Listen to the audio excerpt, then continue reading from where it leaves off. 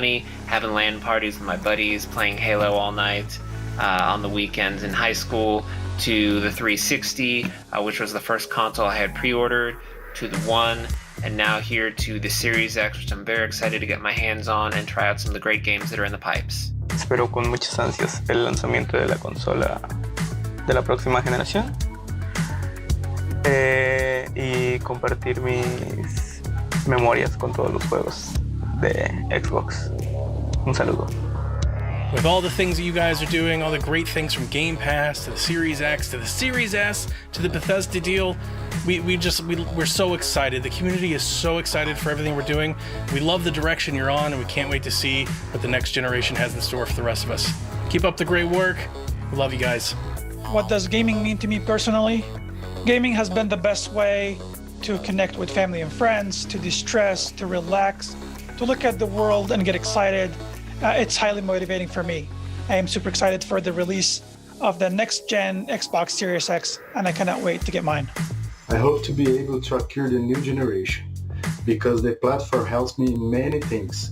For me, gaming is a force for good in my life because it brings people together from all over the world, regardless of their background. It gives them a place to escape to, where they can laugh, cry, and make new memories with their friends and families. I am a loyal Xbox fan. I've been playing Xbox all my life. I've been playing games all my life. This new next-gen system is something I've been waiting for, especially with 2020. It's like, we need this. This is something that we need, and I can't wait to play it. And I can't wait to, I feel like a little kid again. For me, this moment means a lot of proud to work in the Xbox team here in Europe, so can't wait to play with you. What does gaming mean to me personally?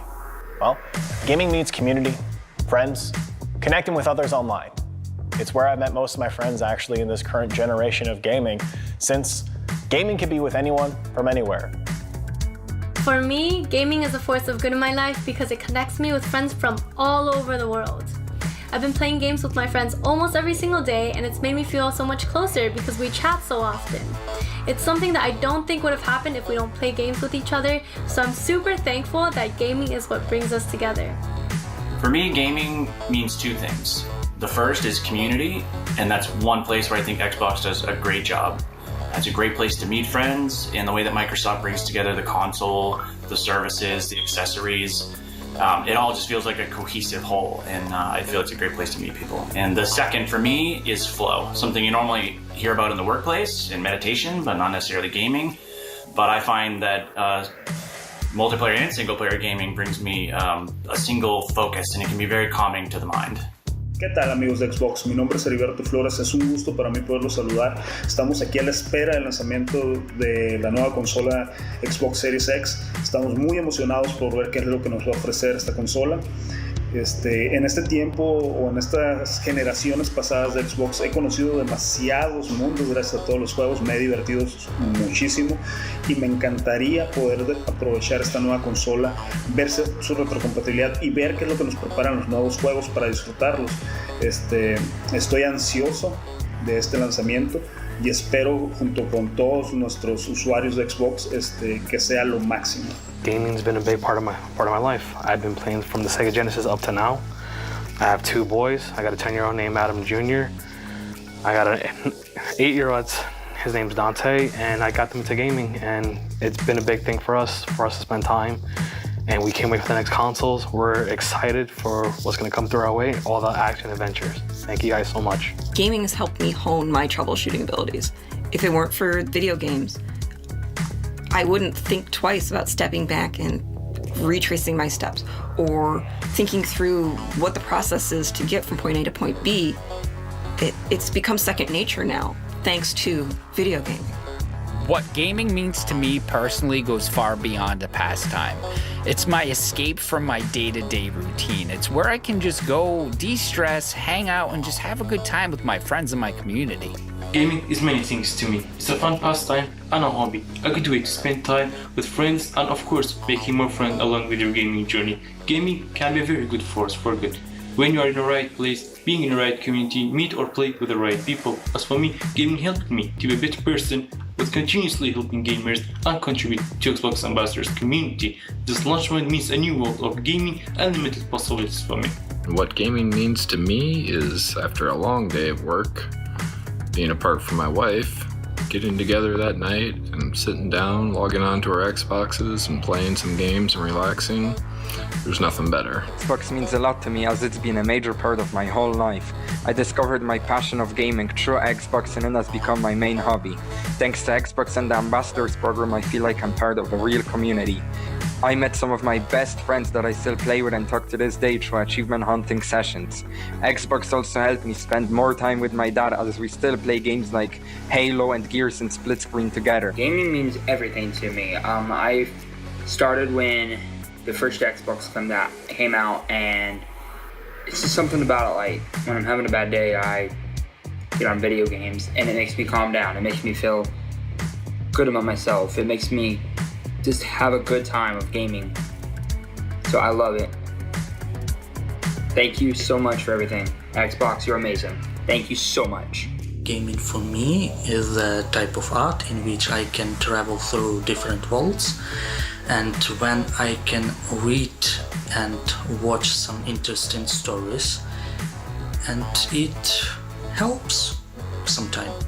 Gaming is a tool where you can expand and explore your imagination, but also it's a type of language that everyone can learn and everyone can understand, actually without speak the same language. To me, gaming means a lot. For some, maybe it's just a hobby or a lifestyle, but for me, it's just my everything, so I couldn't live without gaming. What Xbox means to me is the Halo night every night with the guys, and making new memories with my son. What does gaming mean to me? Well, it's everything. It's let me explore new worlds that I could only fathom in my imagination, and it's let me game across the globe with my friends. For me, gaming is a force of good in my life because of the infinite possibilities to experience what's never been experienced before, to connect with others, and to express yourself. When you talk about gaming being a force for good, I mean, gaming has really definitely helped me in so many ways. There was a time I was going through darkness, really dark time in my life, and being able to turn on the Xbox 360 at the time, it really helped me get away from the world that was creating the depression that I was living in. And thanks to Xbox, I was able to beat depression, be able to overcome all of that. So just being able to have that, I say that is the best force for good that gaming, such as the Xbox, has created for me. For me, gaming is a force of good in my life because it helps keep me connected to my friends. Especially nowadays when we can't hang out like we used to. It's great to be able to hop on some Dark Souls co-op or a Destiny raid or stream whatever weird puzzle game I'm currently playing. I think it helps push back that feeling of isolation that a lot of us are feeling right now, and I think that's really important. For me, gaming is a force of good in my life because it inspires me to break boundaries. When I was growing up, I played a lot of Halo. I loved Halo. It's my favorite game because of characters like Catherine Halsey and Kelly087 and Miranda Keyes, who are these super cool women who look like me and were breaking boundaries left and right in this fictional first-person shooter video game universe. It inspired me to break my own boundaries in the field of engineering and to pursue a career in gaming at Microsoft. I use video games to teach science and talk about conservation. And I use my Xbox One to do all of this. Keeping doing this amazing job, I hope to explore all the potentialities of the next generation soon. The future is now, and well, this is the only planet where we have video games. Well, it's the quality time that we spend with friends and family, even those that we've met online, doing what we all enjoy. I've met a lot of incredible people since I began gaming. I began gaming when I was 4, started playing on the NES and bumped all the way up to where I am now.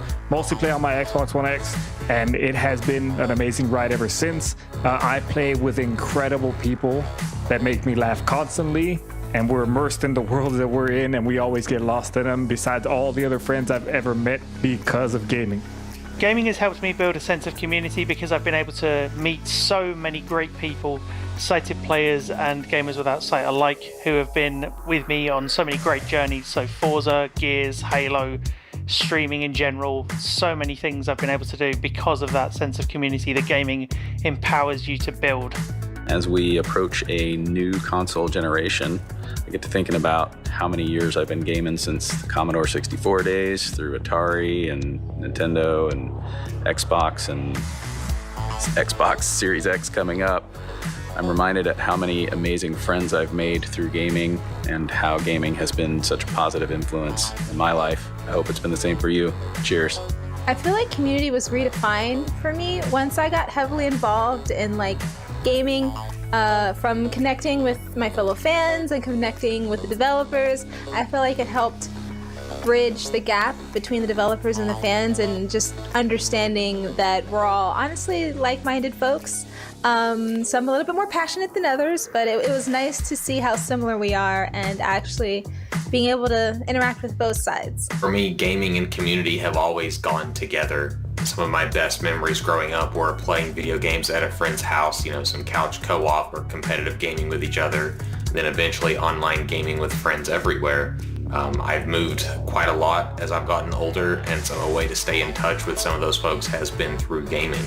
I'm excited to see the different ways that community is growing and expanding between Let's Plays and forums and getting to game with more and more people across different platforms. It's awesome to get to be a part of that community and watch it grow even more. As a mother of a 7-year-old boy, I never feel he has such a strong desire that he needs to engage, socialize, and play with his friends, especially during this pandemic period. This is not what I as parents can give him, but gaming can. More importantly, gaming on a safe platform with a number of safety supporting tools gave me such a peace of mind as a parent. I want to thank the Xbox team for the marvelous work they are doing. As XCloud founder member, I have to say this is marvelous. And special thanks to Uncle Phil. Uncle Phil, thank you for all the good work you are doing for the gamers and for the Xbox community. With the friends that I've been able to make with Xbox and the friends that I've been able to make through the online communities that I've been able to be a part of, it's just enriched my life so much that I don't know what I would do if I didn't have the connections that I have now. Thanks to gaming and thanks to online communities, and consequently, thanks to Xbox. Gaming is a core part of my life. Some people don't get it, but gaming is a gateway for whole new worlds and adventures to form part of. That's what got me in love with gaming industry. I've been gaming on Xbox since the original Xbox, over a decade now, and I've got friends from all over the world. I'm in Canada, but I have friends in the States and various different states across Europe. It's been a great time to build community. For me, gaming is a force for good in my life because while staying at home during quarantine, it's allowed me to go explore new worlds beyond the walls of my home and still keep up with my friends and family. Because it allows me to escape and enjoy life, especially in the world we're living in, and I can do it in the safety of my own home and be with the ones I love. Gaming is a force for good in my life because it constantly challenges me to think about problem solving in new and unique ways, and exposes me to different ideas and ways to perceive the world. I'd like to thank everybody, the team behind Xbox, Phil Spencer, for over a decade of fun and pure joy I've experienced. Looking forward to the future and what's to come. Thank you for all your hard work. Man, what an incredible time to be a gamer. We're getting the Xbox Series launch. We also have Game Pass, having amazing additions added to it. And then we have EA Play coming to Game Pass as well. Man, I'm so excited to be an Xbox gamer, and I can't wait to get the controller in my hand and be able to push that button on and then hear that, whatever the sound is. I can't make it perfectly. But man, thank you guys so much for creating an experience that I can share with my friends, share with my family. And guys, thank you guys for being Xbox, and thank you guys for everything you do. We appreciate you. Gaming as a community is awesome nowadays. You meet people, you create families, things in common. It's awesome. You make friendships now more easier than ever. Microsoft here has created a beautiful thing, and we're excited for the new launch of the new console. Gaming has been an enormous force for good in my life, not just by being able to play my favorite titles and share them with people all across the world, but being able to help donate hundreds of thousands of dollars to charities all across this globe by being able to build communities, bring people together, and enjoy our favorite games. Gaming has empowered me.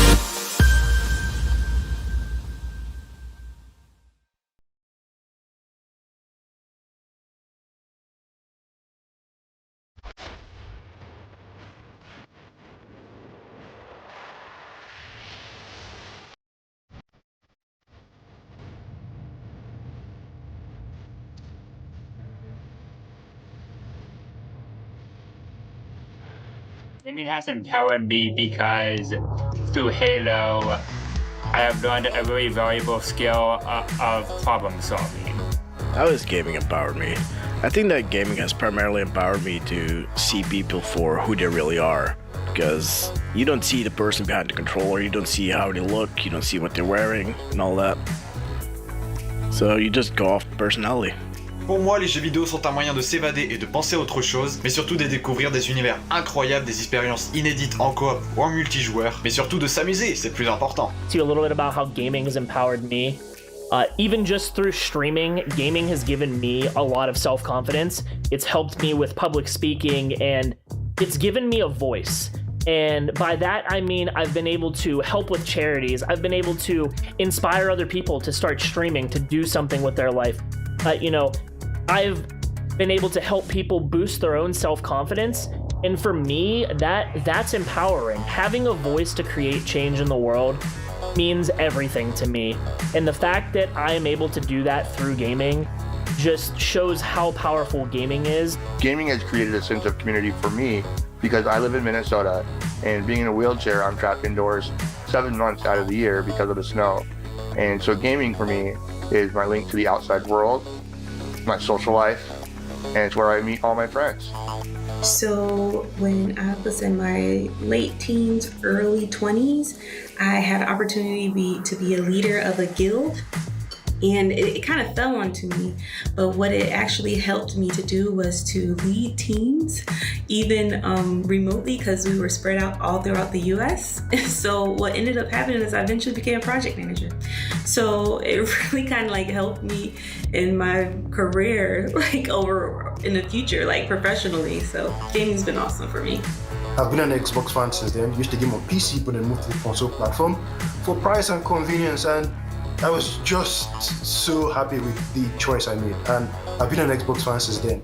It's been really awesome. My most powerful memory related to gaming has got to be going to E3. The different Xbox pressers to FanFest, it's just been amazing experiences. But I gotta say, the most breathtaking has been the Forza Horizon 4 reveal. The way they did the season changes, from the hot to cold to the falling leaves, it was just epic. My most powerful gaming memory has to be my first ever gaming convention. And I think it was Milan Games Week 2013 in Italy. And it was there that I got to meet for the first time some of my friends that I've been playing online with. And to be honest, some of my friends kinda means hundreds of people. And yeah, it was a bit overwhelming, but it's such an heartwarming experience that it will always keep close to my heart. And yeah, it was there that I realized that there is much more in gaming than just playing. What is my most powerful memory related to gaming? I would have to say that's about 15 years ago when I moved across the country. I didn't have any friends or family out this way, and gaming allowed me to reconnect with my best friend from back home. And playing games with him online reminded me of when we were kids and we would sit in his living room playing games together. How has gaming allowed me to build a sense of community? I would say that gaming allows me to meet and interact with people from around the world, people I may have never met before. And it allows us to come together for a common goal and work together to achieve that goal. It allows us to build friendships and some long-lasting memories. I have many great memories of gaming, but let me talk about Xbox achievements. I started casually playing without any goals back in 2005. However, I eventually reached #1 gamer score in my country of Korea. I went even further to become #1 in all of Asia. The sense of accomplishment reaching those milestones were amazing, and I'll never forget that. My most powerful game memory is the first time I'm beating a video game in my life, which was Ori and the Blind Forest. I was 5 years old and my little hands couldn't reach the whole Xbox controller, so my dad would sit behind me and hold the Xbox controller while I would only push the X button and he would do all the rest. This means a lot to me because I love playing video games, especially with my dad. My most precious memory of gaming is when me and my cousins after school would get picked up by our uncle, go home, do our homework, eat, then just play games for hours on end every night, then repeat the same process for the rest of the week and even the weekend. My favorite moment on Xbox has to be playing the original Xbox, Halo 2 LAN parties with a bunch of my friends. but I had the upper hand because I had Xbox Live and no one else did at that time. So I knew a couple tips and tricks, and something called the noob combo. I appreciate you guys. Keep up the great work. Can't wait to see what the Xbox team has next. Peace. The most memorable gaming moment for me was when Fable 2 came out and me and my family had moved.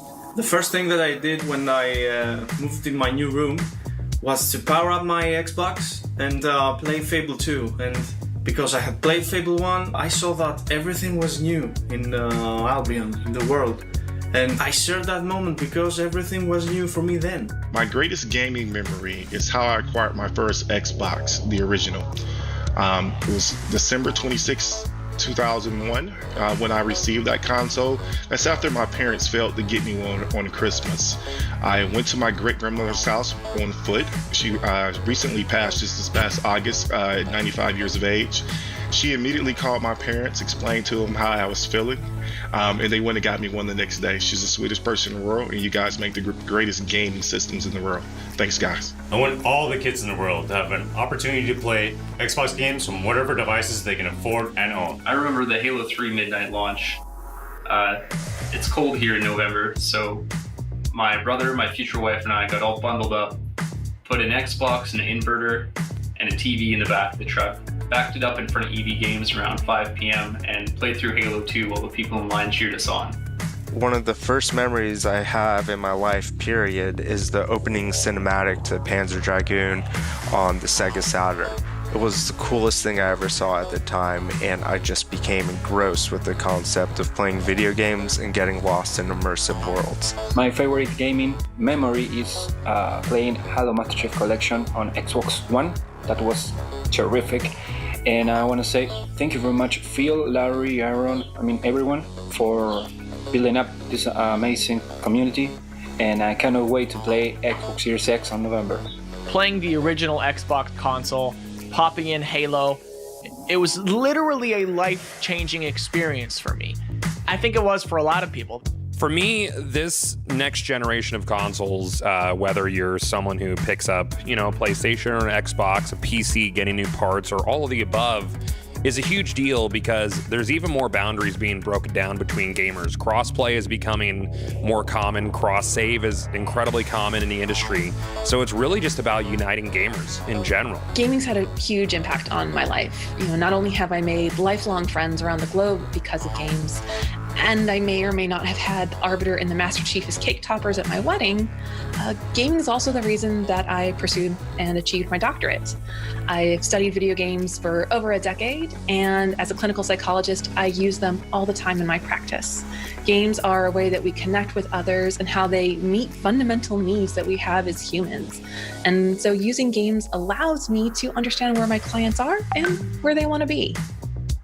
I wanted to share that this generation of Xbox is very important to me because in 2013, when the Xbox One first came out, my girlfriend and I started dating, and like a week before the launching of the Xbox One. And on this year, we are getting married a week after the launch of the Xbox Series X and Series S. So as you can imagine, this is very important for me because this is the closing of an era for me and the beginning of a greater era for me. And I can't wait to have the Xbox Series X in my hands so I can play some games as Gears 5, Gears Tactics, playing Forza Horizon 4, and especially playing Hellblade 2. Gaming means the world to me. The fact I can still play with my friends who are across the other side of the world, we can still enjoy playing multiplayer every day on Xbox Live is absolutely awesome. For me, gaming is a force for good in my life because it helps me stay connected with my friends around the world. Even though we might live in different time zones, you know that when the weekend rolls around, we are squatting up. Gaming has been a force for good in my life by giving me the opportunity to show people how diverse a body of gamers can be. I think representation and visibility is hugely important so that we know that not all gamers are the same. It's also been great for giving me the opportunity to run charity campaigns and raise money for amazing groups that want to do good in the world. Gamers can come together to do some amazing things. Last year, I was attending my first E3, so of course I wanted to go to Xbox Fan Fest, though I didn't get picked. But through the generosity of a community member that I didn't even know, by the name of Gotham Guy, he made me his +1, and I was able to go to Xbox Fan Fest, one of the best events of my gaming life. For me, gaming on Xbox has provided a sense of community because it provided a safe and inclusive place for me to get on and play games like Halo and find a friendly community of people on Xbox Live when I had moved to the United States but did not have a lot of cultural touchstones to relate with those around me. And I'm grateful for that sense of community that Xbox provided. I got into the Xbox world, well, that's thanks to my uncle. When I was a kid, I used to visit his house often, and he was playing Rainbow Six 3 online. Well, whenever I had the chance to play the game, I was so hooked on it that I asked my parents, Mom, Dad, can I get please an Xbox? And they were first doubtful, and a couple weeks later they surprised me with an Xbox and Rainbow Six 3. The most powerful memory that I have related to gaming is having the opportunity to get to go to St. Jude Children's Research Hospital and get to hang out with the kids that are recovering from cancer and be able to sit on a couch with them and play their favorite video game and just watch their face light up. And it really comes to show that even in the darkest of days, video games can put a smile on your face, and I think that'll always stick with me forever. Gaming has really empowered me as a former mixer partner of understanding that there's so much culture in gaming that really wasn't exposed before. It's really empowered me to start seeking out better ways of having a cultural connection with somebody who doesn't even share the same culture. You know, it's all about learning about different cultures and learning about other people all together. So it's really empowered me to just want to explore the world by ways of meeting new people. My most powerful memories related to gaming always include having spent time with my friends or family, whether it's sitting in front of the TV and beating Metroid, or going to the mall and to the arcade to play Street Fighter 2 with my friends, or camping out overnight waiting for the launch of the next console. It's with people. So to all the big dreamers out there, remember, no matter who you are, where you come from, you can do it. So keep creating, keep playing, and power your dreams.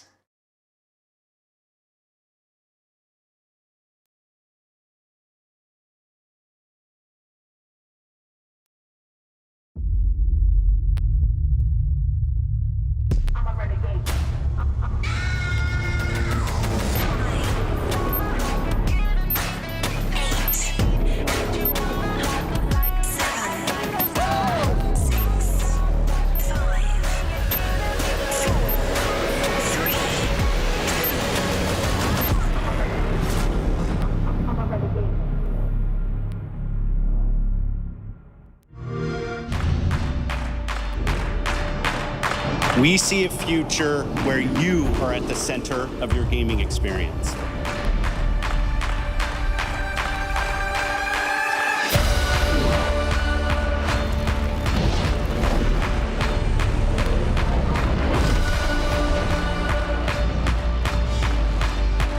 Watch how we do this. No, you can't stop it. This is the most immersive console experience ever. Watch how we do this. No, you can't stop it. We embarked on a quest to find creative teams that have the mastery of our art form. Game Pass members can play over 100 titles. Every Xbox Game Studios title will premiere in Game Pass day one. We are giving gamers the option to connect across devices and across platforms in a way that we never were able to before.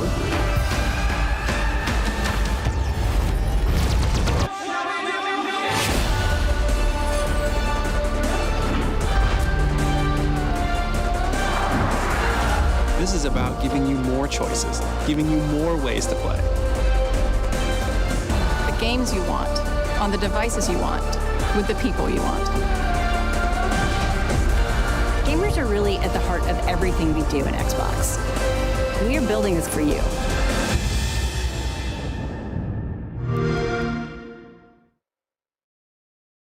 It's the moment we've all been waiting for. What this console launch means to me is that I'm going to be able to enjoy these incredible games the way they were meant to be enjoyed. It feels like everything's been coming full circle after nearly 20 years of incredible gaming memories on Xbox. This launch moment is a culmination of 5 years of innovation in the accessibility space for me. This generation of consoles is by far the best that I've ever seen, and it's completely out of this world. I think it's really, really, really cool. This generation is about giving you the tools to be what you want to be. Being able to play games at 120 FPS is going to be awesome. It gives the opportunity to create excitement in so many different ways to capture the sense of community and togetherness of gamers around the world. Every single time that I have seen that next system come out or that next great game with awesome graphics, it reminds me of where we've come from. For me, this launch moment means that more people than ever will be able to jump into the next generation of Xbox. I know that I'm going to be making even more memories with even more friends, and I cannot be more excited. Whatever your preference, whatever your choice, get out there, go play.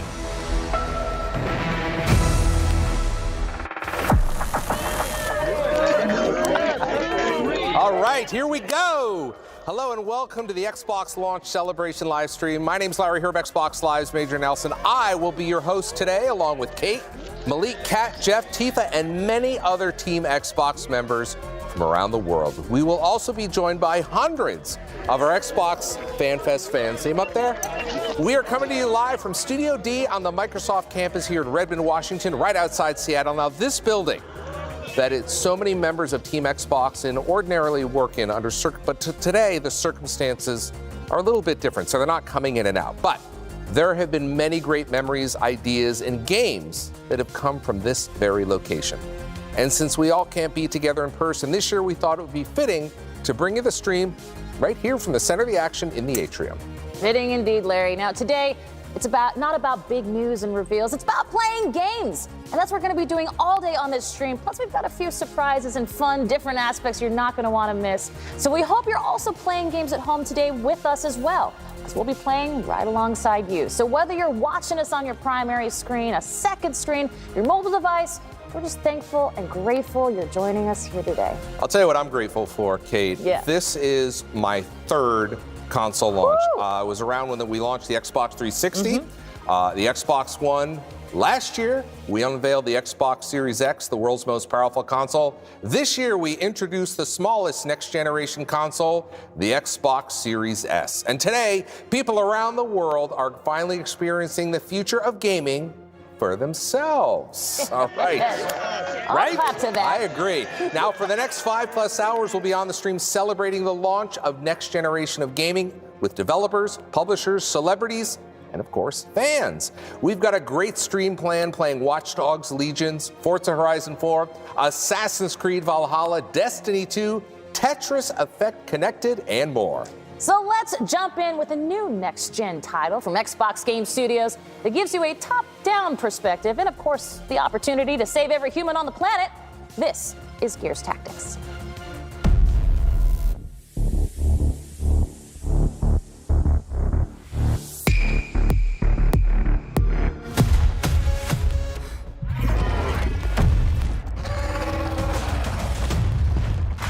Just like we planned it.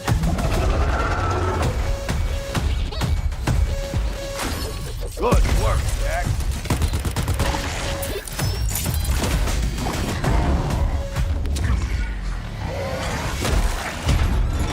Join the party.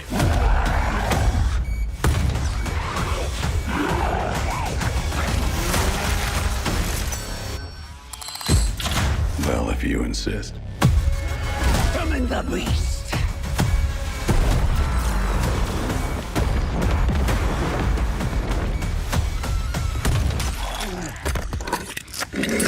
Holy shit.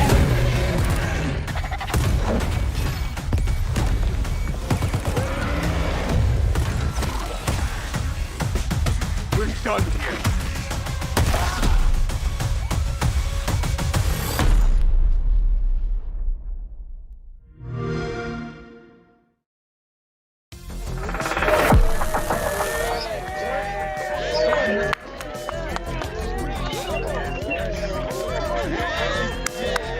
I'm so excited to be here today.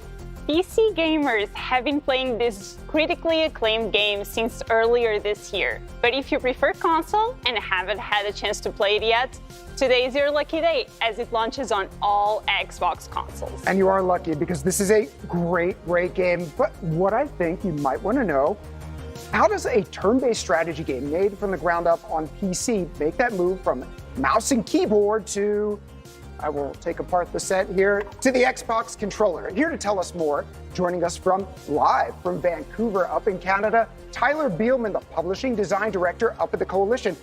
Happy launch day, Tyler. Thanks, Jeff. I'm super excited, thrilled to be here kicking off the show with you guys. And I'm so excited that everyone will get to play Gears Tactics on their consoles today. They don't know what is coming for them because it is an excellent game. But let's say you're new to the world of strategy. Gears has always been a third-person cover shooter. How did you decide to make a turn-based strategy game in the world of Gears? Yeah, I mean, it was a process of prototyping and proving things out and making sure that we could take what was really essential about Gears-style combat and translating that to a different camera and a different perspective, but all the while bringing what makes Gears great to it. So we've got big boss fights, we've got incredibly satisfying combat encounters, and we've got a really amazing story to go with it. So we're really happy and proud of how Gears Tactics plays on the console. And it's widely known that I'm a huge Gears fan. Gears Tactics doesn't really take place during the same time period as the other games, right, Tyler? That's right. It actually takes place about 12 years before the events of the first Gears of War game. So about right around Emergence Day, well before the events of Marcus Phoenix and Gears 1. And the game revolves around a sort of reluctant hero named Gabe Diaz. And if that last name sounds familiar, this is Kate Diaz's father, Kate Diaz being the main character in Gears 5. So we get to explore his journey. He's a tactical commander who's had some bad experiences with the COG. And sort of when we meet him, he is working in the motor pool in sort of self-imposed exile. But he's brought back into the fold to fight an incredibly dangerous locust scientist named Ukon, a geneticist. And Ukon, in Gears' backstory, is the monster that makes the monsters. If you've seen those big Brumacs and Corpsers, those are Ukon's pets. And so our heroes need to go on this journey to try to stop Ukon from creating even more devastating enemies that will take down the planet Sarah.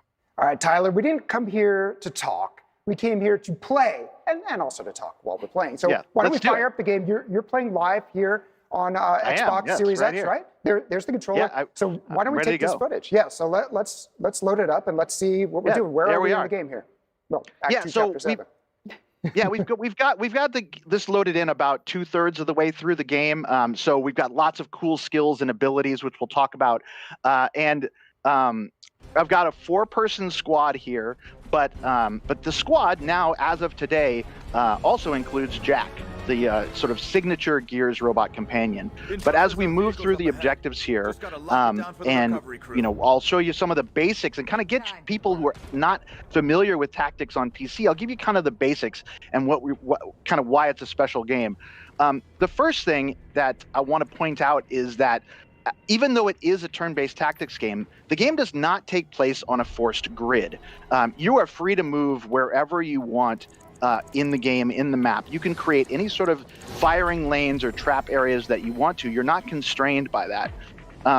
The second thing that I would point out, and kind of what makes tactics special, is in a lot of turn-based tactics games, you're very limited to one move action and one shoot action.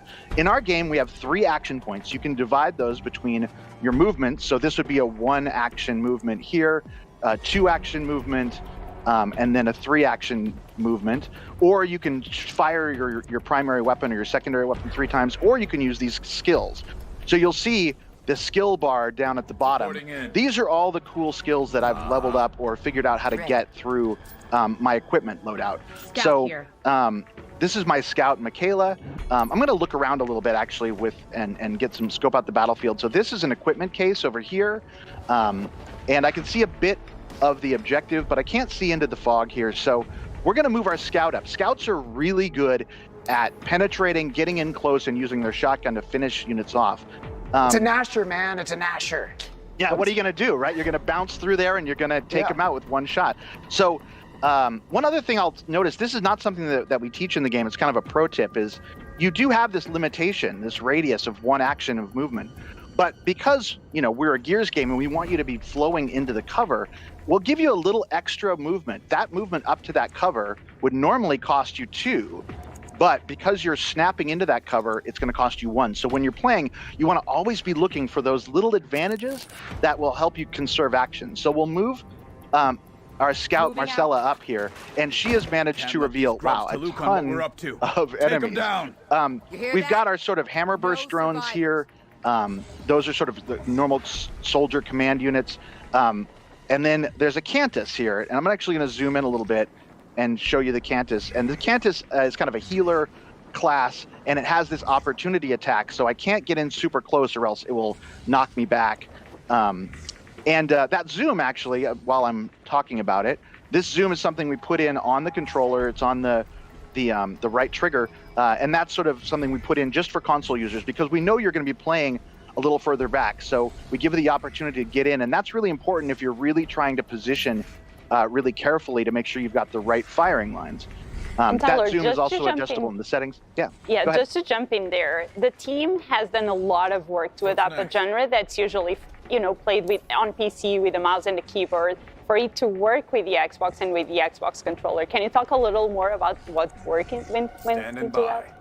Absolutely. We basically threw out the controls altogether on the controller when we started the console work about 10 months ago, and we really wanted to make sure that it felt as native as possible. So, for example, this bayonet charge that I've just selected is a skill on that bar that my Vanguard Sid has, and instead of making you sort of hunt and try to find the right location for it, we just snap the cursor to it. And so you can cycle through, even though these are not viable targets, you'll kind of end up on the right one.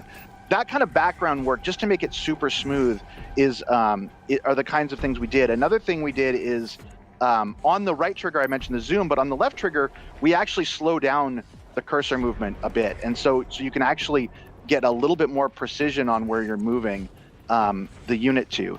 And so those kinds of, and there's a ton of these in the background.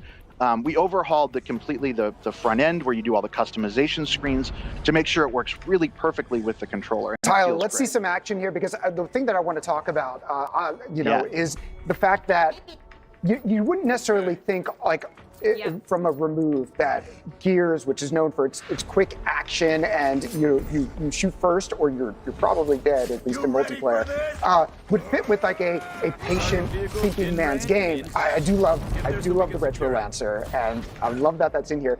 You've done an amazing job of capturing the feel of Gears in a game that is a completely different genre. So I'd love to just, we're seeing it, but I would love to hear a little bit more about the steps you took to bring in things that are classic Gears, like a Lancer, directly into a Theron Guard or something like that you've done that make this game feel Gears and yet completely new. Yeah, I mean, it was really important to us that we make a game that feels like Gears, and part of that is making sure that we are rewarding aggression. In a lot of turn-based tactics games, you have a strategy of sitting back. Yeah, I'm just trying to, I'm going to try to place it just right to maximize the damage with the grenade. This is Gears, right? So you have to push past that cover and take out those enemies. So what starts out as a very intimidating looking front of enemies, through the depth of the tools that you have and the things you can do, and sometimes just a blunt force object like a grenade, we really wanted to emulate what makes the Gears combat so special, and that has to do with creating flanks, pushing through fronts, and one of the mechanics that we hit upon, in about the middle of development, but it became something we doubled down on, is the execution mechanic. And I don't think I have enough actions here to show it in its sort of full potential.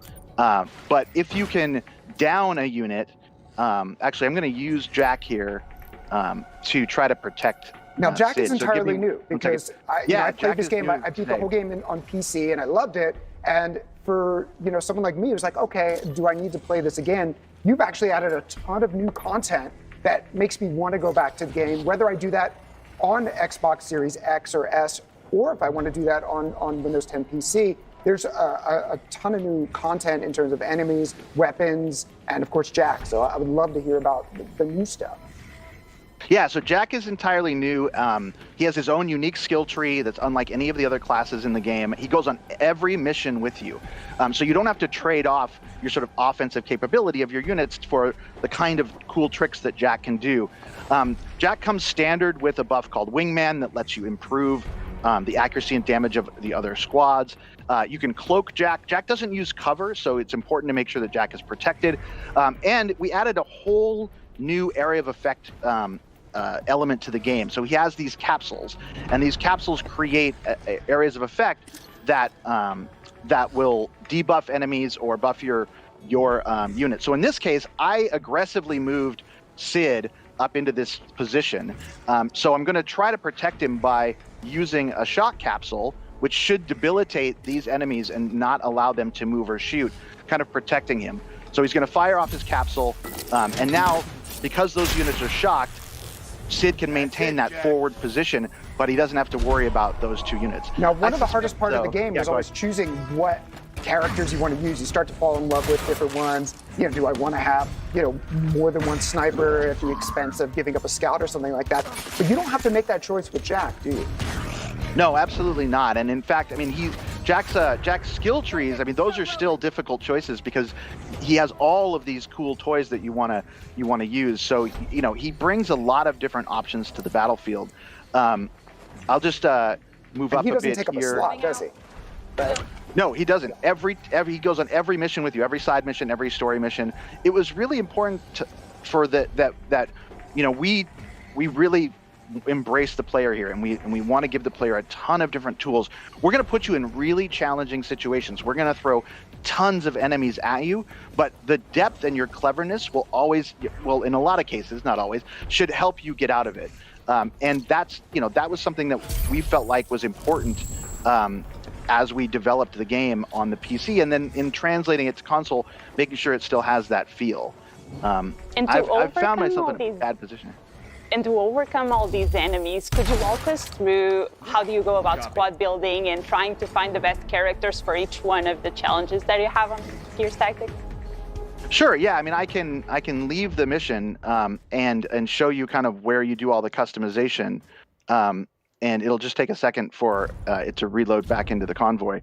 We have 5 different classes in the game: heavy, sniper, support, scout, and vanguard. Each of them has a signature Gears weapon. So they have, in the case of the support character, they have the signature Lancer. You can see here Gabe, our hero, who's carrying the Lancer. One of the things people told us very early on when we were developing is how much they loved the skills. If you're an RPG fan and you're looking for sort of a deep experience in that way, we've got an incredible depth of skills. So each of your support classes can be built entirely differently. You can see all the skills that I've got unlocked on Gabe here on the right side. In addition, every weapon has weapon mod slots, so you can customize the stock, the magazine, the scope, the barrel, and so there's a lot of different options for you there, and you collect these weapon mods through the progression of the game and by those equipment cases in the level. And that really allows you to build out these ultimate builds the way you want. The same thing goes with the armor. Ooh, there's an epic destroyer vest here. That's pretty cool. You should probably have that equipped on. And some of the gold tier accessories can really be game changers. I mean, like radically, even affect like how many turns you get, and it's worth it to go out of the way for those chests, isn't it?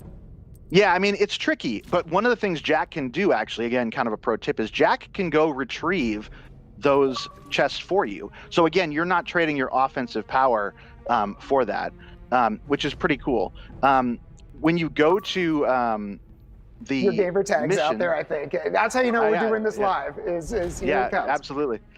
So this is the mission screen here, where we have that mission we were just on. You go in here, you choose who you want to take. on the mission from your roster. Oh, there's Cole making a special appearance in his Thrashball armor. Look at that.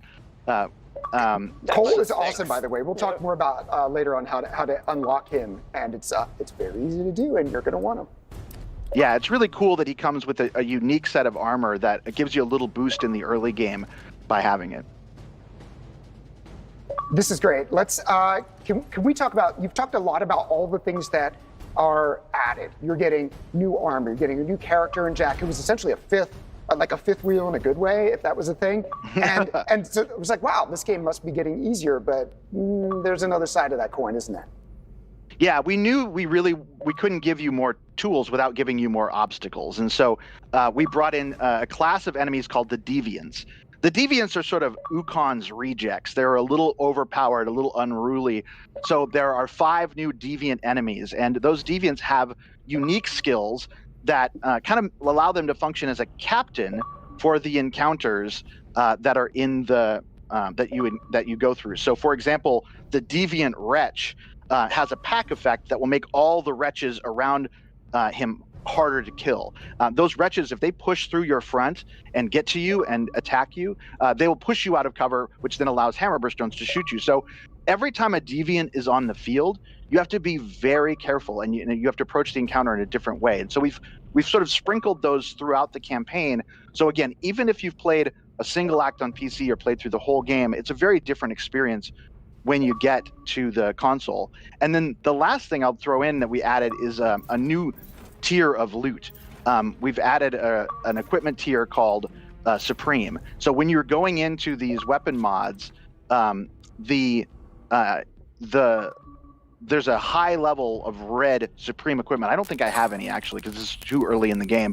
But those have a synergy to them. So for example, if you have all of the different weapon mods of Supreme for the sniper rifle, it turns it into a crit machine, and that just keep critting over and over again. And that's exactly what you want to take down those high-powered enemies that might be a little bit further back, like the Cantus, that are trying to buff up the enemy team. Tyler, if you had to put it out there, what's your favorite squad and what's your favorite formation on Gears Tactics? What would that be?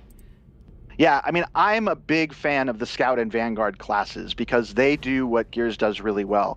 It allows you to push through, find a flanking route, and deliver a high amount of offense without the enemy having the benefit of cover. So I tend to lean into Scouts. They also have a cloak ability, which allows them to push through. And then the Vanguard's kind of interesting. We have a lot of different, more traditional classes like the Heavy or the Sniper, but the Vanguard is sort of unique in that the Vanguard has a straight ahead sort of attitude. So whereas the Scout, you might want to cloak or flank around, what you want to do with the Vanguard is push forward and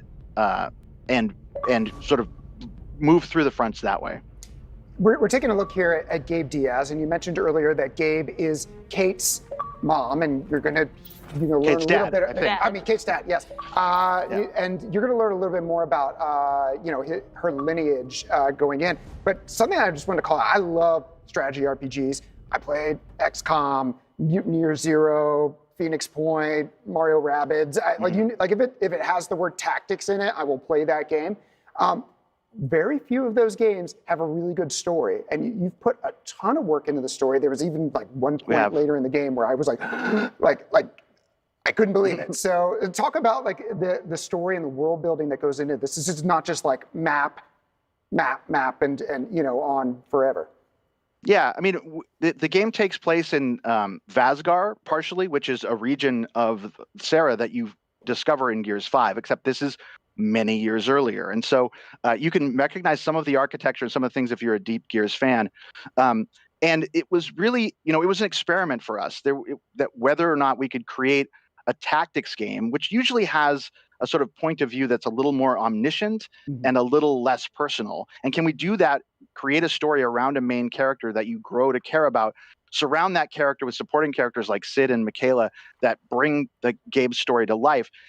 It has the sort of AAA cinematic quality that you're used to, which of course looks amazing on the new hardware. And that was, for us, part of Gears are big boss fights, and we've got those. It's that sort of character-focused story.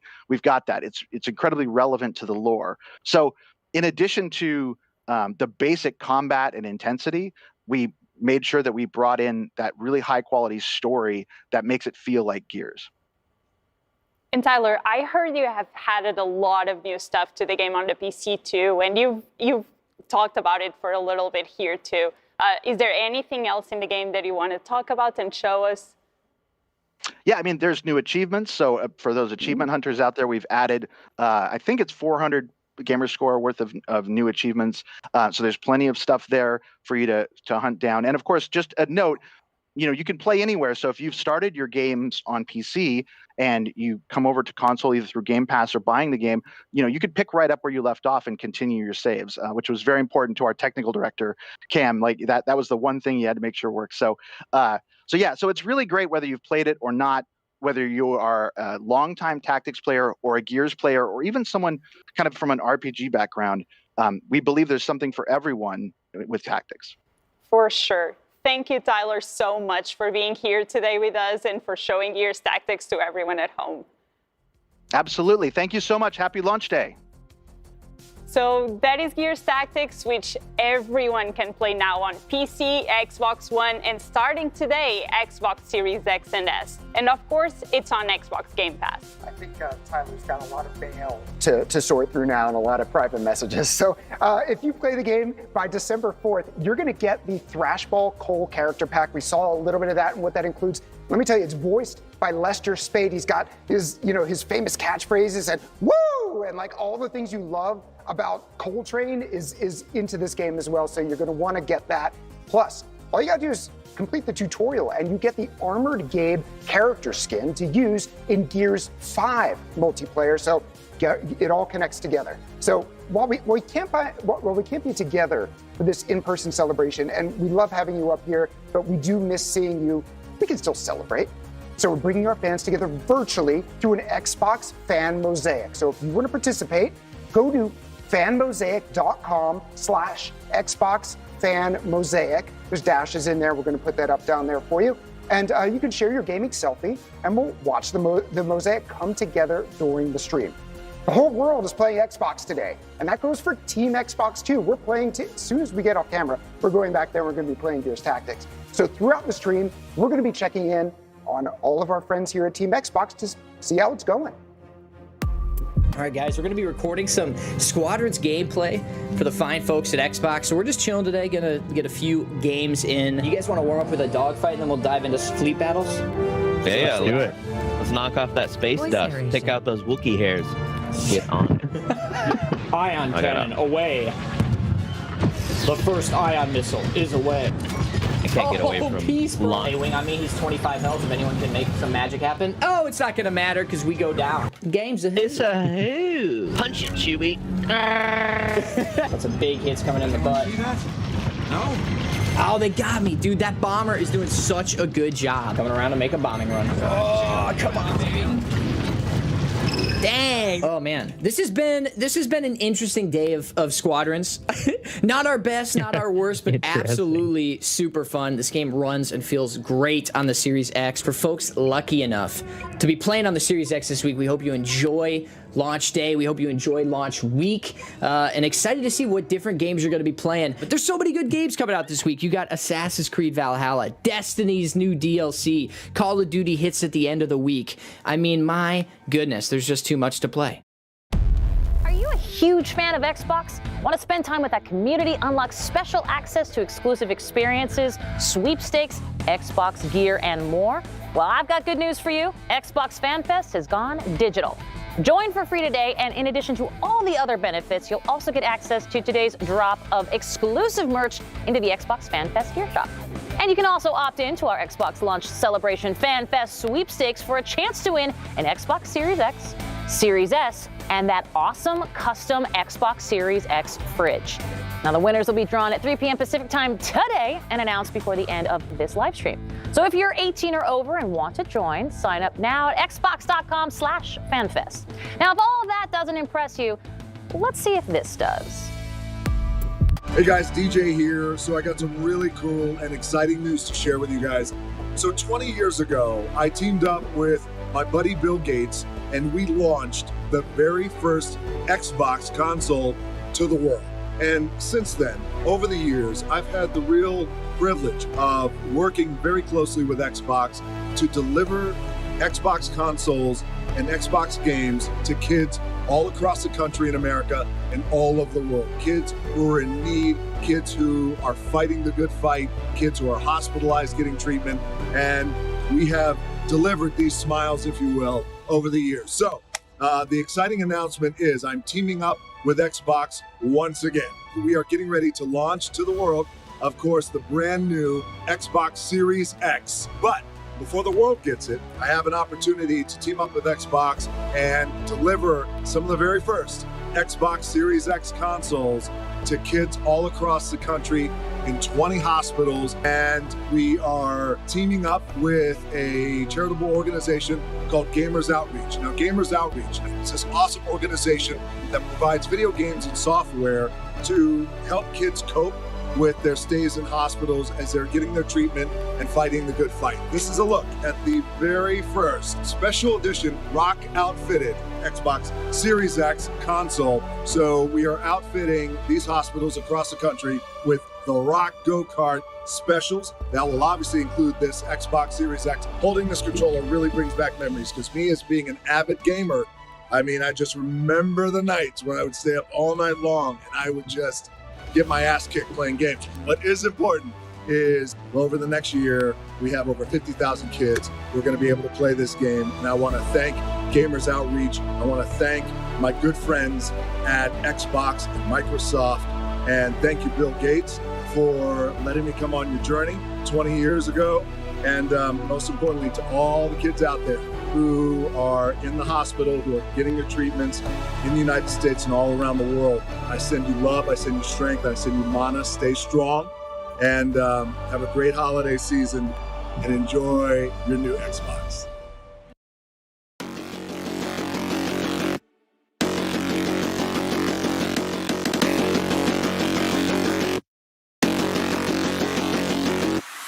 Man, I'm so excited about this new system dropping. I've actually booked 2 weeks off work, specifically for this. I'm already planning on giving my old Xbox to my mother. Non vedo l'ora di poter toccare con mano la nuova generazione di console.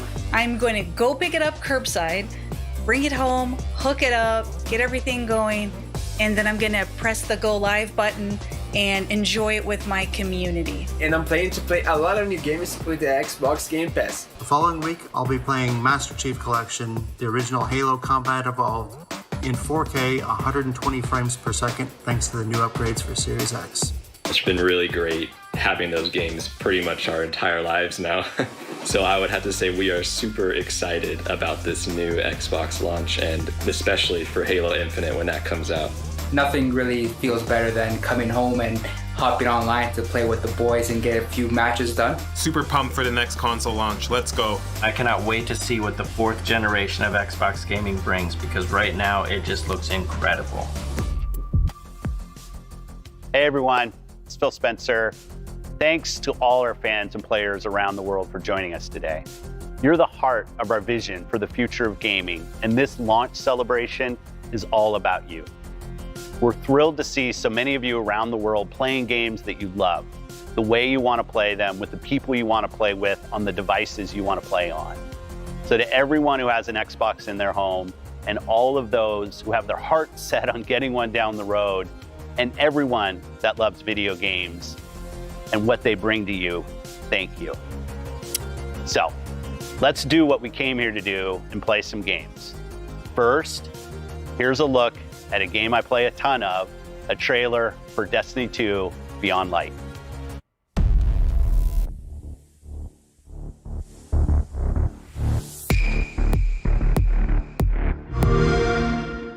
The light and dark ready themselves for a new phase. So must we. The day we've been dreading has finally arrived. The darkness is here. We are deploying Guardians to all corners of the system to find answers. I'm picking up a distress signal. Someone's in trouble. My friends, we are all in great danger. vanguard only recognizes the light. Someone has to do the same for the dark. Stasis is just a tool. We must use it for good. This power is a gift. One I will share with all of you. One by one, we will rise again.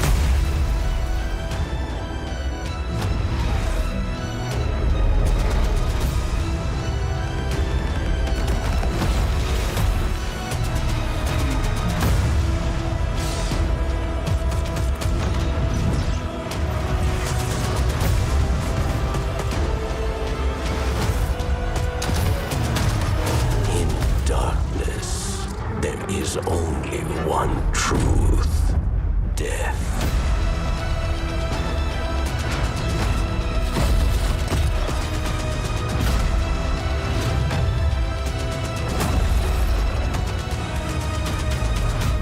You are not special. The darkness is mine!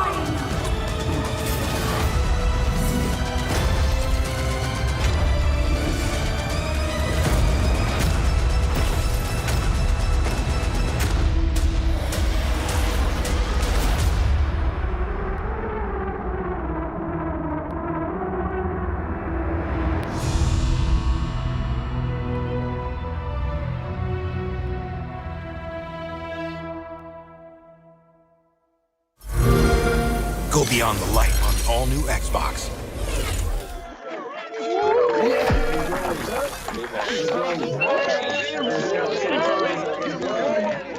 Hey, as I said, big fan of Destiny 2, and the trailer looks awesome. Beyond Light, it's an important moment for Destiny. New raids, stasis powers, and a lot more. I can't wait to play with everyone on Game Pass. I'll probably be on tonight. Game looks and plays great on Series X and Series S, and it will look even better when the next-gen update launches in December. My good friend, Pete Parsons, CEO of Bungie, is here to play the game with me on Xbox Series X, both of which launch today. Woo. Hey, Pete. Good to see you, Phil. Good to see you. It's we get to play. They put controllers in our hands, and they completely lose us. I'm already getting ready to play. But they almost think that we're good at this. Well, you better Sherpa me through this, because I've never played Beyond Light. This will be my first time. I'm excited. But I know you play a ton, and you play a lot with the community. Like, when you think about all that Bungie's done to get to this point and launch Beyond Light, like, what's really hitting you right now? Yeah, I mean, I think that's what's so exciting for us, which is, you know, we're players of Destiny, as are you. Yeah. And the community has become a really important part of everything who we are. It gives us feedback. It feeds us. You know, where we continue to be a part of that community, and we also have this ongoing dialogue with the community. And so we're super excited about where you're headed with this new launch, because not only is the hardware fantastic, but the continued focus on building, growing community, the social aspects of it for us are fantastic. It's great. Thanks. You know, and I think the partnership that we have around Game Pass right now in the game has been fantastic to see. And really, when I think about Bungie and Xbox and our history through Xbox Live and so many of the things that we've done together, it just seems natural that we be working together to bring Beyond Light and the new generation of consoles with great updates. You know, 2020 has been a challenging year when you think about all that you've had to do at the studio to get Beyond Light done. Any unique challenges? Yeah, I mean, well, one is we have a long history together, and that's pretty awesome. Pretty awesome. And Game Pass has been really great for us to engage in. And you know, we moved the entire studio out in March. Wow. Which is a long time. And so Beyond Light, we're really proud of the work. I'm incredibly proud of the work the team has done for Beyond Light. But it is largely a product of everyone being at home. And so when I look at, not only I'm completely inspired by the work of the team to make it, but also of our operations, IT, security team allowing us or giving us the ability to be able to move out and be productive. That said, you know, working from home poses its own challenges. So this has been, it's been a long road. And yet, I think the work speaks for itself. That's awesome. And to be launching a console today and having Beyond Light come out at the same time seems like, you know, a special moment for Bungie. It's very exciting for us. And as you know, it's a long history. We have a long history of being partnering with Xbox with launches. And it's kind of fun to see that come, you know, back around. It's been many, many years since we started on this journey together. Okay. And, well, we're going to start playing. I think we're on an Xbox Series X here. Again, I have no idea. Oh, there you are. I have no idea what are we looking at here? Why don't you explain a little bit where we are? At its heart, the pyramid ships have come back into the system with the Seasons of Arrival, and now we're going to have to deal with that in both the new locations that we have, so Jupiter and Europa, as well as new powers where we ultimately decide to wield the darkness with stasis. And so that's what we're going to do. And just so I'm clear, you did take my light level, right? Let me see it. Don't. Okay. More grinding to do. Let's go. All right.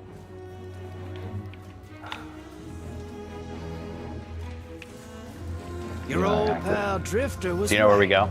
It's time to ditch the light, good, dark, bad dogma. Oh, you're talking to that Folks guy. are finally starting to see it. Yeah, so we're going to talk with the Drifter. Okay.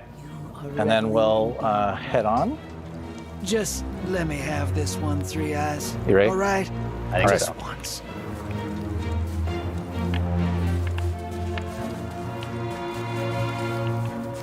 I'm ready. Oh, do I need to talk to him too? Okay, sorry. So if you remember, we have characters coming back from Destiny 1, the Stranger. There we go, sorry. I know. I owe you an We will get through explanation this. for all this. We will. I hope. I am Guardians the to biggest destroy the consumer of Destiny To lore. prevent It's actually darkness's arrival. not true. Yeah. The Grimoire. Actually, one of the things that I love is that the team has done such a good job of building lore over the years that The you know, floodgates not are only do we open. have The darkness you know, is here. members of our community who are I wield focused it on now just with lore, intent to stop our enemies but we where even the have light cannot. achievements that are lore Your based. And so resilience within the You pyramid do. proves you're I'm just kind of capable a put wielding the it too. crosshair on the enemy and pull the trigger. Before us lies what we That's my call a Destiny play, ziggurat. and I love it. Its And the purpose grind. is temptation. To begin your training, you must give in. Okay. Here, That looks familiar. All right. Please.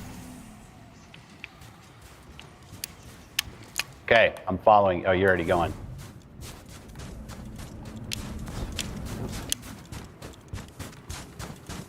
All right, so we're on the surface of Europa. Okay. No enemies yet. Nope. Can I hit you with a grenade? You can. Okay. Absolutely. And so we're going to try to uncover the secrets here.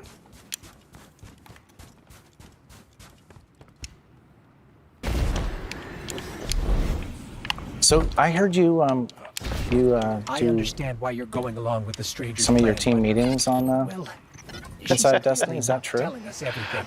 I will, any excuse, do I want this? Yeah. Okay.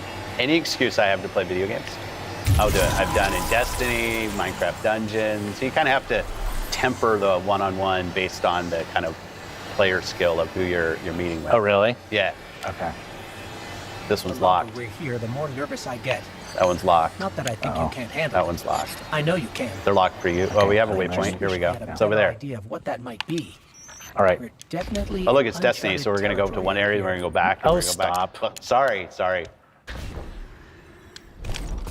Anybody who's looked at my hours played on this kind of. Oh.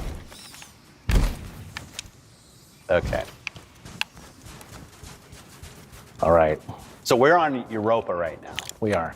So there's Jupiter in the distance. Looks good.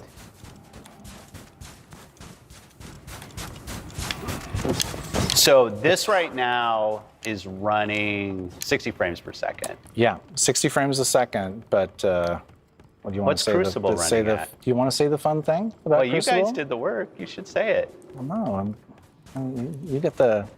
Yeah, it's pretty exciting. I'm not a huge Crucible player. I'm very good at getting shot in Crucible, but I do know playing Crucible at 120 would be amazing. And so we are announcing today, right now, Crucible at 120 frames a second.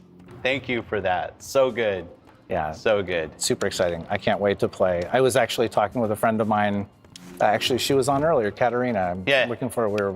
We're both looking forward to playing this evening. I think I can get shot twice as fast at 120 frames per second. I think you probably can. I think last time we were rolling strikes, right? Yeah, we were. That was fun. We had a good time. I still have that banner that I got for doing that. People ask me all the time, hey, how'd you get that banner? It's a secret. Oh, people... Oh, there's people in. All right. So launch day at Bungie. What's going on back at the studio right now? Well, you know, the studio, it's such an interesting time at the studio because the studio is largely empty. Yeah. And we have our online teams. They're standing by as we look for the traffic that's coming in. Because you've launched on all platforms today. Launched on all platforms today. So it's a super exciting time for the studio. Once again, you know, we've been managing seasons for the last 7 or 8 months, but this is, you know, our biggest content drop in a very, very long time. And so for the team to be able to have this experience is pretty incredible.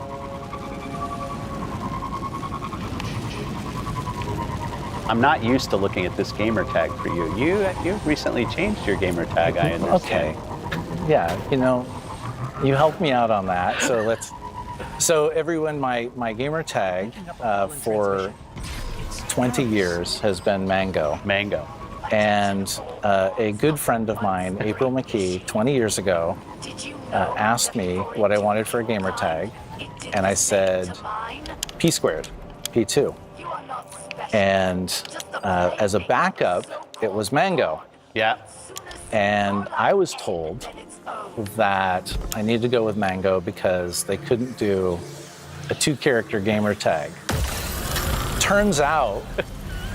There's a way to make that work. Turns out there's a way to make it work. Phil Spencer did with P3.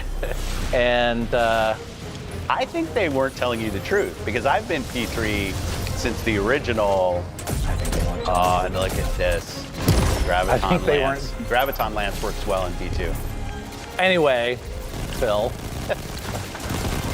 So they changed my... So I now have the new stasis. Yep. Now So talk to me about this. Yeah. So stasis essentially is wielding the darkness.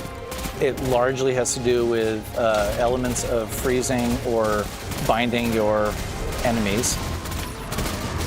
So that's... Or blocking them off in walls like I just did with my grenade. Or dying like you would do. No, I'm not dead, don't. Oh, you didn't? Okay. Do not. My excuse is they have me sitting like 20 feet from my screen. But I'm not dead yet. It is a long way away from the screen.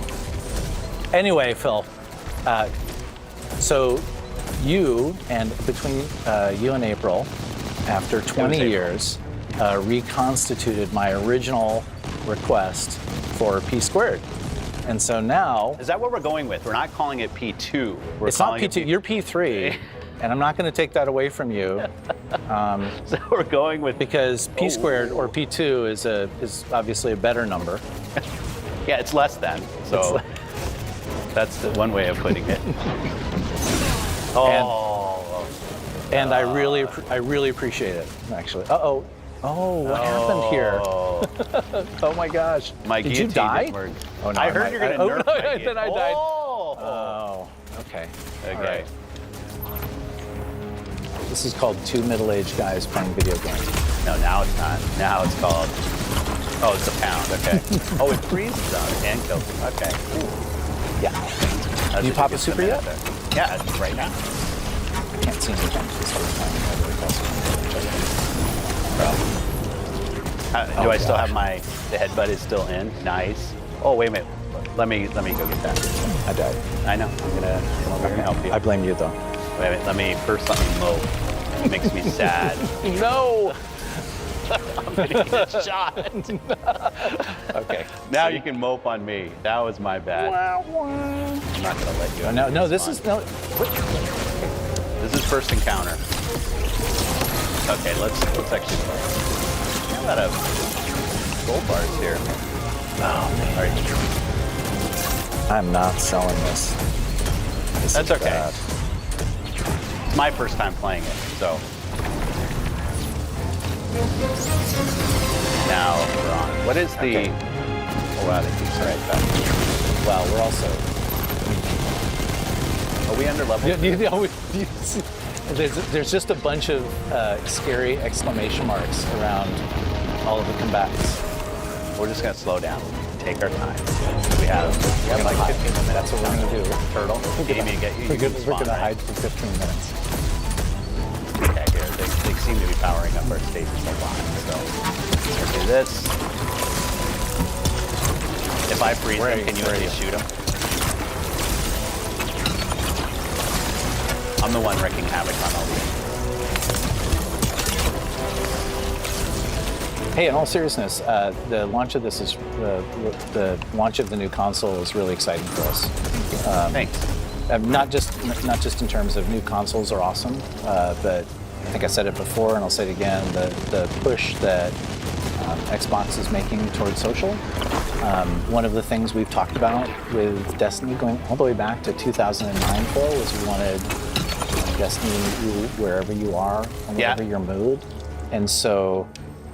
And to become that social experience that people want, that third place where ultimately, you have these great, casual encounters, but you also have these, intense encounters as well. And I think we've been able to do that, but I think Xbox has been able to pull that off with continuing to build on social, but also continue to build on Game Pass. So we have, more people are able to engage with the Destiny universe and become a part of it and part of the community. And on top of that, just the ability to play on multiple devices is also incredibly important. I remember, how long was it ago you showed me you were playing on your phone?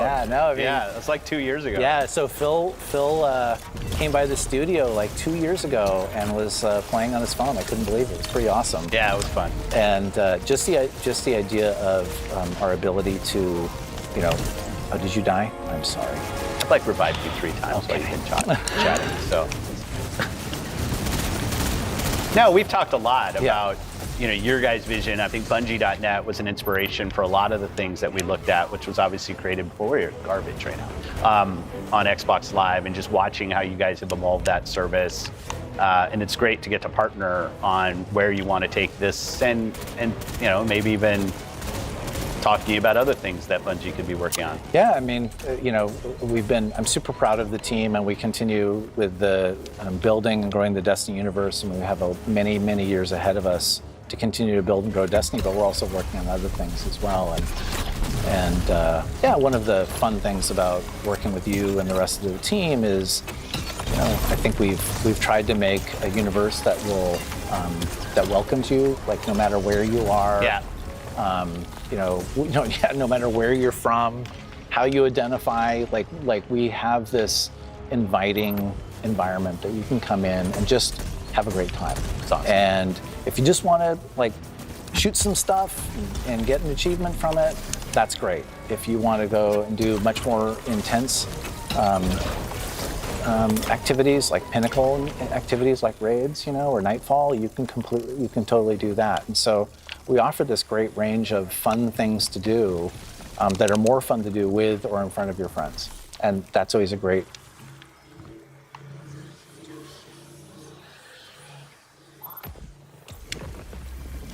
Okay.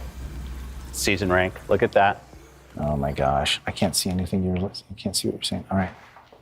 Oh, they're moving us. They're moving us. We went too slow. Where are we going? They're fast forwarding us. Okay.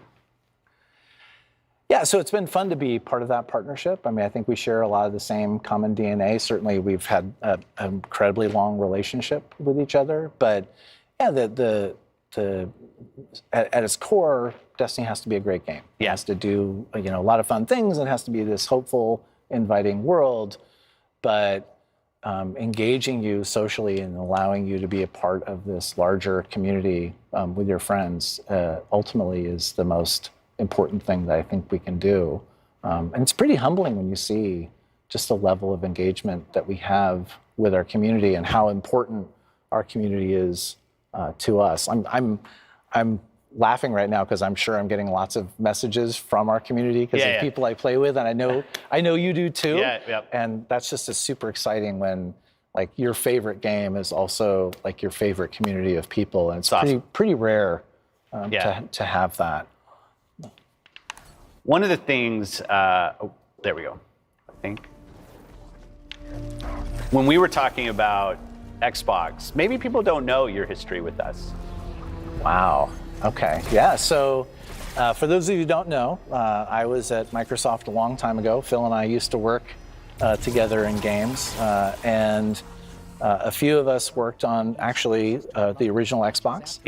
And then we also acquired Bungie. And that happened in May of 2000, if you can believe it. I can't believe it. We're getting old, man. We are, yeah. I think getting doesn't need to be in there. I think. And so I was an early employee on the Xbox, and as were you. And we worked on the acquisition of Bungie, and then I was ultimately fortunate enough to flip over and work on the Bungie side. I've been there pretty much ever since. How many years has it been now with you at Bungie? Well, the entire span has been about 18 and a half years. Wow. And so, and I wouldn't trade it for anything else. Like I'm super inspired by the team. Like, even during the pandemic, Phil, like every week we do this team meeting and I get an opportunity to tell people how much I miss them. You know, how much I want to see their faces, and talk about what we're doing, and you know, we've just been able to assemble this collection of some of the most talented, passionate, inspirational people you've ever met, and it keeps growing. I mean, I think I was employee 44 when we started, and there's more than that now. There is more than that now. It's several hundred people, not only working on Destiny, but working on new projects. And you know, we're an independent developer, and so we've also built out our own, publishing infrastructure and ability to communicate with our fan base, and so that's been an exciting journey. And, it's been awesome to see. You guys have done an amazing job. Thank you. Yeah, really. I mean, I have to say the same thing about you all. But all right, we're playing. I am still listening to this. Yeah, I'm getting. And she will show herself. I'm going to pretend like everything's going fine.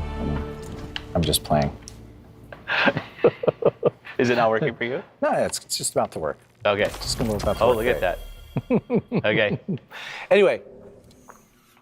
So this is, I think we're going to come up against Aramis, as we've had the new pyramid ships have come into the system. A new force has arrived that wields the darkness on Europa, and that is what we're going to tackle.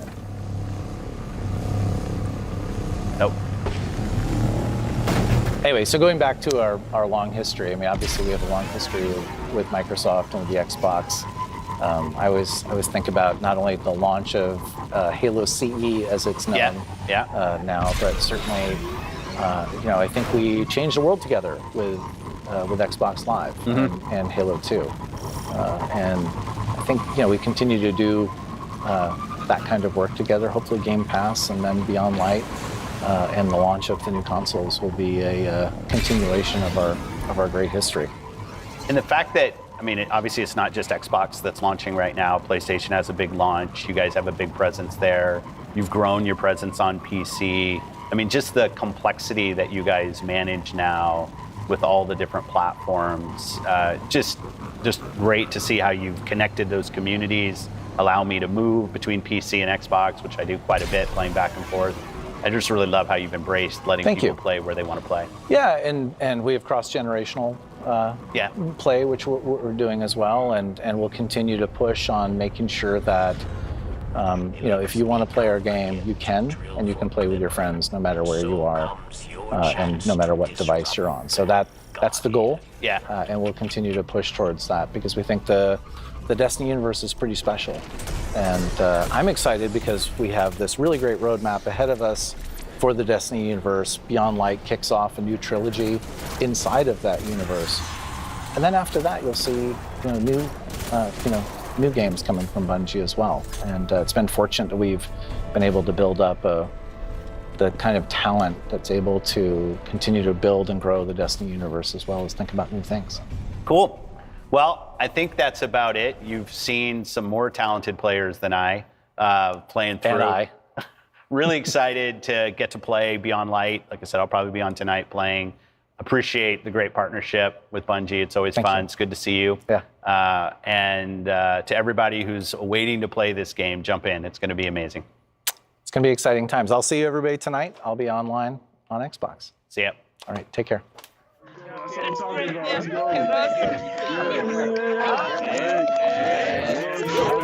He's the ex-military rock star that headlines Cyberpunk 2077. And though he's been a part of the franchise since its tabletop days, what do we really know about Johnny Silverhand? I love this town. The city of endless opportunity. Ready to get your cherry popped? Yeah, come on. City like any other. Legends are born here. Johnny Silverhand is a rocker boy, and a rocker boy is a character class from the original 2020 pen and paper game. A rocker boy is a very charismatic individual who's able to lead and inspire others. Johnny Silverhand is one of the most famous of them from his time with the band Samurai, and also well known for his political activism. Johnny Silverhand was born in College Station, Texas. He joined the military at a young age and became part of the Second Central American War, an ill-fated American war that takes place in the late 1990s in the cyberpunk timeline. He abandoned the war, becoming disillusioned with the United States and the world at large, and signed up with a group of Aldecaldos that were traveling back to America. In a world ruled by corporations, Johnny Silverhand stands against them, Arasaka Corporation most notably. He's extremely anti-authoritarian, and in the past he's led direct action against the corporations, including starting a riot at Arasaka headquarters and later leading a band of mercenaries in a direct assault against them. How about we go over the plan? Johnny Silverhand is a very strong-willed individual who is a bit of a narcissist. He can also be a bit of a jackass and is really suffused with his own anger. In 2077, you may see graffiti that says, "Where's Johnny?" It's been over 50 years since Johnny was seen last, and it's assumed that he died at the end of the Fourth Corporate War in the Arasaka Tower explosion that he presumably caused. Of course, if you play the game, you'll find out for sure. I'll be interested to see what people think of Johnny Silverhand. On one hand, he's played by a supremely charismatic actor, Keanu Reeves. But on the other hand, Johnny can be quite arrogant and bellicose at the same time. So we'll see what people think. I'm very excited to join this Xbox launch celebration and be part of this fun Johnny Silverhand moment.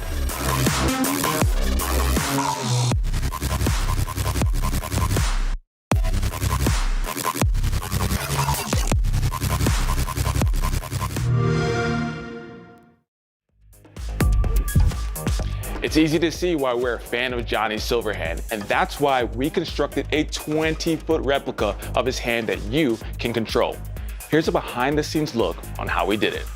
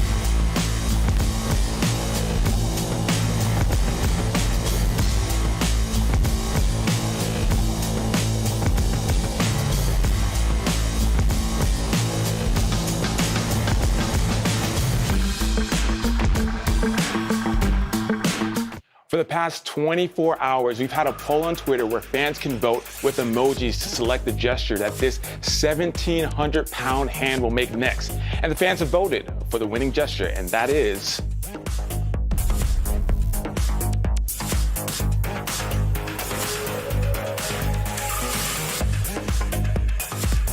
Now, all right, so like I mentioned before, yes, you have control of this. A new poll is up on Twitter right now, so go check it out and keep voting. We'll reveal the next gesture before the end of the show. We finally arrived at the launch of the all-new Xbox consoles. To celebrate this momentous occasion, we had a number of events kicked off around the globe. Queenstown, New Zealand, the first place in the world to launch, became Greenstown. They launched their own launch live stream and turned the town green for a day, complete with a huge Xbox Series X floating in the Wakatipu Lake with a dreamlike mapped light show. Don't believe me? See it for yourself.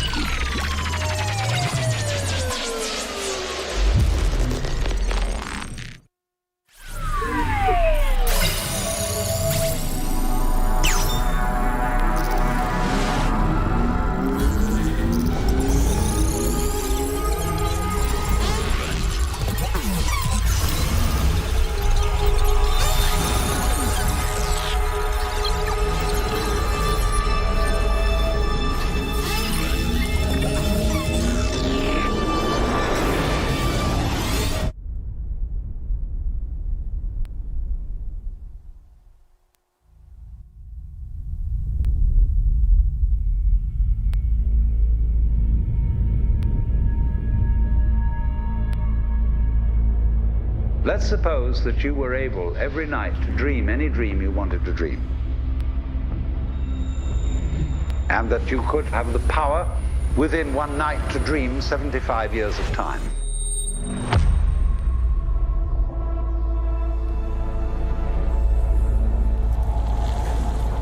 And you would naturally, as you began on this adventure of dreams, fulfill all your wishes. But now let's have a surprise. Let's have a dream which isn't under control.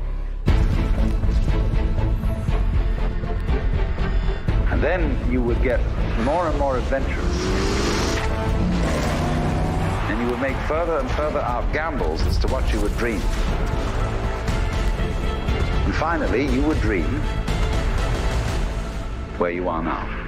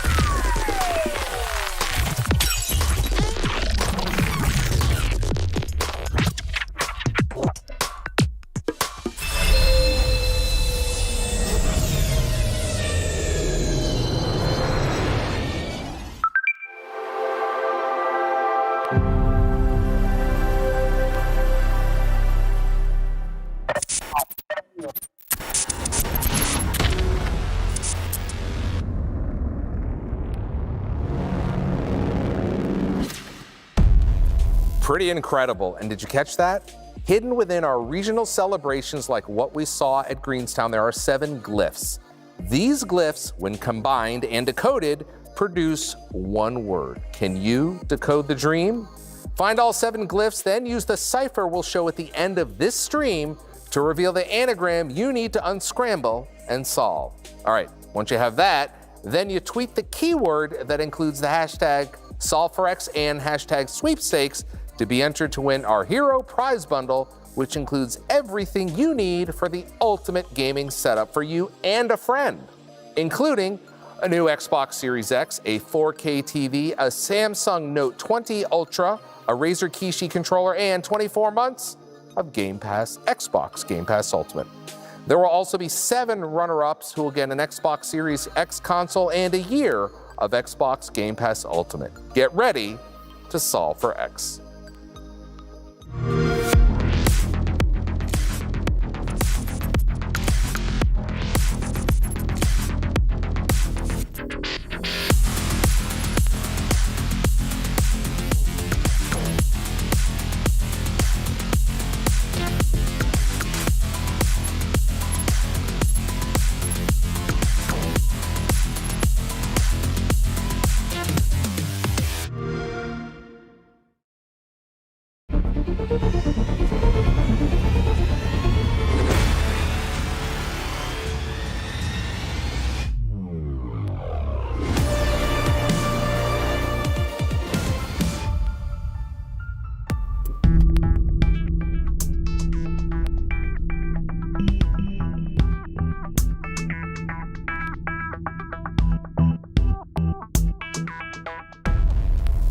Over the last year, we've seen gamers contribute to so many crucial charitable causes through Xbox, and we wanted to take this opportunity to say thank you, thank you, thank you. This year, the Xbox gaming community showed up and raised over $4 million for important causes. In the spirit of Giving with Xbox, Empowering Dreams, we're donating $250,000 around the world to power the dreams of local nonprofits who are delivering vital support for local communities. We've partnered with Soft Giving to fundraise for Make-A-Wish International. At Xbox, we care so deeply about all the members of our community, and we want to invest in your local community with causes that are important to you. Each person that donates is automatically entered into a sweepstakes. All throughout the stream, every 15 minutes, we'll be giving away a 3-month Game Pass Ultimate subscription, as well as a few of HyperX Alpha Gold headsets. To donate, please go to xbox.softgiving.com.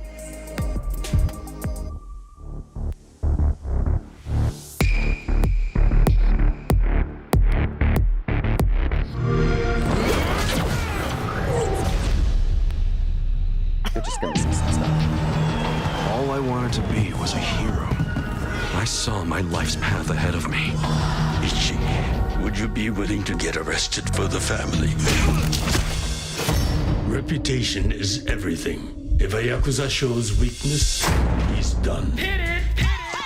I've been waiting to open this door for 18 years. Here comes the hot stepper. A dream is what keeps you going. So I say you do it, just like you wanted. Become a hero. Let's start a brand new age of heroes. Well, this just got complicated. Yes, we must reply. You always attract the weirdos. Time to call! All right! You sure know how to make an entrance. You can tell us what the hell is going on here. Get this man a diaper. Huh?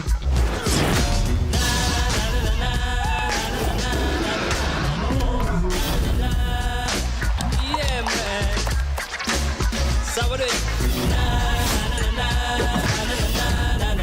I'm sure all of us here are a little crazy, but that's the best part of being friends.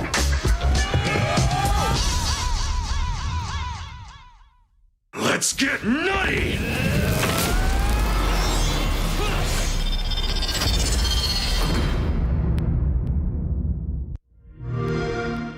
Play it on the all-new Xbox. We're very excited about this title. I know the guy sitting to my left is excited for this title. Very excited. And I gotta say, having watched that, it is one of the wildest games I've ever seen for Xbox. Yakuza Like a Dragon looks like it's got something for literally everyone. I'm looking at you, Fighting Crawfish. Here to tell us more about the latest entry into this cult classic series, senior producer Scott Strickert. Scott, welcome to the stream. Hey, thanks for having me. Oh man, thank you for being here. And I will say thank you for making Jeff's day come true. But we'll get to some of that a little bit later. That's the one. It is. Now, for someone who's never played Yakuza, the Yakuza title, of course, that storied franchise, what should they know about the series before they jump right in? This one is one of the ones that you can almost pretty much jump right into because it's a brand new protagonist, Ichiban Kasuga, set in a brand new city of Yokohama, Japan, and also it's a brand new action turn-based battle system. All right, so we're looking at live gameplay here right now, right? So tell us, this is, if you've played, let's say, Yakuza 0, you've played Yakuza Kiwami 1 and 2, which are part of Xbox Game Pass, you should do that right now. I don't know why you're watching the show. This looks a lot different than what you're used to, but at the same time, there's a lot of familiar things. And tell us about how you turn this into an RPG without losing the flavor and what makes Yakuza Yakuza. We've absolutely taken the Yakuza formula, which is, you know, a pretty high octane kind of battle system, and turned that into what you'd expect from an RPG. And the marriage of those two systems is this. You know, you get a lot of really crazy kind of battles. It hasn't lost that Yakuza spirit at all. It's very fast paced. It's still got some action elements to it. There's just a lot going on, and it's really fun. I like that. There's a lot going on. Yeah, no kidding, Scott. There is a lot going on in that trailer we just saw, and I don't know. It's like there's a part of me trying to figure out what to even start and unpack. But Jeff, our resident expert here, I feel like this is a great time. You're looking at gameplay. What's your first impression here? What's your thing that you're pulling out?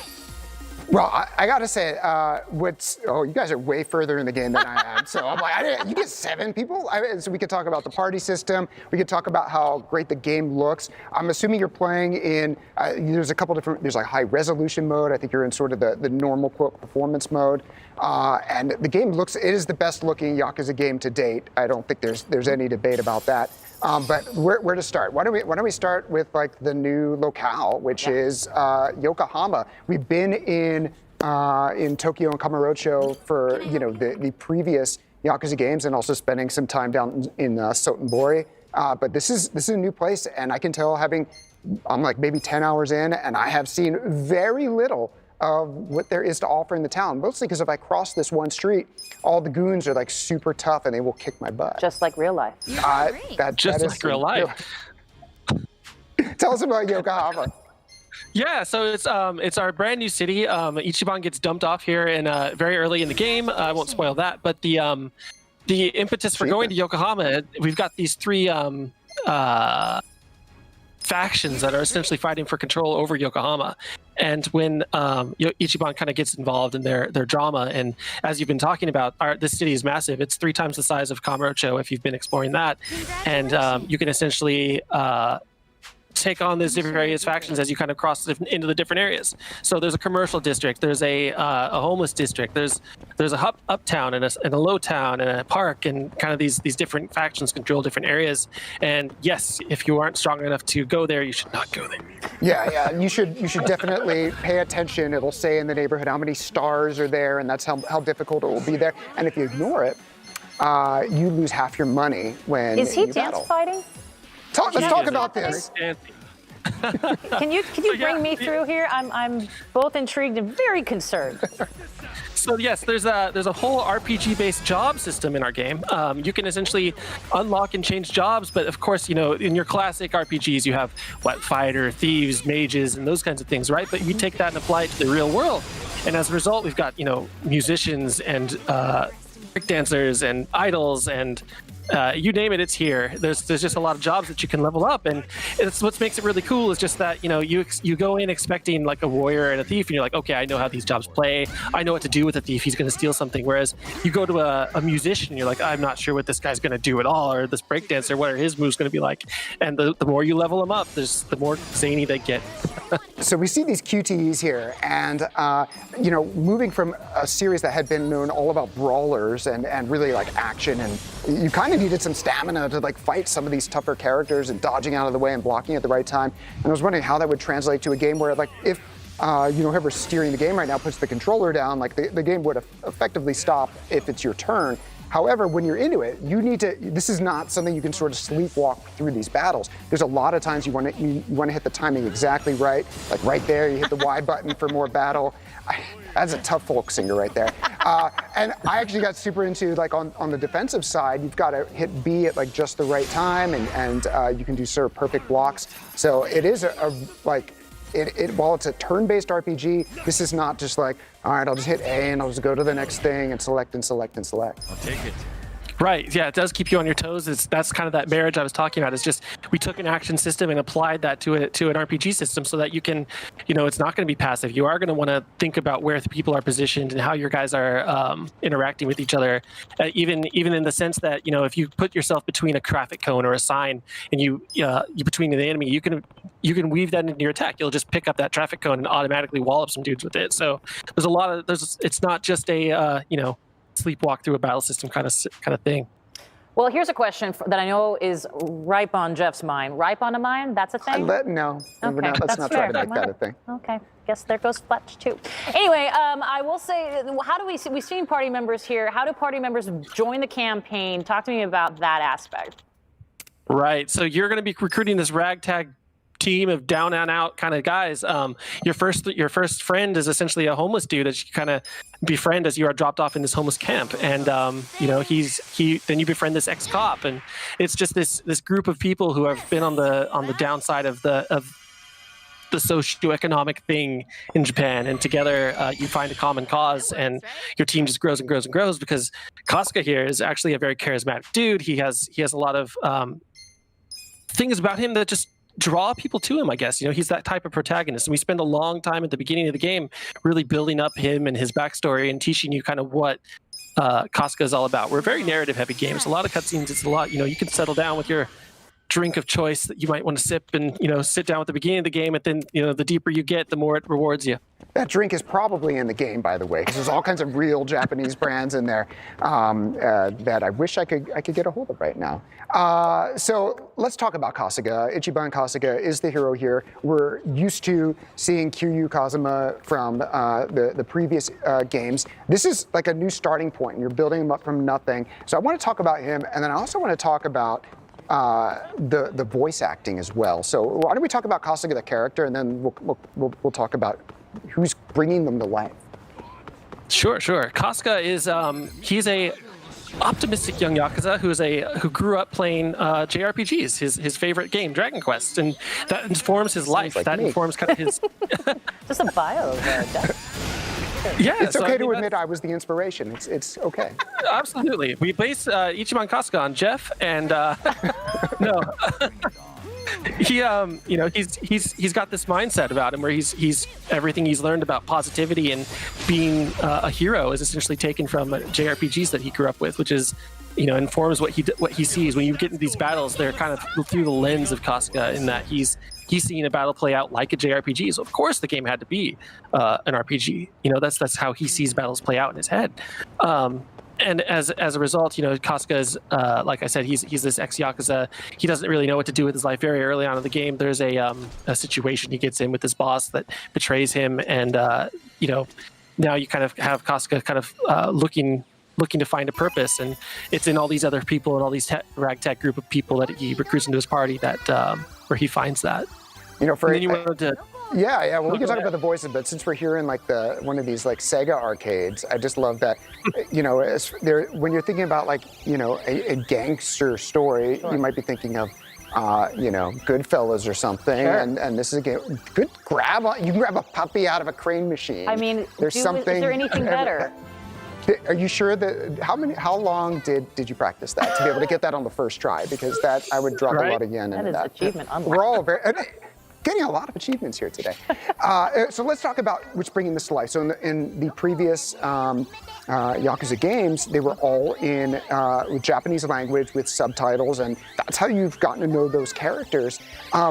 And we spoke actually a few weeks ago on the Xbox podcast with Major Nelson, and we met Keiji Tang, who is voicing the English language character of Kasuga. And like when we first booked that interview, I was like, oh, that's nice. Somebody will use that. Not me, but because we met him and he's really nice, I was like, we'll start it up and I'll put it on English to start, because I'm a nice guy. I met him. Sure. And he's amazing. He's really good. And I have continued to play the game in Japanese. I've noticed that he really brings Kasuga to life in just like a phenomenal way. And I know I'm losing my standing here with the Yakuza community by playing in English. But I just wanted to say it's a phenomenal job. And I also wanted to call it George Takei from Star Trek, and is the voice of Arakawa.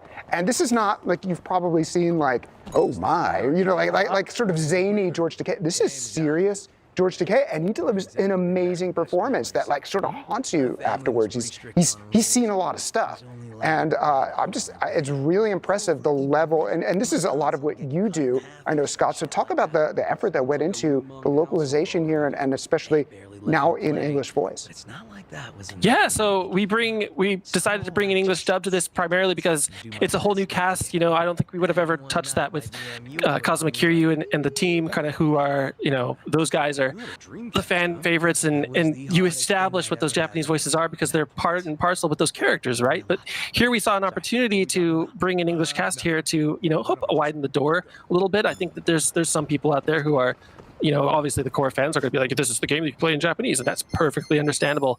But the opportunity to bring in more fans with an English dub, to particularly, make it a little easier to access, and then you can flip languages whenever you want if you ever want to go back to the Japanese, because the Japanese performances are equally as amazing, if not more so.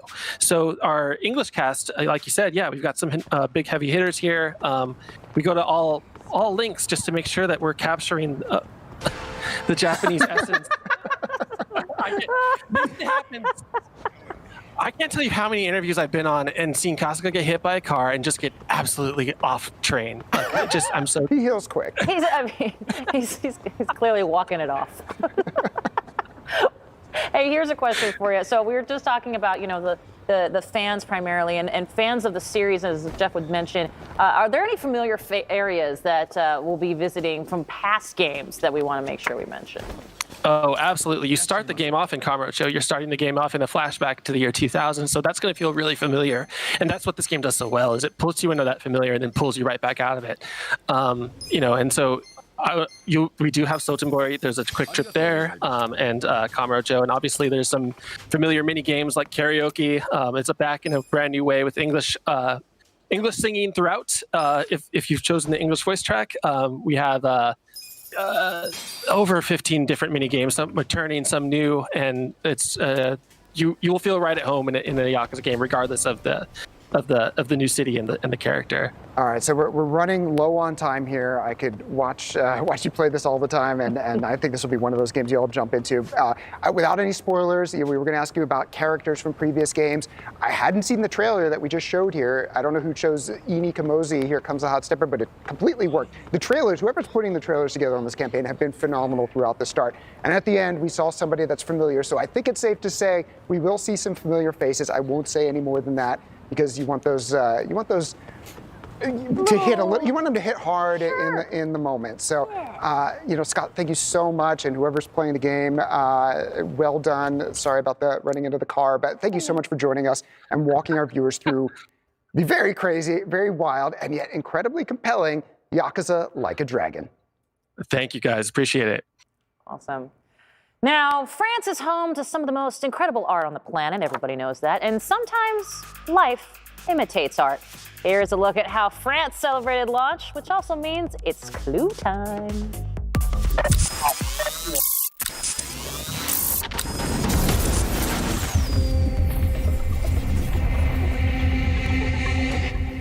Need a second service number on Walk-in 1709 Barlow.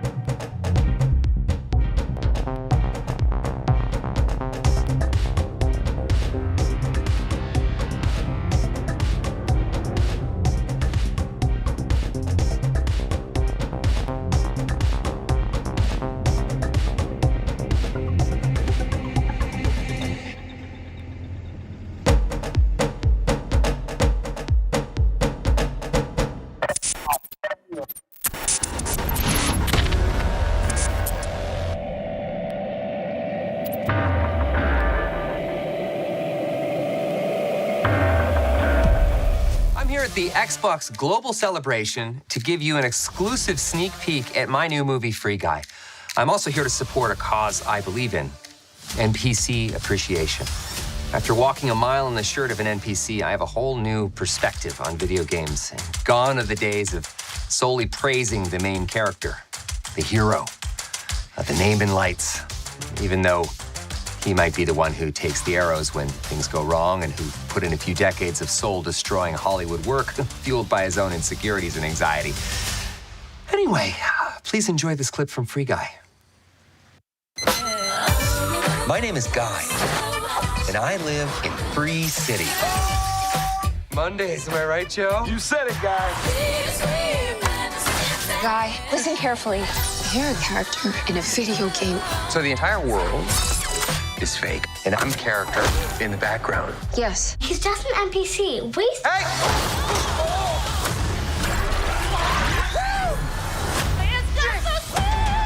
Today's gonna be different. Starting now. Who is this guy? I'm sorry. This game character has been turning heads by being the good guy. Who is blue shirt guy? You're right. Who is he or she? Indeed. This loser is ruining my game. I don't care if he's Arnold frickin' Schwarzenegger. Terminate him. It's the first time I've ever driven a car before. I really wish you'd mention that. Yeah.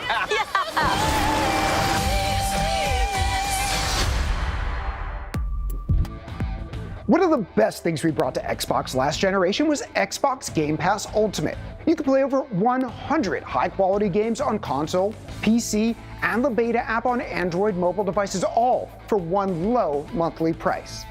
With new games being added all the time, did you see Tetris Effect today? There's something for everyone. Members can play new Xbox Game Studios titles the same day they release, plus a catalog of recent hits and a variety of games from our publishing partners. And now with EA Play, members get more than 60 of EA's biggest and best console and PC games, exclusive in-game challenges and rewards, special members-only content, and access to trials of select games. With Xbox Game Pass Ultimate, you get more than just a library of great games. It also includes all of the benefits of Xbox Live Gold. You can also enjoy free perks along with discounts on games and game add-ons. In fact, yesterday, we announced a new perk for our Xbox Game Pass Ultimate members. We are offering new Disney Plus subscribers 30 days of Disney Plus. With this perk, Ultimate members will be able to stream endless entertainment from Disney, Pixar, Marvel, Star Wars, and National Geographic. Epic movies, series, and originals from the world's best storytellers, including the new season of The Mandalorian, are waiting. If you join Xbox Game Pass Ultimate now, you get your first month for just $1.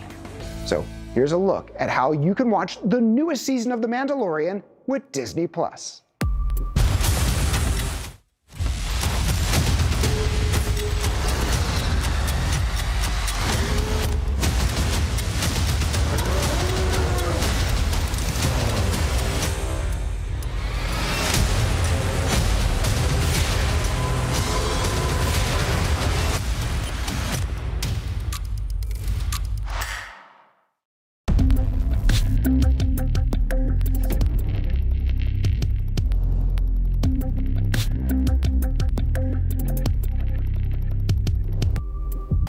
When we game, we dream.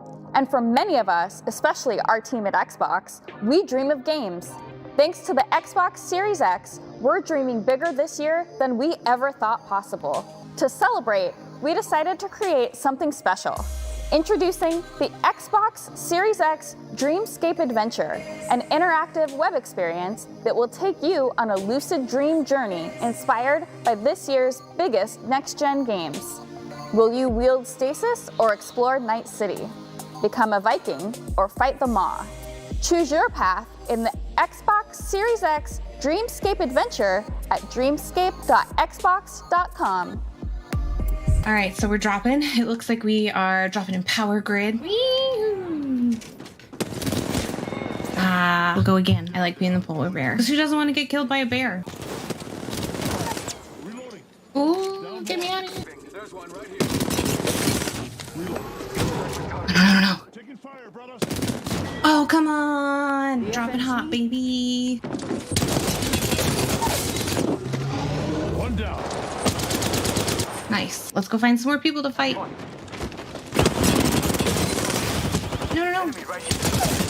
Oh my god. I'm here. I'm getting you. We're in a good spot. 3 kills, 3 squads left. All these death boxes around. Only one other squad. Let's go. I don't know where they are though.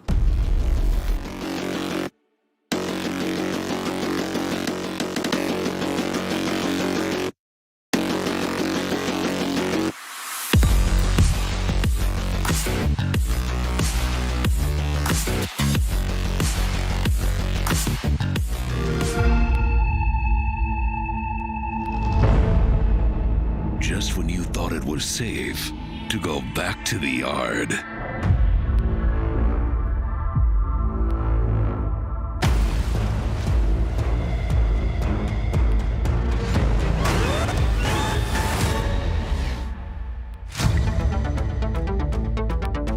Coming to Grounded Early Access. And yes, we're still in early access. Comes an update that lets you go deeper than ever before. New secrets to discover.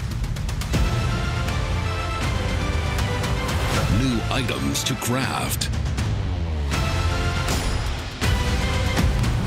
New enemies to face. With some old favorites that luckily can't swim. Oh, they can swim. And of course, that big ass fish. Play together and bond to survive the pond.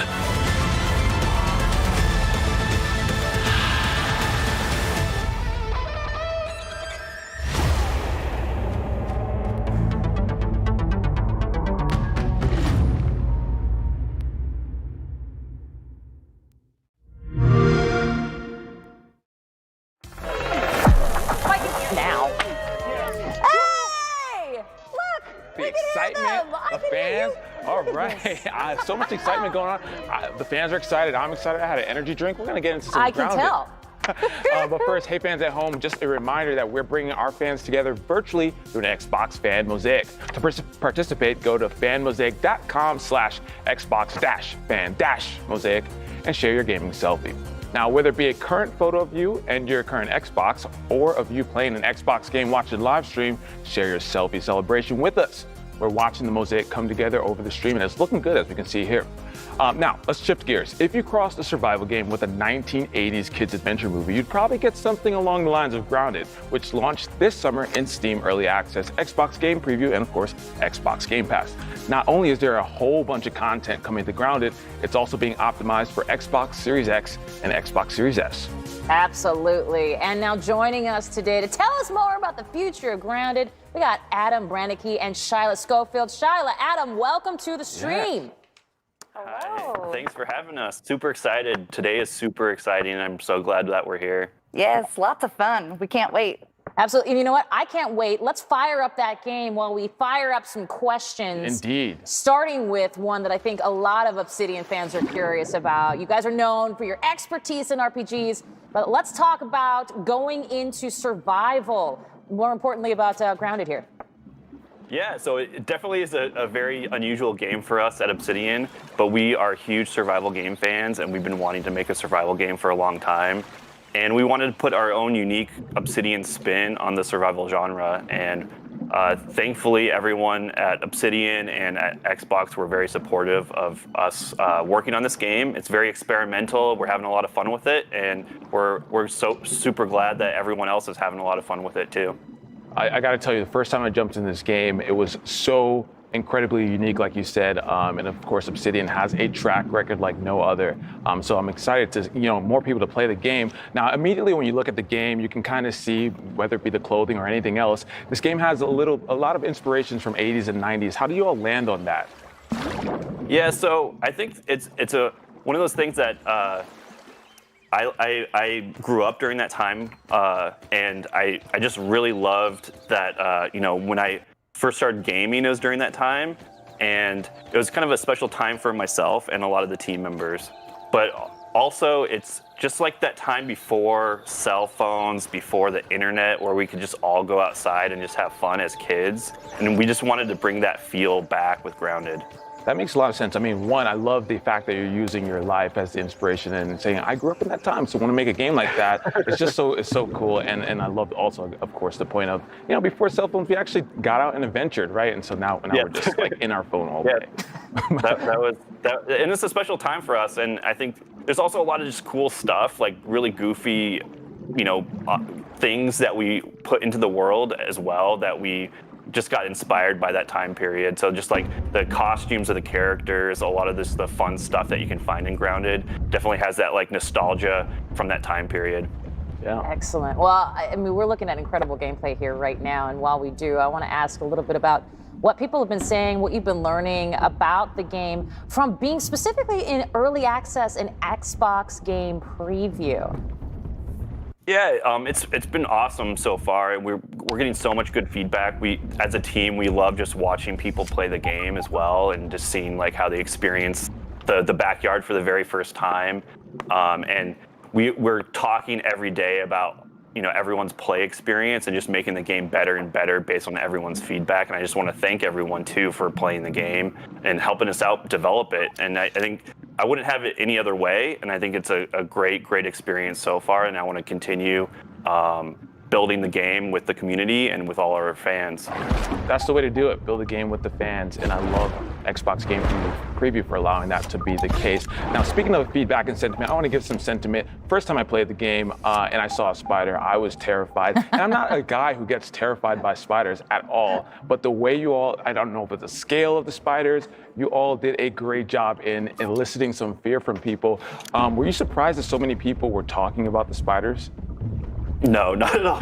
They're definitely scary. Even on the team, like we've had some jump scares just in the, from team members where someone just like shrieks out loud while playing the game. And even the 100th time playing, you'll still get scared by the spiders.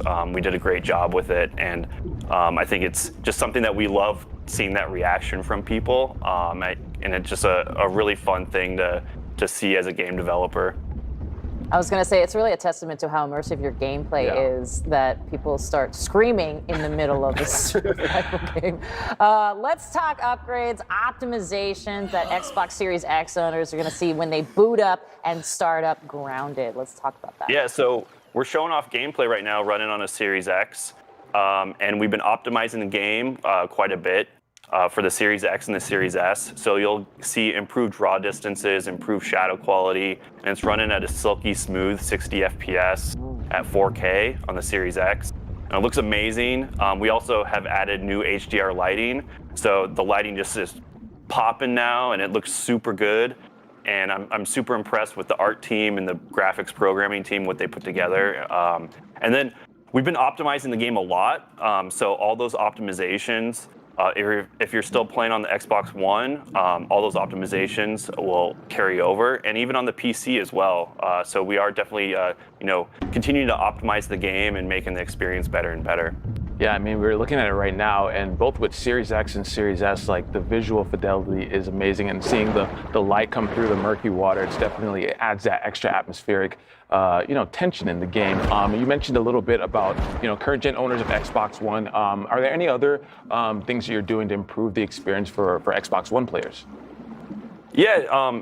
As I said, we have HDR, so if you're still playing on the Xbox One, and we're going to continue to look at improvements during early access and game preview. So, we're not done developing it, and we're going to continue to optimize in all areas and add, graphics features as well. So we're definitely, continuing to develop the game, and I think it's just going to look better and better from here on out.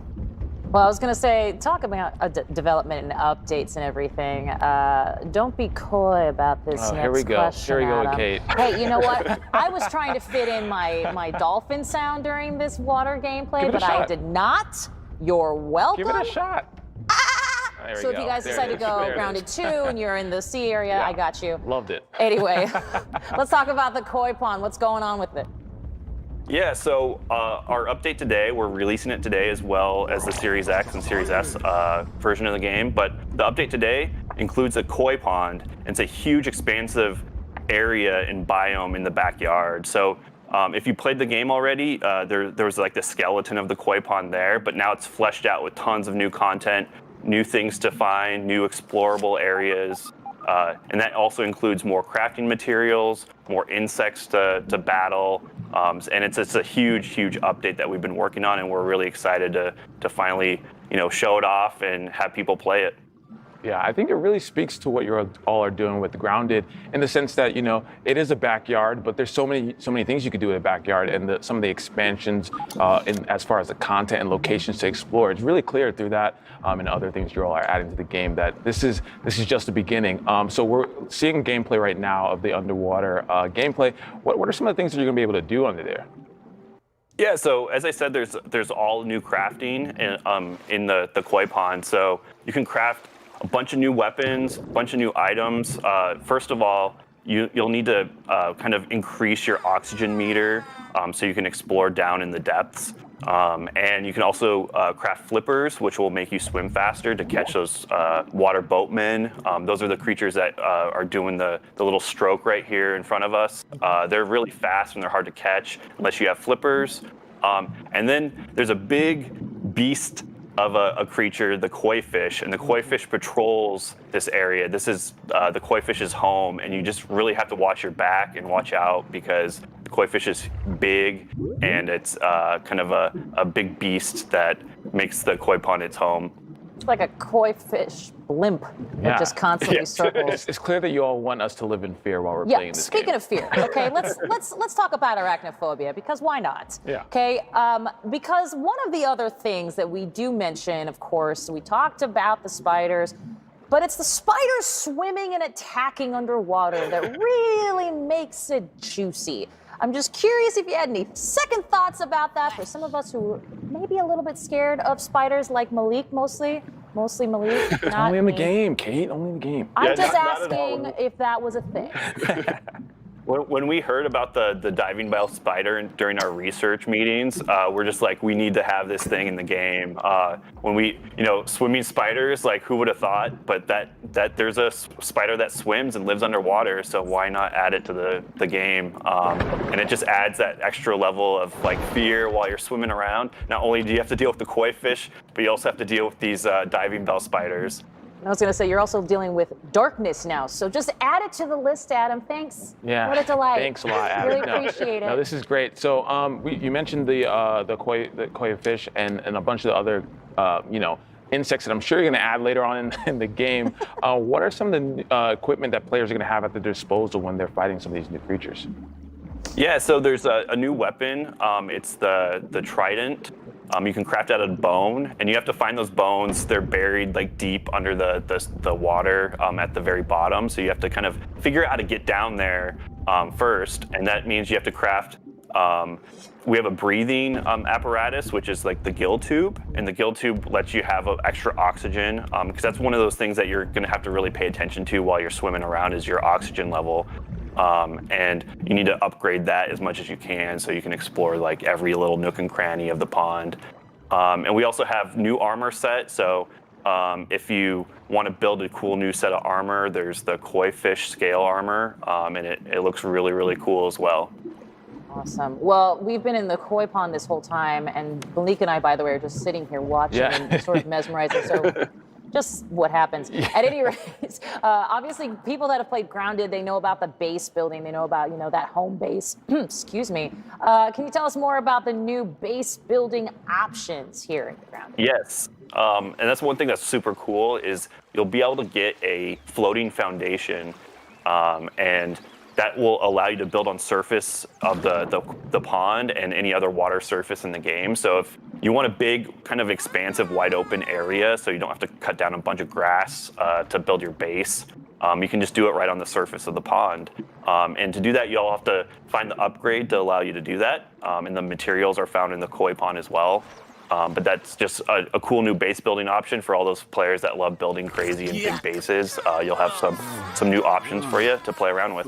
Yeah, when the game first came out, it was really fun watching all the different bases that people built. And so I'm really excited to see all the new features you're going to have as it pertains to that. And so I just want to kind of go back to a little bit of the feedback loop that you have with the fans and playing the game. Obviously, you're talking about all the new content coming later down the road. What are some of the things that you all are personally excited to add to the game? Any specific features that you're like, I cannot wait till, if you can give us a little hint or teaser. Yeah, for me personally, I think I'm really excited to, get the flying creatures in. I think that's, you can dive deep into the water, but when you're up in the air, like what's up there. So adding in, we're looking at introducing flying creatures pretty soon. We're working on that, and I think that's gonna also, if you're building bases up on top of objects and stuff to get up high, your base won't be safe if you build up there. So I think that's something that we're really excited to start working on and developing. And that includes bees, mosquitoes, and fireflies. All the hits. So I think yep, all the cool flying creatures. And I think that's also, there's going to be a lot of crafting materials that you can find out of each one of those. So if you do find a firefly, you can craft some cool firefly gear too. Cool. Yeah. I'm just curious, Yeah. actually. So you've obviously had a lot of people playing the game, obviously, and they're loving it. And I'm curious, is there anything you've been surprised by in terms of not just for their responses, but what users or gamers have actually done with the game? Maybe it's base building, maybe it's crafting. Is there anything that has stood out to you as a surprise? I think everyone on the team is just super impressed and just amazed about the base building of the game. We never thought people would build such huge bases, and it's just amazing to see. Like, we introduced the zipline feature in our previous update, and just the creativity of players, it's just amazing. Like, we want to give the players as many tools as possible to be creative, and we just love seeing like all the different things that they build out of the toolbox that we give them, and it's so fun, and continue sharing those. The team loves it, so if you do have an awesome base, show it off, and I think that's something that we're really, really proud of as a team, that we built up a game that allows such expressive creativity from our player base. Yeah, some of the best games, I feel like, of the last generation, whether it be Minecraft, I mean, that game's been going on forever, have come from have really lived by the creativity of the player base, and it's so great to see people making them. A lot of those bases feel like they're bigger than my apartment here in Seattle, which is a little disheartening for me. It's okay, but you live near a koi pond, though, so you should be just fine. That's true. Minus the darkness and the spiders. Yeah, no, it's been rough. It's been Story of rough. our life. Anyway, Adam and Shyla, thank you so much for spending time to take us through Grounded. But before we say goodbye, I heard that one of the folks at Xbox is helping the Grounded team celebrate an exciting milestone. Let's take a look. Yes. No, we were Hi, my name's Adam Brennicky. I'm the game director. 5 million players. Orange, California. We're here getting a tattoo of Burgle on Marcus Morgan, which is insane to me.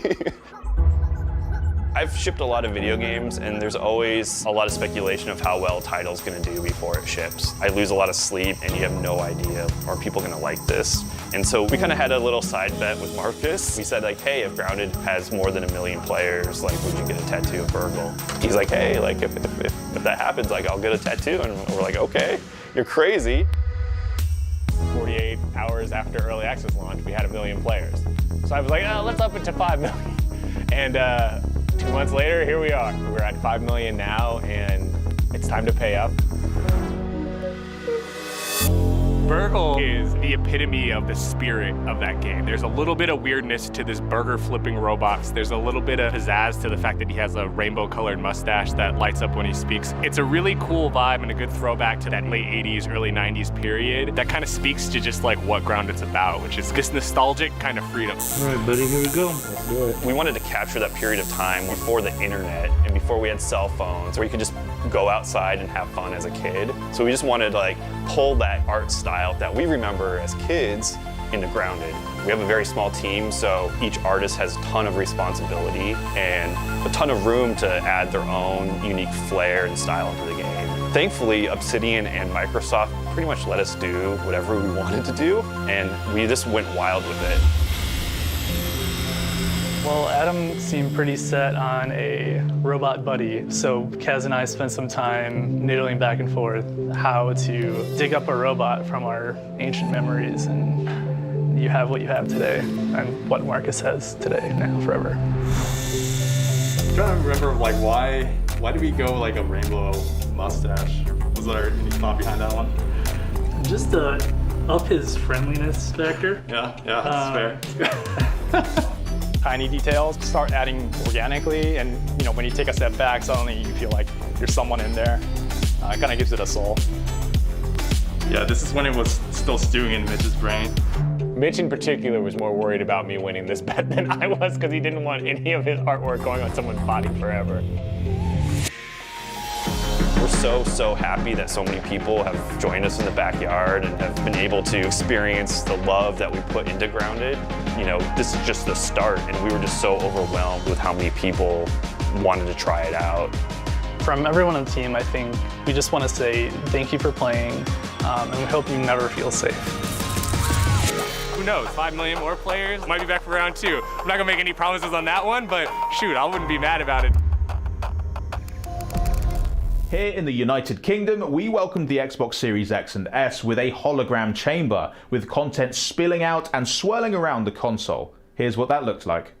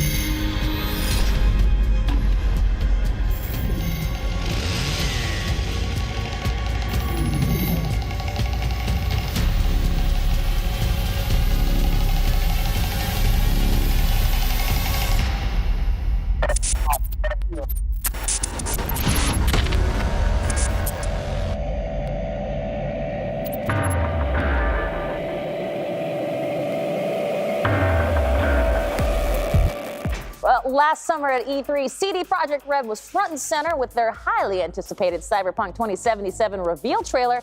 What happened next? Well, it was truly epic as the man himself, the face of Johnny Silverhand, Keanu Reeves, surprised the world on stage to kick off the presentation.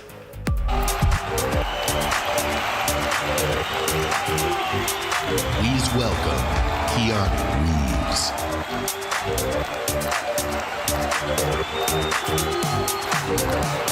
Hello, Los Angeles!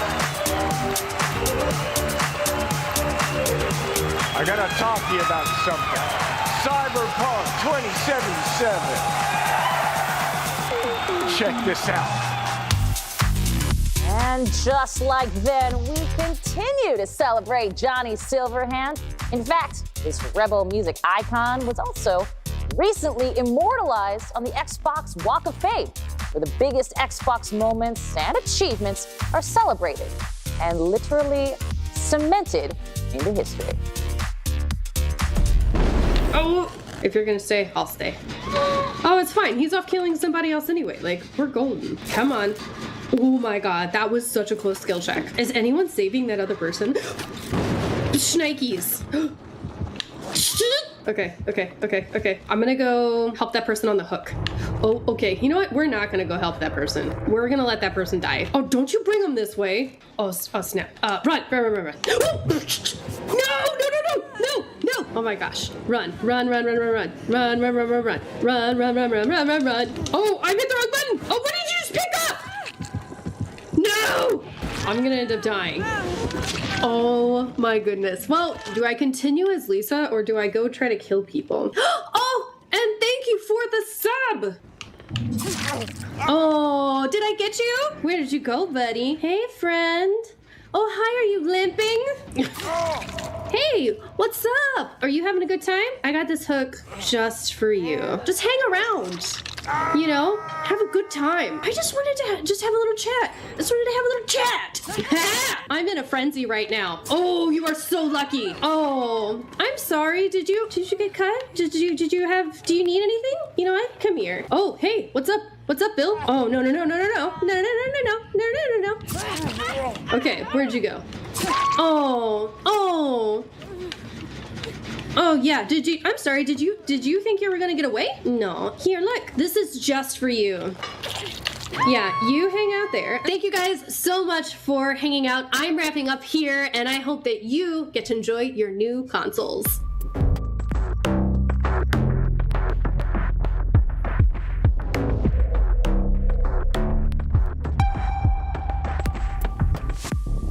With Xbox Game Pass for PC, it's easier than ever to discover and play more than 100 games for your Windows 10 PC, including Xbox Game Studios titles the day they launch. Exploring the deep library of PC-first titles is easier than ever with the new Xbox app for Windows 10. Browse games, view recommendations, filter by genre, and download your next game. On December 15th, EA Play is coming to Xbox Game Pass for PC at no extra cost, featuring titles like FIFA, Battlefield, Mass Effect, Apex Legends, and a whole lot more.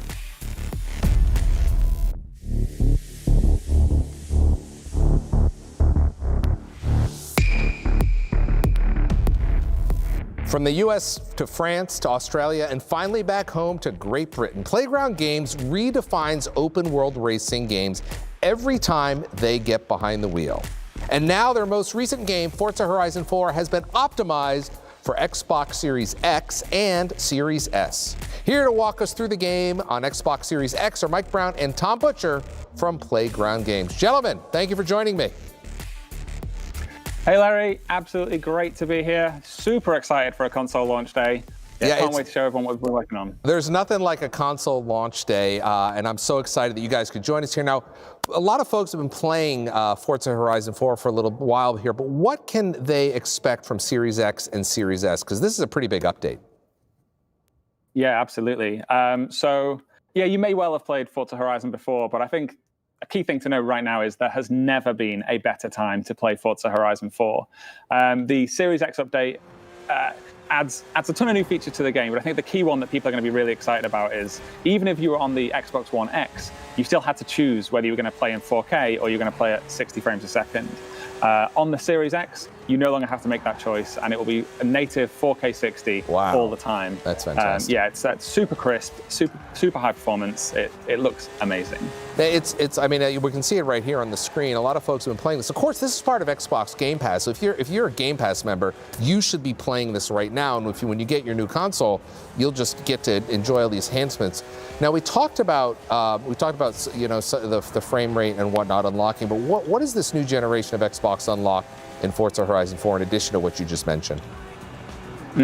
Yeah, of course. So it's much better performance. We can lock in that resolution, lock in that frame rate, but we've also been able to take a full suite of visual upgrades and pump them up to the absolute max. So the easiest way to understand it would be it's a bit like running PC with everything set to ultimate, but in a few areas it's even gone past what we've achieved on PC ultimate. So things like shadow quality, reflection quality. I mean, if you look at the bonnet on the car right here, you can really see how crisp and how accurate all those reflections are on the bonnet of the car. You know, I want to point that out for a second, because we've seen this in the past with some of the previous generations, and I don't want to give away all the tricks of developers, but usually when you see a reflection, it tends to be a mapping that is kind of fixed.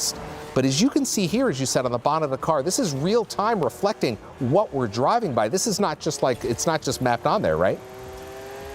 Yeah, that's right. Yeah, it's a real-time reflection of the world around us. So it picks up all the environment, all the cars that we see around us. It's and I think that just as you can see, it's like a really quick, crisp, high quality. I think the thing that you kind of can overlook about it, you can look at that and you can see that's a really nice bit of technology, and it is very impressive. And I think Tom's doing a great job of keeping his eye on the road and not just focusing on the reflections there, which I think is a trap whenever you get into this view.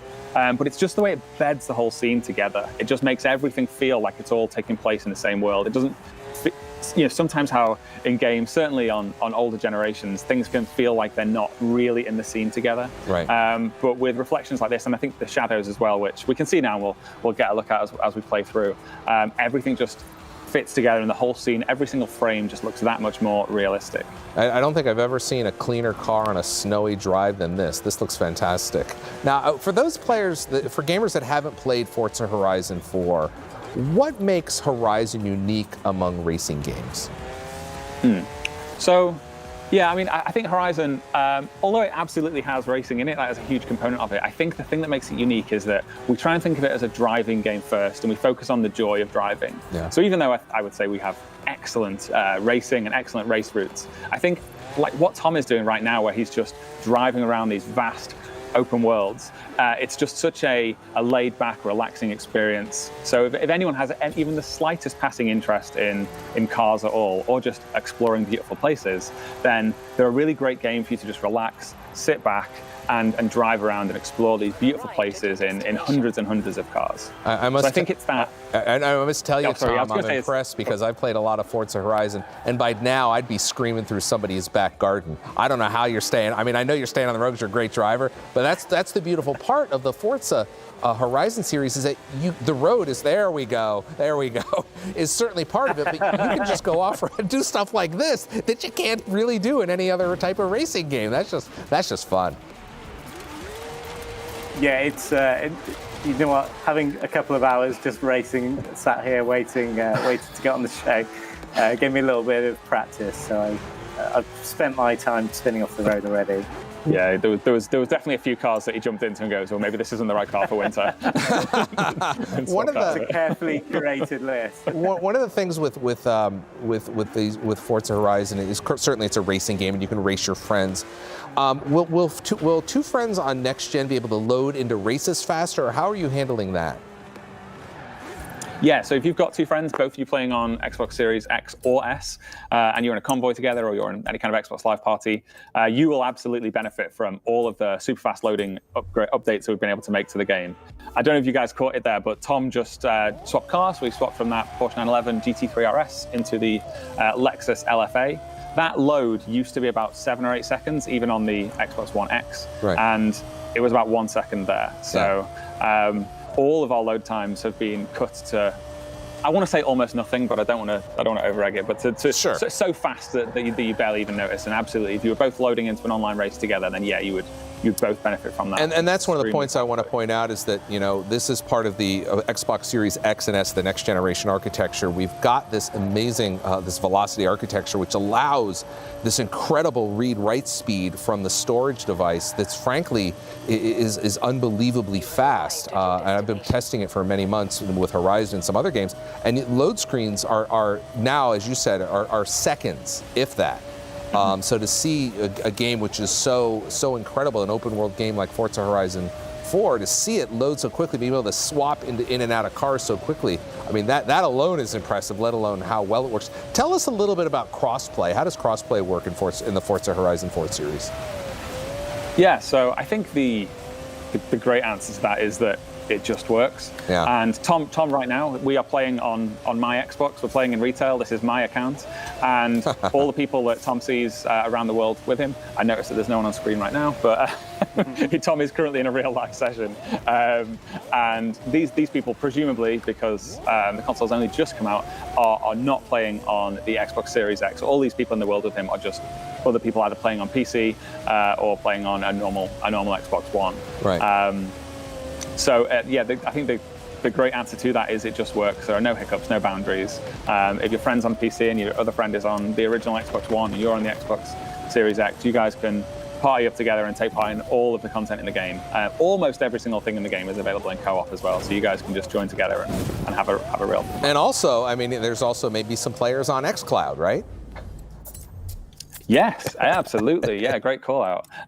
Which I've been playing on xCloud lately, actually, and it's surprisingly good. It's almost become like I've probably put more hours in the last few weeks via xCloud than via my Xbox, just because I can just play it while I'm sat on the sofa and half watching TV with my wife. Right. Yeah. Just kind of go through some things here. Yeah, absolutely. So yeah, I should have called that one out. So PC, Xbox Series X, and of course xCloud as well. You showed the quick loading of swapping into vehicles, and here we are in this Jeep right now, and this is exactly what a Jeep should be doing. So you're doing a great job here, staying off the road. But tell us about the hardware features like quick resume. This is a feature we've heard a lot about in some of the previews and reviews over the past few days. But unless you experience it, it's really tough to explain. But maybe you guys can show it off here. I don't know if you're prepared to do that. But how does it change the Forza Horizon 4 experience? Well, I think. Do you want to jump into Horizon 3? I think I've got it. This is risk now because we didn't know this was coming. Yeah, I'm throwing. So this is live. So anything can happen here. So here you're loading a Forza Horizon 3. We're going live. Let's see if Horizon 3 does a quick resume. This Xbox has been unplugged, so we might have lost it. That's quite all right. Okay, so I don't. Oh no, it is. It's done it. So yes, I think. So you can see the quick resume in the upper right-hand corner. So it's actually doing it. Yeah. Yeah, it's doing it. So I think one of the great same car. Who'd have thought it? And we're on the Hot Wheels track too. So I think just to go back to your question there, Larry, I think a few of the things we talked about here are all about keeping people playing, get you playing fast, get you playing with your friends as fast as possible. And I, like you, have been experiencing the console for the last few weeks and months, and I've just found that it feels like it respects my time so much more. Yeah. Like whereas you used to just not even notice that you'd go and boot up a game, like Tom can jump back into Horizon 4 now, and you'd know that from this point you probably had 2 minutes before you were going to be in the game. So you'd have your phone out, you'd be checking Twitter, checking Reddit, maybe you'd even go and get a drink or something while you're waiting for the late game to get in there. Right. But now from clicking it from the other game to being in the gameplay, it's down to about 15 or 20 seconds. And it just feels like it didn't click resume. What a perfect opportunity for us to demonstrate just how quick the game loads from, skip that. Unfortunately, Horizon 4 for some reason didn't quick resume there when we jumped into Horizon 3. Not sure what that is, but it's a perfect opportunity for us to kind of demonstrate that point I was just saying about how much more it respects your time. Yeah. So our load from dash into game used to be about 140 seconds. And now from a cold boot, so you're not using quick resume, going into the game, it's down to about 40 seconds, which we'll see now. There you go. That looks might have even been faster than that. Yeah, there we go. Look at this. I think it really enables those social moments where you have a friend like message you, hey, do you want to play some Horizon 4 or something else? And you can quickly jump into that and just be in the game with them. Yeah. And we're back in the same car again. Yeah, love this car. and it just works so well with Game Pass as well, because I think with Game Pass, you're much more likely to have a few games that you're currently jumping in and out of and playing, or you might well have friends that are playing Ghost Recon. And so, you want to have Rainbow Six. I don't know, I've been playing there. So you might have some friends in Rainbow Six. Hey, should we jump into Forza? And then within a few seconds, you're all playing this new game. I think it just feels like the whole experience is respecting you as a gamer that much more and giving you that much more time playing the games you love and not sat around waiting. What we're seeing some of the beautiful vistas here, the reflections. We saw the bonnet earlier, and we saw some snow as we loaded up here. What are some of the updates that you've added here that will affect details in the environment that are enabled by this hardware? Yeah, so like I said earlier, and I don't want this to be the default answer to all of these related questions, but it's a bit like you're playing on PC Ultra. So every single asset that you see in the environment, like you can see these little bits of bush and grass here, those trees. We've been able to increase the level of detail on all of those items as far out as you possibly can, really, so that even those very, very distant objects, those very distant trees, are actually still really full of luster. They're really high quality. They're still able to cast really detailed shadows. And that's something that you may not have noticed in games last gen, that like stuff that's a little bit further away from the camera isn't usually quite as high detail. Right. But once you kind of flick that switch and you've done it, the whole image just sits together that much more. And as I say, it then feeds into other systems like lighting and shadows, and everything is able to just be that much more authentic and realistic. And it's also important to point out that, you know, regardless of whether you have Xbox One, Xbox Series X or S, with smart delivery, you're going to get the best version of whatever hardware you're running it on. Our systems are going to make sure that you have that best version. So that's what's, so you don't have to worry about anything. You just have to make sure, you know, just play and drive off-road and have fun. I want to talk to you about, we're seeing a little bit of winter here, but how will the new hardware change the look of some of the game from season to season? Because Horizon is all about the season of the game, summer and winter, spring and fall. How does that work? Absolutely right, Larry. Well, I think perfect opportunity now for Tom to jump into a race. In fact, it's a perfect opportunity for us to do an entire cross-map load. So if we fast travel over there, this used to probably be around 30 to 40 seconds. That was about 3 seconds. Wow. So first of all, we managed to travel completely across the map in only a few seconds. Yeah. It's in drop one custom. Yeah, you do that one. So we're going to have to use a blueprint event, which is like a custom-made event, so that we can switch seasons, because normally the game tries to keep you in there. So again, now this is one of our worst loading scenarios, when you're having to change from winter into one of the other seasons, usually around a minute and a half. I didn't time that one. Probably around 10 seconds. Very sure. Right. I wish seasons changed that quickly for real.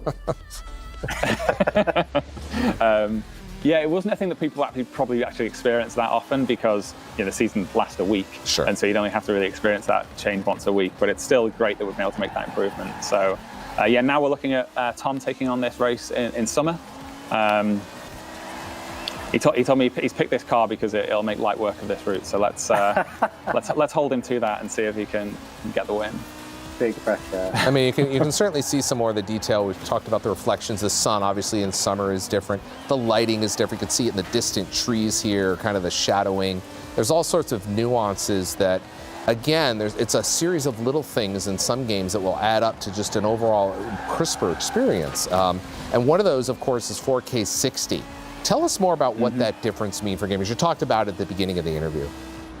Yeah, so yeah, you're absolutely right, Larry. I think that, and I'm careful too much not to complain about the experience of the previous consoles, because a few weeks ago I loved my Xbox One X and thought that it was absolutely brilliant playing this game in 60 frames a second on it. But I can only do that at 1080p, and you always had to make that choice, make that trade-off, just because that was the technology of our time. But fortunately, we are now no longer limited by that technology, and you don't have to make that choice. You can get 4K and 60 frames a second at the exact same time, every frame. It's super smooth, super high quality.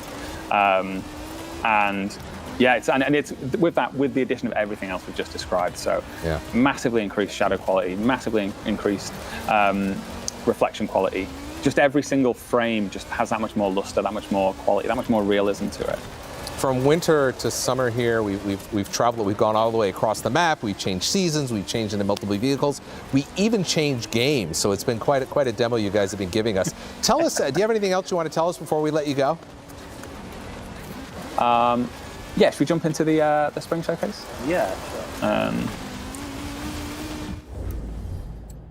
Yeah, so that was a little bit of summer. We'll show a little bit of spring as well, just because it gives us a bit of rain, a bit of wet mud, which again allows us to really see all those improvements. So yes, that was a load back into winter for no reason, just so we can load straight out of it again. We're gonna wander through winter. I think that is I guess a thing to note, isn't it? That the amount of jumping in and out of different activities that we've done here would have, in normal scenarios, made for a pretty poor demo, just for the amount of time that we would have been sat watching the load. Right. So I think one thing we will mention is, you check our lady there, who is my character. Yep. You can just about see under her jacket that Xbox Series X t-shirt. So when we've had a quick look at this race, we'll show people how they can get their hands on that as well. All right, here we go. Great looking car.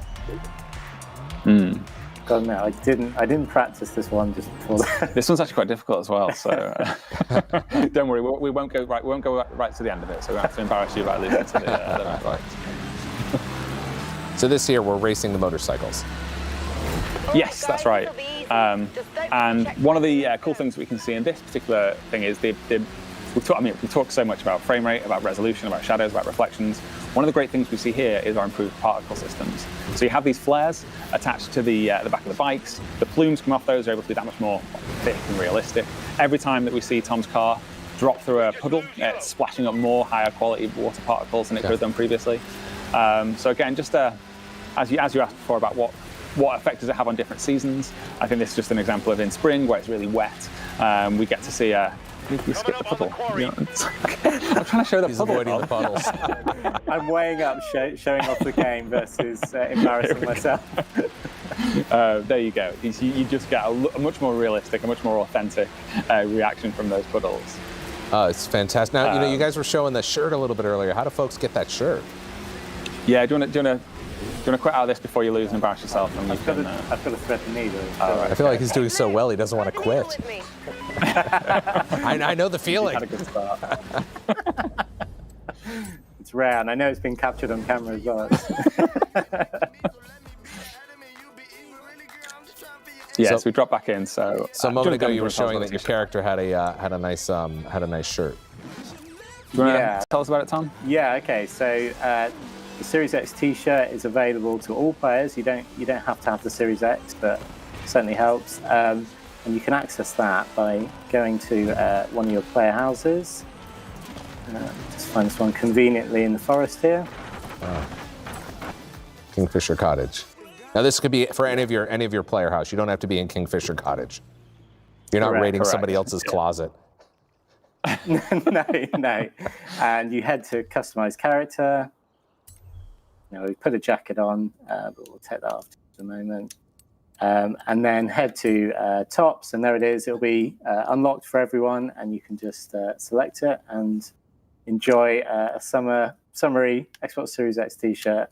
And that's fantastic. And that's again for anybody who has Forza Horizon 4. And if you have Game Pass, you've already got it. If you don't have Game Pass, sign up. If you just want to buy the game, that's fine too.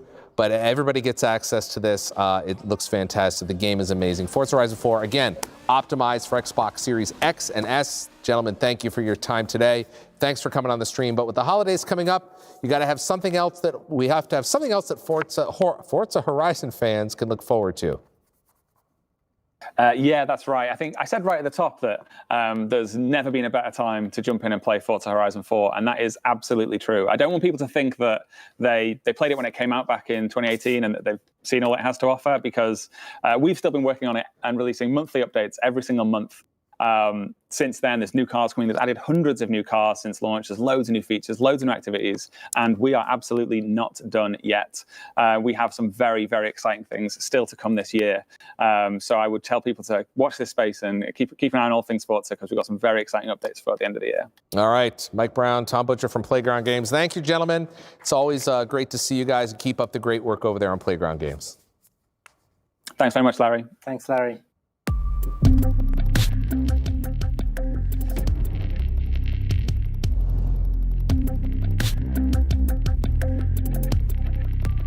We're currently in the middle of the second big charity giveaway of the day, a HyperX Cloud Alpha Gold gaming headset.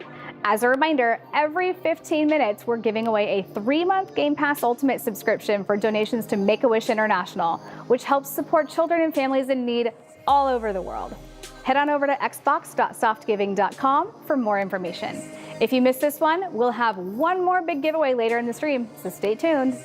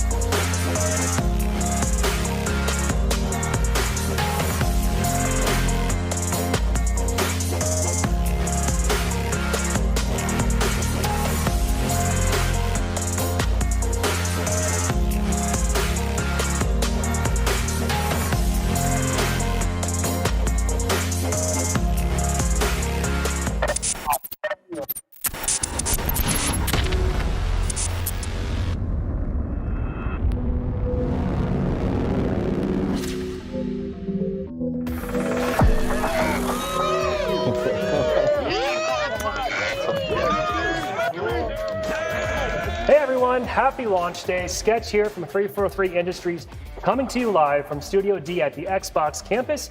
And today I'm joined by senior producer Michael Farney, and we're going to talk a little bit more about Halo the Master Chief Collection. Welcome to the show, Farney. Hey, Brian, thanks for having me. I see while we've been working from home here, we've gone on a little bit of a hair adventure, right? Got this going, and you've got yours going down to your shoulders now. Yeah, you've got the latest in pandemic fashions Yeah, here. I think we're matching in different ways. Yeah, this is exciting. Console launch, here we are. I'm in like the host seat, which I'm awesomely honored to be here. Putting you in the hot seat now as my guest, and we're Love going to it. talk a little bit about MCC, right? Yep. So we have a lot of great stuff coming to the Master Chief Collection next week, but before we get into that, I thought it might just be helpful just to take a quick minute and reflect back on this whole journey for folks who maybe haven't been following along on all the work you and the team have been doing. Yeah, so a few years ago, we started by updating for the Xbox One X. From there, we've just continued to improve upon MCC kind of across the board. Our latest and greatest endeavor is taking everything out on PC and then continuing to improve and support all the consoles along the way. So over these years that we've been working on this project, which really goes back to 2014, then to 2018, I think one of the biggest pieces of this whole journey is the relationship and partnership we have with the community in our Halo Insider program. Could you talk about that just a little bit? Yeah, our partnership with the community has been absolutely vital. Flighting has been the key to our success this past year.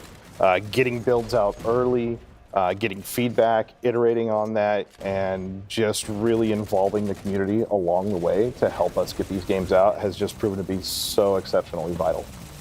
Yeah, and the Halo Insider program, for those that don't know, is open to anyone that's interested and wants to be a part of helping to make the Halo franchise the best it can be.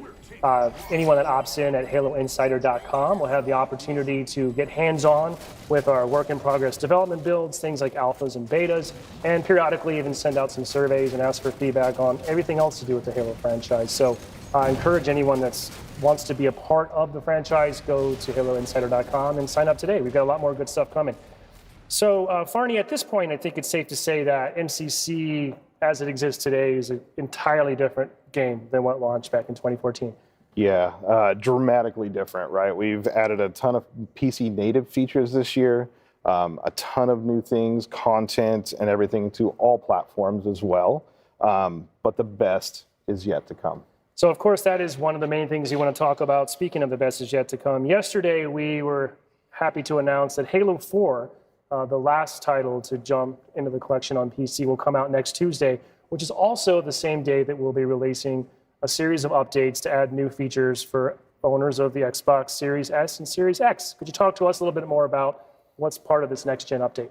Yeah, we are super excited to use all this learning from these past couple years and leverage these new consoles, right? So on Series X, players will be able to play at 4K, 120 FPS. And then for the S, it'll be 1080 at 120. We've also increased draw distance across the board, added enhanced graphics, and added a view model adjuster for the Series X and X. We hope to be able to bring that to older consoles as well over time, but for now, we're going to go with that. And then, of course, just extremely fast loading times, right, across the board. It's been really amazing to see. I think we're seeing a lot of that in the initial videos from the unboxings over the last couple of days. It's been great to see. MCC utilizes that as well. Yeah, it really does. The whole package makes it just feel like a new, fresh, modernized version of these classic games. You know, and of course, all of this comes on top of the work that you've already referenced over the last years, which includes HDR as well. So not just Halo 4, safe to say all the games in MCC look and play better than they ever have before. So, Farney, I know we have a couple other, I think, key things we want to make sure people are aware of that are coming as part of this update next Tuesday. What else are you excited about that you want us to be aware of? So behind all the game releases, we've also been working on a ton of new features and content for the games. One of the big features coming out alongside Halo 4 is crossplay. Players will now be able to play together across both PC and console, however they choose, more or less. On top of that, we've got multiplayer and firefight support as part of crossplay at launch.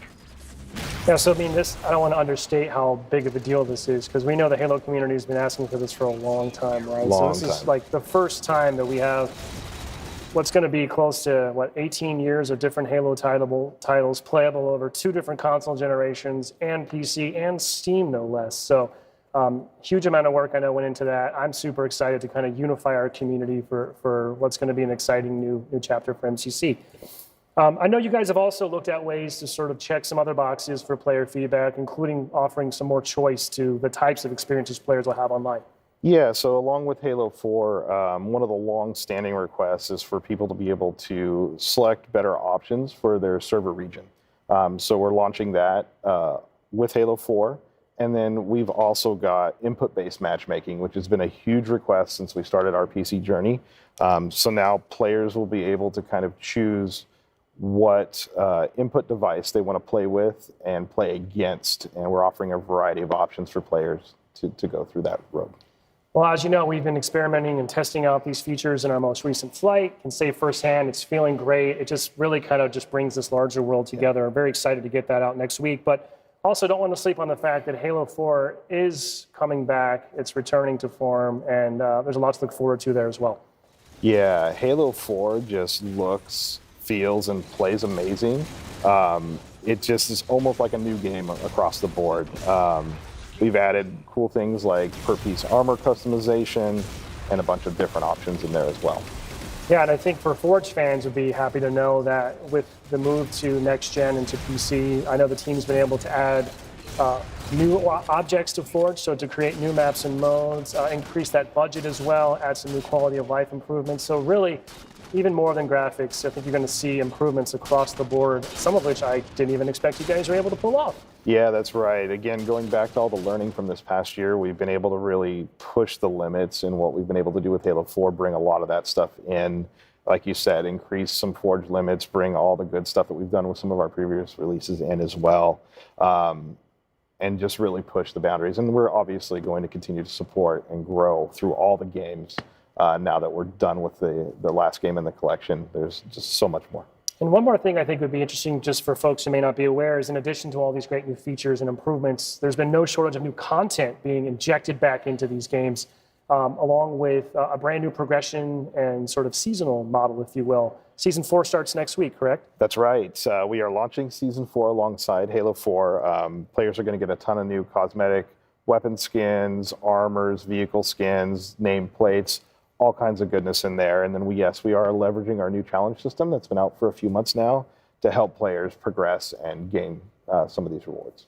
Well, you know, I'm a little bit biased, but I think it's an amazing piece of experience. It's all the Halo Classic experiences brought to life bigger and better than ever before. I can't wait to jump back into Halo 4 and kind of relive it for the first time, if you will, next week.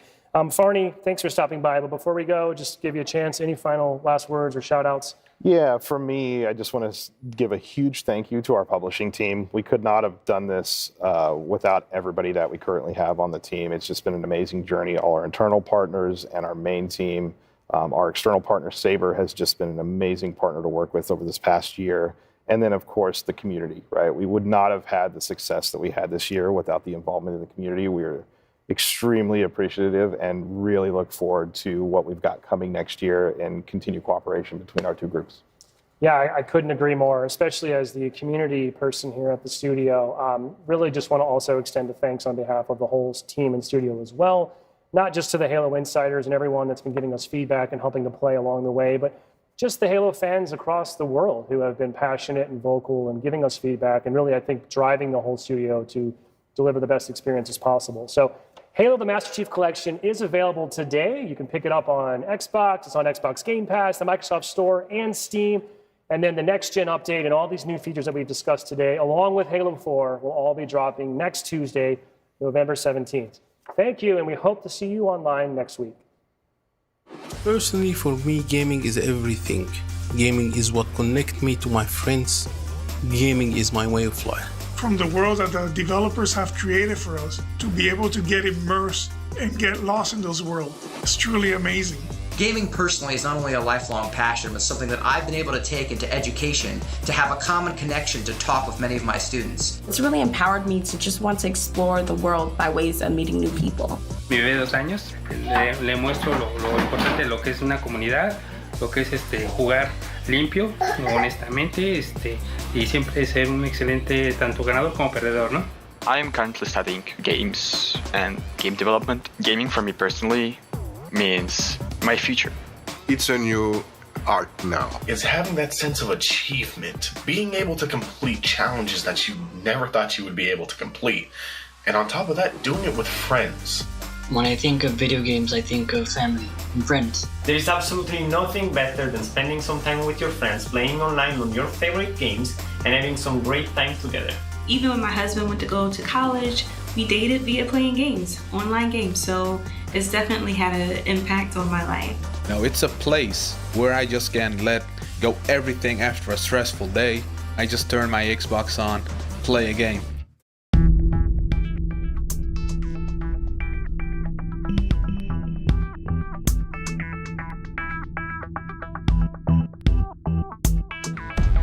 Cloud gaming beta with Xbox Game Pass Ultimate gives more ways to play your Xbox favorites across multiple devices. Xbox Game Pass Ultimate members in 22 countries around the world can play more than 100 games on their Android devices with cloud gaming at no additional cost. With the Xbox Game Pass app for Android beta, you can quickly try out a new game on your mobile device by playing it from the cloud. And if you like what you're playing, just download it straight to your all-new Xbox without even leaving the app.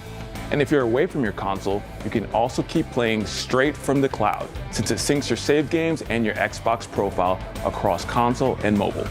That means you can play 100+ games in Xbox Game Pass when you're out and about or while your TV is in use. At Xbox, we love how gaming brings people together. That's why Xbox Game Pass Ultimate lets you play with your friends across Xbox consoles and Android mobile devices using the cloud. Cloud gaming beta with Xbox Game Pass Ultimate lets you play when you want, where you want, on the device you want. Hi everyone, this is Megan Spur, community lead for Xbox Game Pass, and I'm playing Tell Me Why, and I'm apparently throwing stuffed animals at them. I didn't actually water Herbert before we left. That might be a problem. If this were a little bit more like true to life, I would be like slip on the ice at least 3 times by now. Yep. You know what they say, safety first in bear country. Yeah, but... Do they actually say that? Looking snazzy with those glasses, yo. I'm gonna be a jerk. Exactly. Seriously? Okay, I won't lie. I would be terrified if I saw that. Hey, bud. What's up?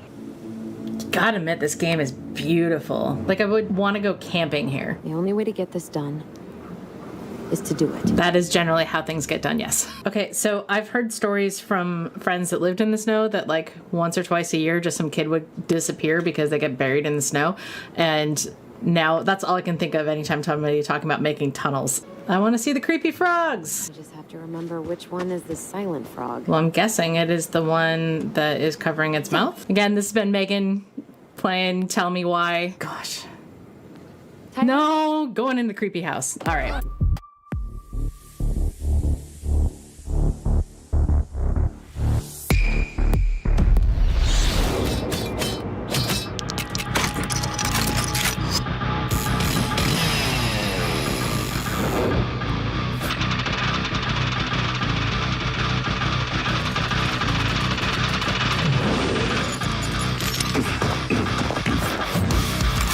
This is going to hurt.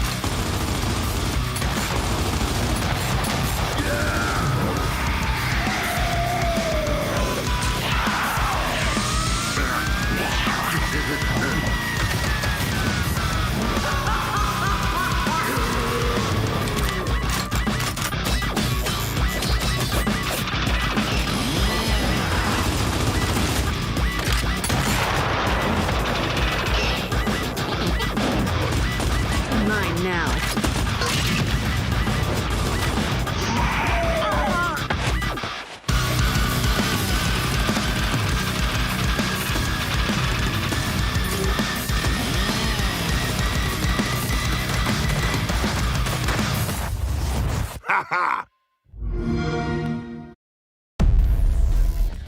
I don't know if getting a tattoo is the mark of the truest fan, but if not, it's gotta be pretty close. Thanks for everyone for sharing your love of Gears with the community. Now, it's time to show off some of the new features and content for Gears 5 on Series X and Series S. Here with us today are Zoe Curnow and Matt Searcy from the Coalition. Hi. Hey. Hi, Kat. Thank you so much for joining us today. It's super exciting to be here with you, celebrating the launch of our new consoles. So, have you seen the coverage for Gears 5 performance on the new consoles and what everyone is saying out there? Yeah, we have. The whole team's been watching.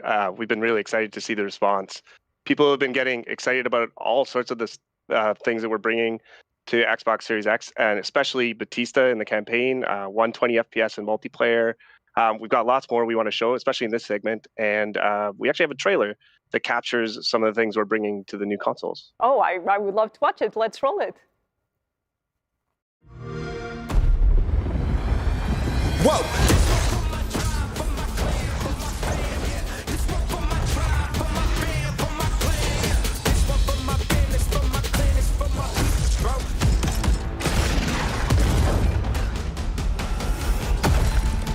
Now what?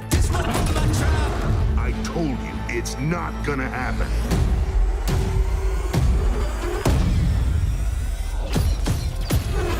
Covering fire! You find what you're looking for? Yeah. Now we need to kill it.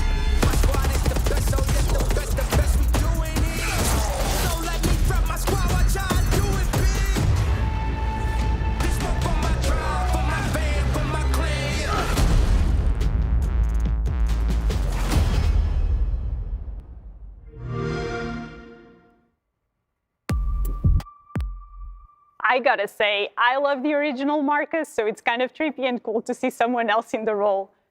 So when you decided to bring Gears 5 to the new consoles, how did you approach it? Yeah, we knew we were going to show up, and push what Gears could look like on the new consoles. The team really wanted to take Gears to a new level and show what the game could look like. But we also wanted to introduce a new way for people to play, especially if they're coming back to try Gears 5 again. And so we went, that's where we kind of started with our new Game Plus concept. So it's in the campaign. You don't have to play through the campaign to unlock it, but it brings all sorts of new ways to play Gears again. And other than the new Game Plus, what are some of the other big things that players can expect to see in the game, both for returning players, but also any new players to Gears 5? There's so much, Kat. We just did so many amazing things. So as you saw, Batista's Marcus, right? Super exciting. That is optional. So if Marcus, as John DiMaggio is your favorite, you can keep that. And then we're going to bring MP skins. So for all those players that have played multiplayer, you've spent your time, earning those MP skins, or you've purchased them, you're going to be able to bring them into campaign and show them off. And that's super fun. We've never done that before. So that's weapon skins and character skins. It just looks amazing. We're going to show we're going to show that to some of you later on. You can also bring your jack progression. So as you play through Gears 5 for new and other players as well, and you level up Jack, he becomes pretty OP by the end of the game. You're going to be able to bring that progression over into your new playthrough of the campaign with New Game Plus. And so he's going to be able to help you even more in those different difficult situations in combat. And as a part of that, we've got new difficulties. So we've got Iron Man and Inconceivable. So I know Inconceivable is going to be a big one for the community. They're going to want to try it out. You're going to probably want your OP Jack to come help you through those. And then as well, we've got mutators. So we're going to show you a bunch of that later on. But we've got things like Big Head Mode, Bobbleheads, which are hilarious. There's mutators that affect the way the game looks. There's mutators that affect gameplay as well. And so Matt actually is going to jump into some gameplay right now. He's going to play a bit at the beginning of Gears 5 and show it off. So we're going to show off some of the really more sexy Xbox One X and Series X and Xbox Series S features you're going to see. That's really awesome. I can't wait to see the game now in the Xbox Series X. And honestly, if there's anything I learned with working with you guys on the esports side is that people love skins. So bringing the skins into the actual campaign sounds super cool. And an OP Jack too. So it's a pretty compelling offer here. Yeah, for players to replay the campaign as well, who've played it once already, right? And then for new players, you're going to be able to see just different ways you can play, and you're really going to be able to switch things up. And Zoe, for those gamers who haven't played Gears 5, can you walk us through what we're seeing in this segment? Yeah, absolutely. I think Matt's going to cover that. Just he's going to talk through a little bit about what he's playing and what we're seeing right now. Is not ready for this. She can barely keep her eyes open. Matt? Oh, maybe not. Maybe I will talk through it. So what you're seeing is the opening cinematic in the game. This is where they're just discussing the mission that they're about to go on. Excuse me, and you'll see in the cinematic, you actually are going to see Dave Bautista as Marcus for the first time. So this is where you see it in that opening cinematic, and you get to hear his voice and see his face. And as we enter into the first mission of the game, and Kate starts to realize a few things that carried over from Gears 4 and what she's going to discover throughout Gears 5. I'm not going to give too much away in case people haven't played it yet, but there's Bautista there in the background as Marcus. And so, actually, let's talk a little bit about Dave Bautista. How were you able to get Dave Bautista on board to work on the team on this? I think there's a really cool story there. Yeah, so he actually started, and fans started an online campaign on Twitter when there was some rumors about a Gears movie coming out and being developed, and so he started a campaign to actually play Marcus. And so fans got on board with it, and they started tagging it and talking to us about it. And so we thought, well, what a better way to kind of give a bit of some fan service and get him in the role than have him come into the campaign for Gears 5. And revoice the lines, and then actually put his face on the Marcus model as well, so you actually get to see him in the role. And from a game development perspective, I would love to get some insights into that. So what was the process for getting him to record lines for all the scenes in which he takes on the role of Marcus Phoenix? Yeah, I mean, interestingly, it's pretty much our normal process, which is, we get him in the studio and then direct him to read those lines. So he actually is redoing all of the as-written Marcus lines for the Gears 5 campaign. And then getting that into the game is a little more complicated, but we had to be able to switch out his lines. We actually used our localization pipeline for it, which is an interesting way to implement it. But so we just treated him as though he was his own language, which is an interesting way of implementing it, but it worked really well. That's awesome. We always love to learn a little bit of how things work on the back end, so it's always great to talk to game developers about those things. And still kind of in that vein, and I believe Matt is back. I don't know if he wants to answer this one. He is back. Matt. Can you guys hear me? So good to have you back. Pandemic world. This is fun. Live gaming. Exactly. This is all live, so all to be expected. With Xbox Series X, how was then the development team kind of able to enhance the overall quality of Gears 5, which was already really, really high when it first came out, compared to the Xbox One version? Yeah, thank you for saying that. We're really proud, of course, of what we did on Gears 5, and what the team's been able to do with the new console is incredible. So you're seeing it right now as Matt is kind of walking around and looking around the world. So you're seeing what we call the PC Ultra Visual Feature Set. So this is, you're going to see this more on the Series X. You're also going to get on the Series X the PC Ultra HD texture packs. Those textures are a much higher resolution. You're just going to see more detail, more actual texture in them. It's going to feel much more immersive. Excuse me. And then you're going to get 60 frames per second cinematics, and that is on Series X only. But that allows much more seamless blending between gameplay and cinematics, because you're getting 60 frames per second gameplay with 60 frames per second cinematics. So you can actually see it right now in the gameplay, where you see the flashlight and that moment there. You're seeing more detail in the shadows. It just looks a little more realistic. So for our multiplayer players in Versus, you're going to get 120 frames per second as well. And we're really excited about the load times. We're finding they're about 4 times improvement in load times. And there's also improved latency for a lot more responsive gaming. So people are going to notice that a lot. And really, as we keep saying, it's just an overall more immersive experience.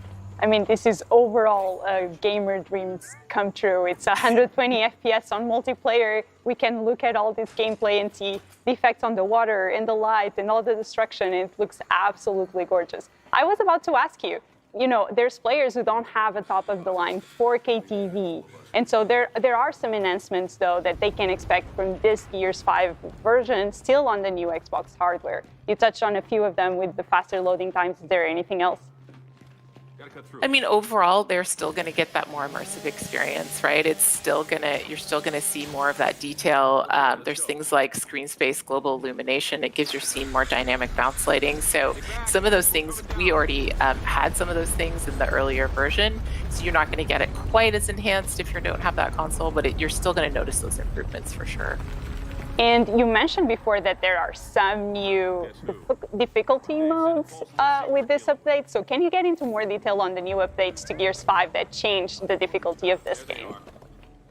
Yeah, I can talk about that a bit. Go for it, Matt. Now that I'm back. So we have the difficulty modes that Zoe mentioned, but there's also a bunch of mutators you can turn on that either make the game harder or easier. So actually you can see right there, I turned on poison on the enemies, so they leave a pool of acid behind. I also turned on grenade headshots, so when you pop their heads, they explode. I've also got only regenerating health on cover enabled here. So you can really ramp up the difficulties. You can do other things to the enemy or to yourself to make it easier or harder. I've got Raul, actually the lead designer who is leading New Game Plus, playing with me just in case I've turned up the difficulty too far and I DBNO. But yeah, so there's lots of stuff you can do to change the way the game plays. But actually, we can also show some of the crazier stuff in terms of how the game can look and sound completely different. So I'm going to pop out to the lobby and we can turn on some of the other mutators. Would love to see it. Do you want to talk a little more about those? About the mutators? Yeah, go for it. So actually, we were going to ask you, Kat, like what mutators do you want us to put on? Oh, wow. I don't know. If we can activate all of them, would Matt be able to survive more than 10 seconds? That's my question. Probably not, but Raul will revive him, so, you know. We could turn on a few. So I'm going to pop over. Actually, you can see we've got different skins here. This is a part of the game where Kate's in the player one role. And inside our mutator menu, in addition to turning on all the skins and stuff, we've got this big head or bobblehead mode, so I'll flick that on. Definitely want that one. Yeah. We need some laugh. Gonna make you laugh. We can turn on like low gravity death, so the enemies, they pop up in the air when you've killed them. There's an amazing one here that actually people have started to see online as people have started to put this out there. We have voiced gun sounds. So all the guns in the game change to one of our audio designers making all of the sounds. And then we have all these different screen effects for how the game can look. There's even like ones for Gears 1, 2, and 3 if you're feeling nostalgic. There's some pretty crazy ones in here. But I'm sure you guys want to show off the new graphics, so I'm not going to make you turn that on. Actually, we're going to turn on cartoon outlines. It makes Gears kind of look like a comic book, which is kind of fun with big head modes. So let's bounce into this other part. I love how Kate looks right now. It's the best. And so before we get into this section of the game, by the way, can you so you've turned on some mutators, and rumor has it that you guys added you added a big head mode, which we just activated, and I also heard that you have a mode with voiceovers instead of the regular gun sounds, which we also activated. So we're going to see all of these things right now in the game. And I don't have sound here on the studio, but I hope people at home are having the best time listening to this once you start shooting. It gets pretty chaotic because it's not just your gun noise, it's everybody's. It basically sounds like a bunch of kids running around making sounds with their mouths, which is pretty amazing. And it's every gun in the game, too. Yeah. It's true, we can't hear the audio of the game, so I hope that at home they can hear the sound. I mean, I guess I have a mission now when I get home to actually go play it and try it out. So I promise I'll check it out. So how many of these visual modes can players expect to see when they fire up the game? Yeah, we have almost 20 of them, which is super fun. And so we're showing you cartoon outlines right now. There's other ones that Matt mentioned. So the vintage, I'll call them vintage Gears. You can do Gears 1, 2, and 3. There is also one that makes everything look really pixelated. There are ones that make everything look really cold. There's one called Trippy, where the world kind of moves and wobbles. So I think people are going to have a lot of fun with that. If you two had to pick your one favorite, which one is it? You know what? I'm going to say the Gears 1. I love it. It's really fun. Yeah, it's really fun. I'm with you, Kat. I hear you. Yeah, I agree with that. I think it's fun to play. I love this cartoon outline one. I think it makes the game look really fun, but kind of like you're playing through a comic book. But the nostalgic ones are really fun to go through as well. So can you tell us a little, I know it's hard to pay attention when, all the characters are running around with big heads, but what's going on this stage for those viewers who haven't played Gears 5? Sure, this is sort of the start of the second act. And so Kate and Dell have traveled out to an outsider village where they are trying to recruit the last sort of holdouts to come back into the COG cities because of the war that's going on against the Swarm. And then the town is attacked at the same time. And we also start to sort of get deeper into Kate's journey, which is a pretty fun part of the game. Oh my gosh, Raoul died. Raoul died. That will be on record. He's supposed to be forever. helping me. Well, that was actually pretty good timing, but yeah, that's pretty good timing. But yeah, it's pretty cool because when you go back through the story, you get to experience it in a whole new way. Whether you've chosen to modify the way the game looks or the way the game sounds, or you're just trying to ramp up your difficulty, it's a pretty great way to experience Gears all over again or for the first time. That's awesome. And what kind of updated character and weapon skins will we see in the updated Gears 5? Because there was already so much offered. So what have you guys done so far? Yeah, so because of this is being out now, so any skins, that you've been awarded or earned up until this was released, you're going to see in the game. So this skeleton skin, I think this came out on October 20th, so skeleton suit skins, so that's a new one. So you're going to be able to play all those skins that you've spent all that time earning, or those favorite skins of yours you've been collecting. I love seeing the whole sets. People have different sets of skins and weapons and all the different weapon skins that go together. So it's going to be really fun to see all of that together. And one other thing that I was really, really curious about, because personally when I played Gears 5, one of the most fun new parts of Gears 5 was having Jack and upgrading him throughout playing the campaign. Can you go into a little more detail about carrying your Jack progression here? Yeah, actually, so I've got it turned on right now. So I was able to hijack the enemies here. I just flipped them to my side. These are things that you get much later in the game that really can turn the tide in your favor. We've got the cloak mode already. We've got all of the things you would get later. So basically what it does is it takes your furthest Jack progression that you've reached in the campaign, and it gives you all of those things in your new game plus. It really changes the way the game played. And as Zoe said earlier, you can use this either just for fun, but also if you want to take on one of those new difficulty modes, or especially Iron Man, which requires you to do the whole campaign on one life, it can really be the difference between life and death. Has anyone in the studio beat the game in one life? Good question. Yeah. Because that sounds really hard. No, it's definitely possible. Yeah. I mean, that's part of getting through that mode out into the wild. That's what everybody works on this stuff. So yeah, absolutely. That's a really good challenge. I don't know if I'll take it, but it's a really good challenge. We have a tester on our team that we give those higher difficulty challenges to, and he comes back to us and says, "This isn't actually possible." Yeah, this part might be not possible. Actually, this is a good moment to just give a shout out to everybody here at the Coalition. For all the things that we've been working on, leading up to launch.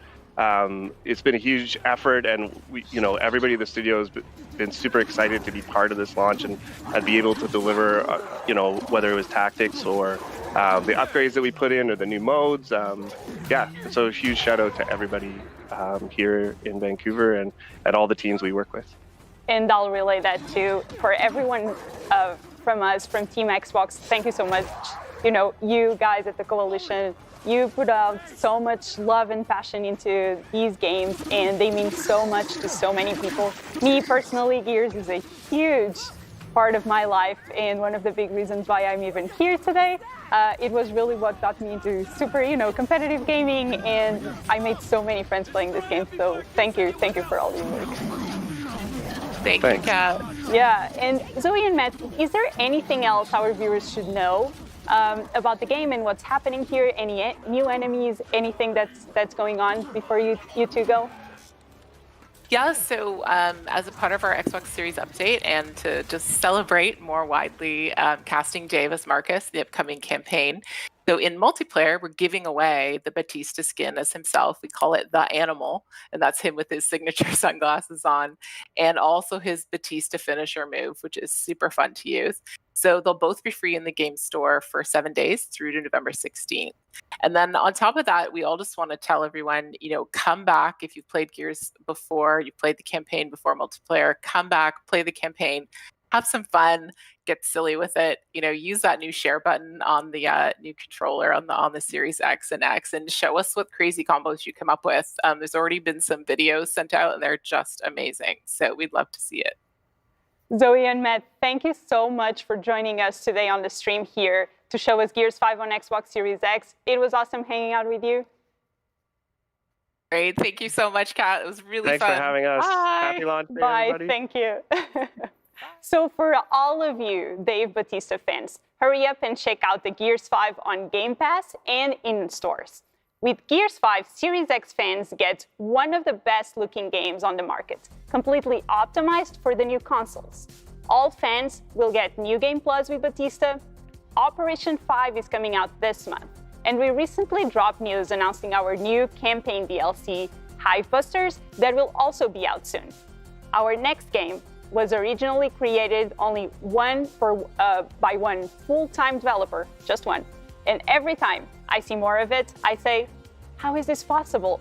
You run, jump, slide, hack, slash, and shoot your way through the land of Sky, a mysterious series of floating islands hovering high above the Arctic Circle. This is Bright Memory. 世界各地的 Xbox 玩家们，大家好。我是光明记系列的游戏开发者飞燕群岛，非常高兴能够再次在 Xbox Launch Celebration 上和大家进行见面。这次得到了微软公司的支持，并与发行商 PlayStation 和父职本次移植开发的 Stage Game 合作，共同将光明记带到了 Xbox 平台上。目前我们已经确定会正式发售光明记的 Xbox Series X 和 S 版本。X 版本将以 4K 加60帧的模式运行，而 S 版本将采用 2K 加60帧的模式运行。此时此刻，我也非常感到兴奋，能够把中国游戏带到全世界与各位玩家分享。此外，关于完整版的光明记无限仍在开发当中，可能还需要一些时间。在等待的期间，请尽情享受光明记的乐趣。接下来，请欣赏一则在 Xbox Series X 平台上运行的光明记实际演示。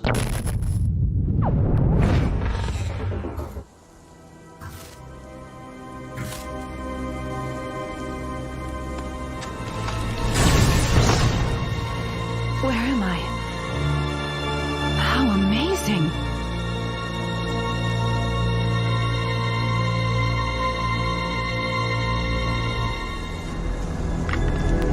Could this be the floating island hidden at the North Pole?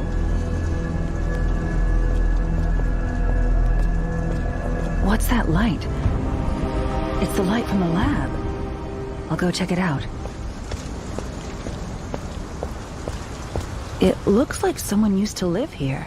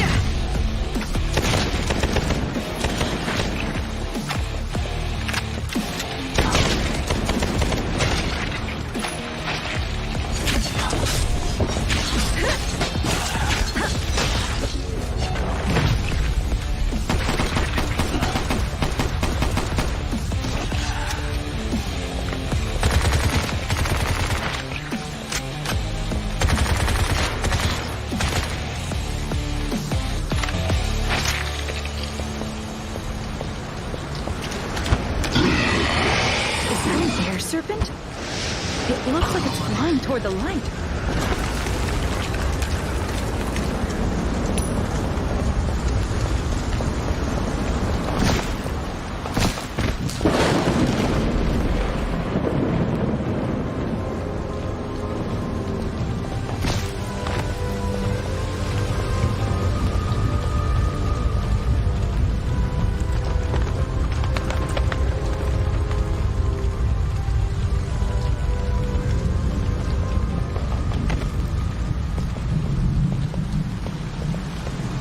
Grapple should be able to get into the other side.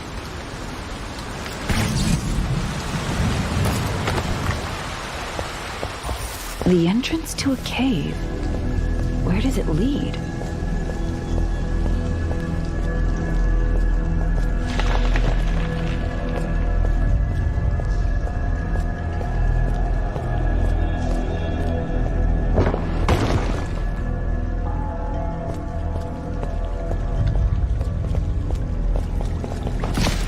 All these soldiers' remains.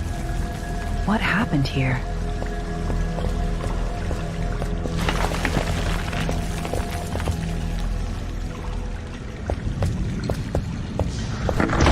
Oh shit! An ambush.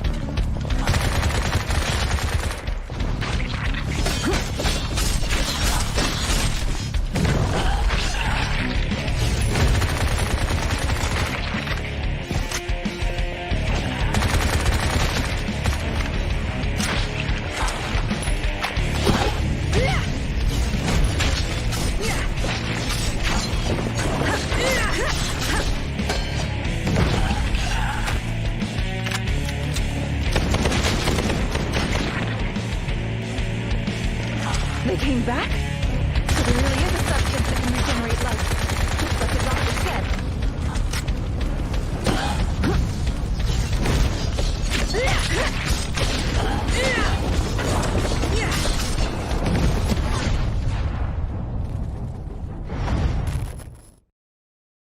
Gaming means the world to me because it's one of the most constant things in my life that I've had ever since I was a little kid. One of my greatest memories is when I was a kid playing Halo 2 with my best friend, sneaking downstairs on a Saturday night. System linking our Xboxes together while playing Halo and having pizza and soda. It was a lot of fun. Getting my first Xbox, powering it up for the first time, it was mind-blowing. I look back fondly on getting on Xbox Live, starting up GTA 5 and doing missions after missions after missions with my friends until the sun came up. My favorite memory of Xbox is when it first came out, getting Halo fans since the beginning. I've been a pirate on the Sea of Thieves, I've stopped the Locust Swarm on Sarah, and I've worked to become the best Master Chief I can possibly be on any number of Halos. My most powerful gaming memory happened when my then almost 2-year-old picked up a game that I had set aside and started to play.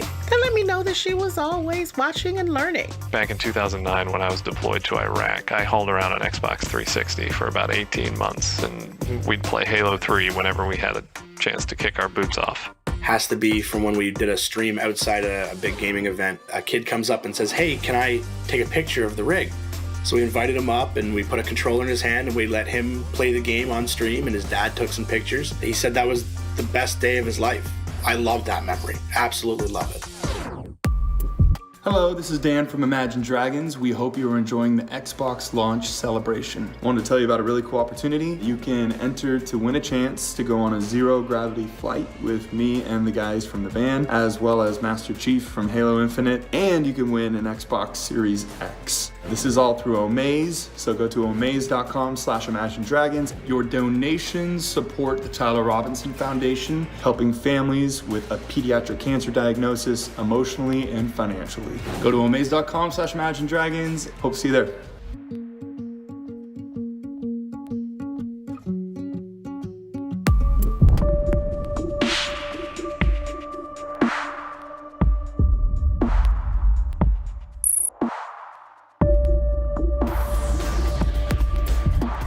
The fire siege just got a lot smoother on Xbox Series X and Xbox Series S as Sea of Thieves hits 60 frames a second on our brand new consoles. To celebrate the launch of the next generation and welcome a new generation of players to the Xbox family, we're delighted to unveil a brand new ship livery, the Duke set.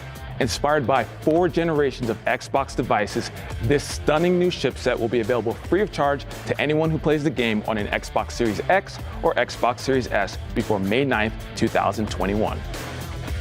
My name is Adam Harris, aka Adam at Xbox, and I am a product marketing manager on Xbox Game Pass, and I am here just enjoying some Destiny 2 right before Beyond Light. And I'm here just to, that's what happens.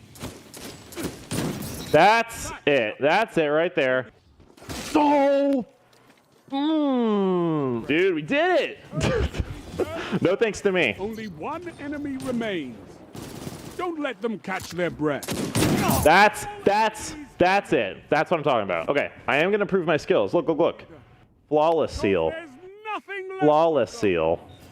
Flawless is equipped. Oh my god, are you serious? One opponent left. 1 versus 2 is no problem. Okay, I gotta end on like a high note. Okay, like I need a headshot. Your ally is the only one. No. I hit him. I freaking hit him, dude. Oh. Traded. Okay, I'll take that. Well, everybody, I think that's all the time I have today. But it was great playing Destiny for you all, and hopefully I inspired you. I hope everyone out there enjoys their new Xboxes, their Xbox Series X and S consoles, and I'll definitely see you out there.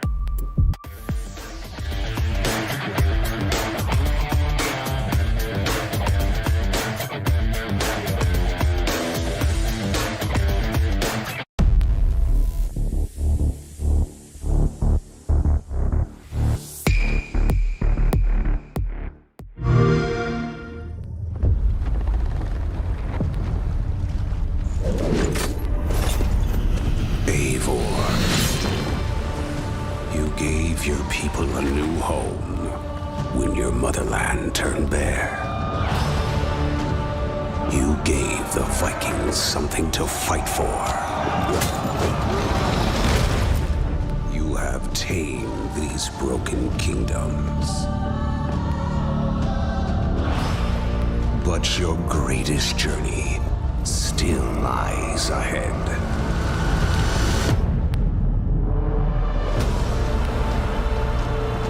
Let's go. It's time to capture a kingdom.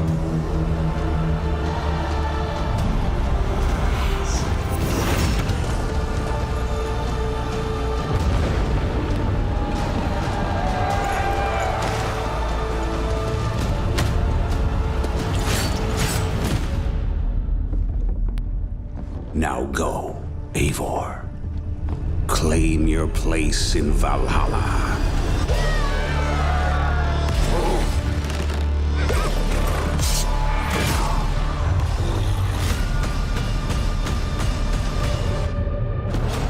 Assassin's Creed Valhalla, available now.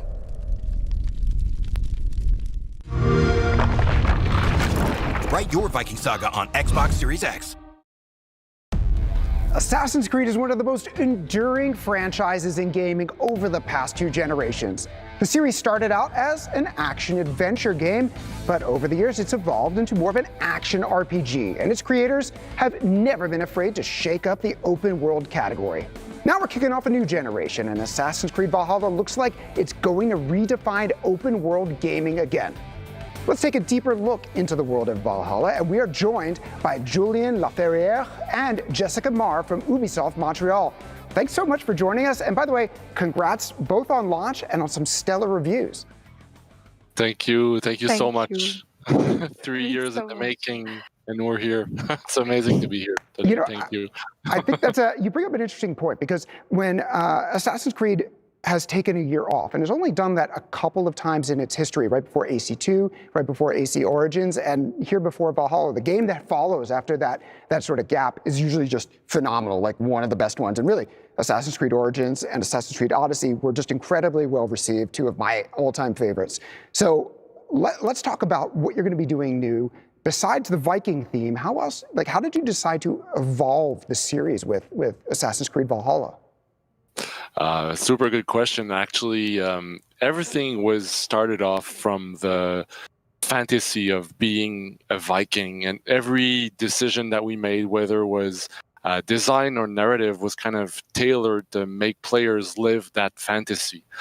But working on the game, we actually came up with a major breakthrough, which is the settlement. And for us, what it means is that we changed the whole game structure because of the settlement, because every quest in the game, you start and end in the settlement. So we really have this feeling that you are a clan leader and you see your clan prospering in England, and that actually kind of shapes the experience of Assassin's Creed Valhalla in something very different for players. So really looking forward to see how players will react to this. But for us, it's a major change in the franchise. Yeah, well, so let's talk about Vikings. Vikings, very fertile sort of culture for fiction, especially in these last few years, and for gaming as well. So, how did you land on Vikings, and especially in the 9th century instead of like you have all of history to choose from? So right after Origins, so 3 years ago, the core team, we met and we said, okay, where we could bring Assassin's Creed next. And Vikings came up very, very quickly because, well, first of all, Vikings are awesome, right? And then you imagine, Vikings, Assassin's Creed, and you already have some images in mind. You already have some gameplay mechanics coming along. And it was very natural for us, based on the foundation work we had on Origins, and now we would see Odyssey shaping up. So it was just very natural to bring it to the world of Vikings. And then why, the 9th century? Well, basically it's because it's the golden age of Vikings. It's the best time to be a Viking. They were at their peak. And it was just, we wanted to bring the experience there. And the fact that England and Norway have such a big contrast makes it very, very cool for players to see that difference. It's a land full of political intrigue and so on. So there's many, many cool things to explore in this specific time period, for sure. I'm just enjoying looking. I got to say, like Assassin's Creed in 60 frames per second is a revelation on Xbox Series X. I'm enjoying it, and I'm loving just watching footage here of stuff I haven't seen. So tell me, Jessica, how did you work with historical experts to blend the real-world events that happened during this time in with this Assassin's Creed sort of sci-fi setting? Of course, Assassin's Creed prides itself in its love for history, so we always take what we learn very seriously and try to represent it in a way that really respects and also loves that part. And specifically for the Dark Ages, there's so many things we could work with. Of course, we wanted to recreate that world that almost feels painterly sometimes and recreate that fantasy of the rolling hills and those bustling cities, but we also wanted to make sure that the fight felt really combat oriented, very grounded, and very much feeling like a Viking. So we take everything they teach us to heart. Well, let's talk about England during this era. I've played a good amount of this game so far, and I didn't realize wolves were an issue in the 1,000 years ago. And you don't really think of necessarily the terrain when you're going to cities like London or something like that, and how mountainous England might be. So, is there anything unique about the terrain of England, especially a millennia ago, that lends itself to showcasing Assassin's Creed, especially with this new console? I think a part of it is that the England of the Dark Ages is actually many layers of civilization, a lot of people, a lot of different influence. So obviously, in the real, you see some big structures that were actually left there by the Romans. And what's cool is that at the time, that sort of knowledge of technology and architecture was lost. So the people of the time thought that these structures were built by giants. So we kind of really liked that idea, and we wanted to kind of sometimes even exaggerate those structures to kind of deliver on that feeling that the people of the era could have, So, and that helped us shape very interesting kind of compositions and very interesting structures for players to discover. And we thought, it was something very flavorful to bring in the game. Definitely kind of something coming from the perceptions of the Dark Ages, if you want. So let's talk about, like, on the technical side, what it took. This is a huge chunk of England and you know, Norway early on in the game as well.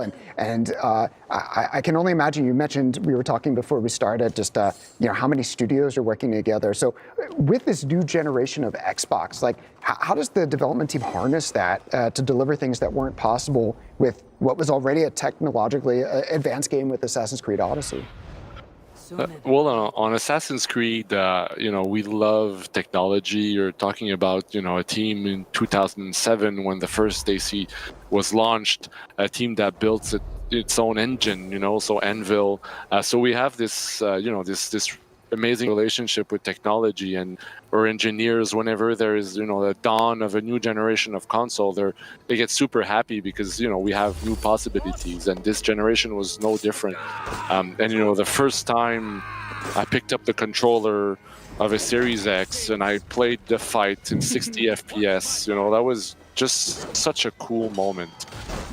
You know, just the fight is so smooth, and I'm sure, Jessica, on your end, you probably had some stories like that, you know, but when you feel the game on next gen, it's just incredible, you know. There's many cool stuff that feels very comfortable. You know, it's not only graphically more interesting, there's also a lot of comfort coming from the experience. Absolutely, and the breadth of the world that we can share now to players when you go up on reach high points and you see that world and everything you can access so clearly and in 60 frames, and even when you're raiding, the fires that start, all those little details really come to life and fulfill that fantasy with the next gen consoles. So you mentioned raids, and I think we have something that's happening here. It's like Assassin's Creed. We think of assassins as being sneaky, and yeah, you can pull your shroud over your head and you can sneak in. You have your hidden blade here in this game, but I feel like, at least maybe I'm just bad at stealth, but I'm getting into some scraps. I also don't think of Vikings as necessarily being super subtle. And so you get to blow your horn and get into a raid. So let's talk about that and how this plays into combat and has like sort of this big feel and what happens. It's not one person versus the world, but you've really got this cool crew to run through with you. We definitely, with the fantasy that we have about being the clan leader, being a hardened Vikinger, of course you have a crew with you in your Drakkar and you can set sail, and to thrive in this environment, you need to make some harsh plays, and so raids are there for that, and it's definitely an ode to historical facts. And it's just so much fun. There's so many ways you can enter and explore those things. You can enter stealthily, check out the environment, and then call in your crew and ambush, or you can just go in from the ship, run up, and destroy everyone. It's always a wonderful experience. Yeah, there's that press Y to start the raid as you just sort of, it's like coming in, like honking the horn, you know, and just like jumping out and getting into it. And it's been working for me, so I'm going to keep on with that. We did see briefly there, we saw the skill tree, which is radically different than previous skill trees, where there it is. Thank you. I almost hit that cue perfectly. I just love that. I just love it. So you know, if we think back to Odyssey, you could see the entire skill tree before you and go, okay, I'm going to save up for that one, or I want to unlock that one. This is more sort of hidden, and I find myself depositing my points into different places. So leveling is just very different in this game, and please tell us about how that's come together and what things you can look forward to.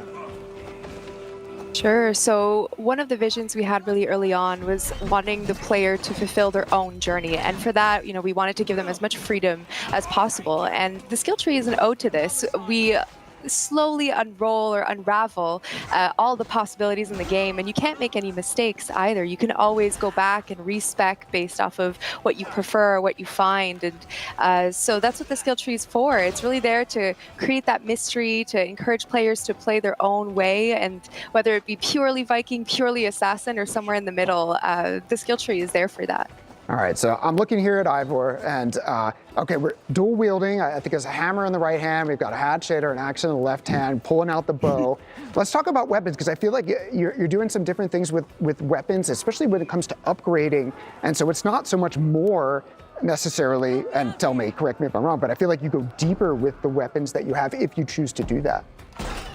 Well, it's awesome to be, you know, so close, or even in the early medieval period, you know, because you have access to all these awesome weapons. My favorite being the flail, for sure. Kind of close second, the dual hammers, always a favorite. But we have access to all these really cool weapons, so we wanted to include them in the game for sure. But we wanted to kind of step away a bit from a feeling of loot, more towards feeling of collection. So now you're seeing you're in a raid, but it's very possible that in a raid in the game that you stumble upon a chest, and that in that chest there's a very unique piece of gear that you will collect and upgrade and so on, and you will cherish for the rest of the game. And that's sort of the philosophy that we wanted for the gear and the weapons in the game, because we have a great variety, but we want to feel kind of each find like you're finding a treasure, and that you will cherish and upgrade as you move in this game. Yeah, I like that. It's not like, oh, this is such a cool weapon, and 5 minutes later, well, I got something that's a little bit better, so I'm going to just throw it away. I'm going to break it down.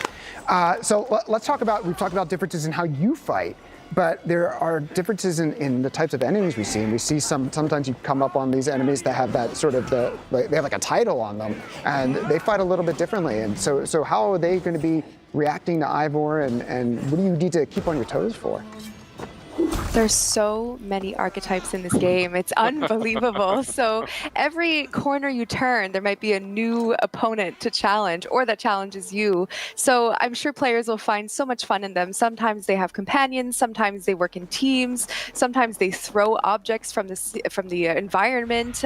They're always surprising, and there's so many to keep you on your toes and to always check on you, see if you have your abilities together, and if you really can master the way of war. So there's so many. I'm really excited for players to discover them all.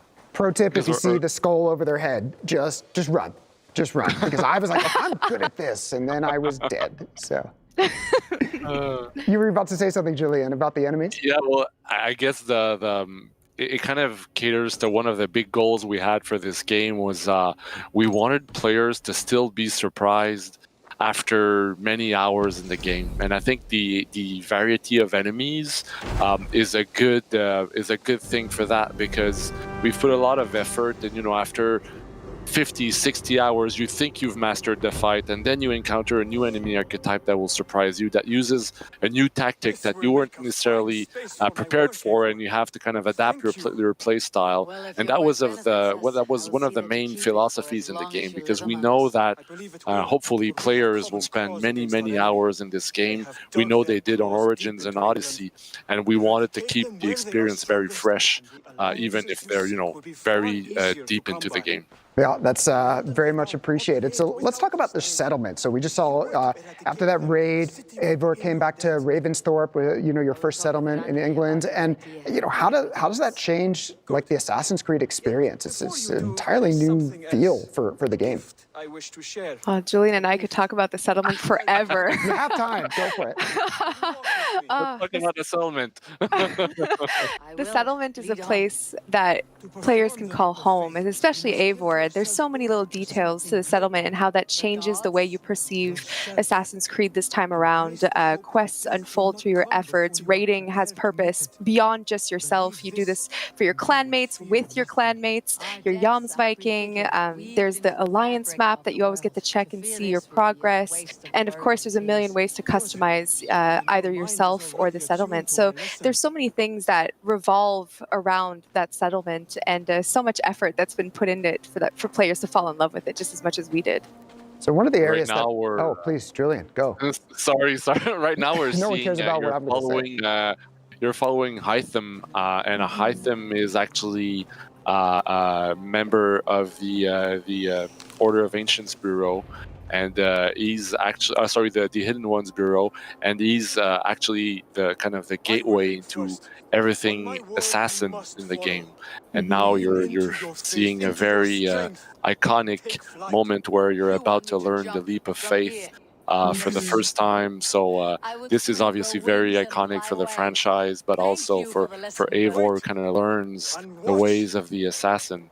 So it's kind of a very cool moment. Actually, I remember the first time I played it, I was, wow, this is kind of a cool tribute to the franchise, and I hope players will get the chills when they feel that. I certainly have them now. That's so cool, because I saw that moment many times.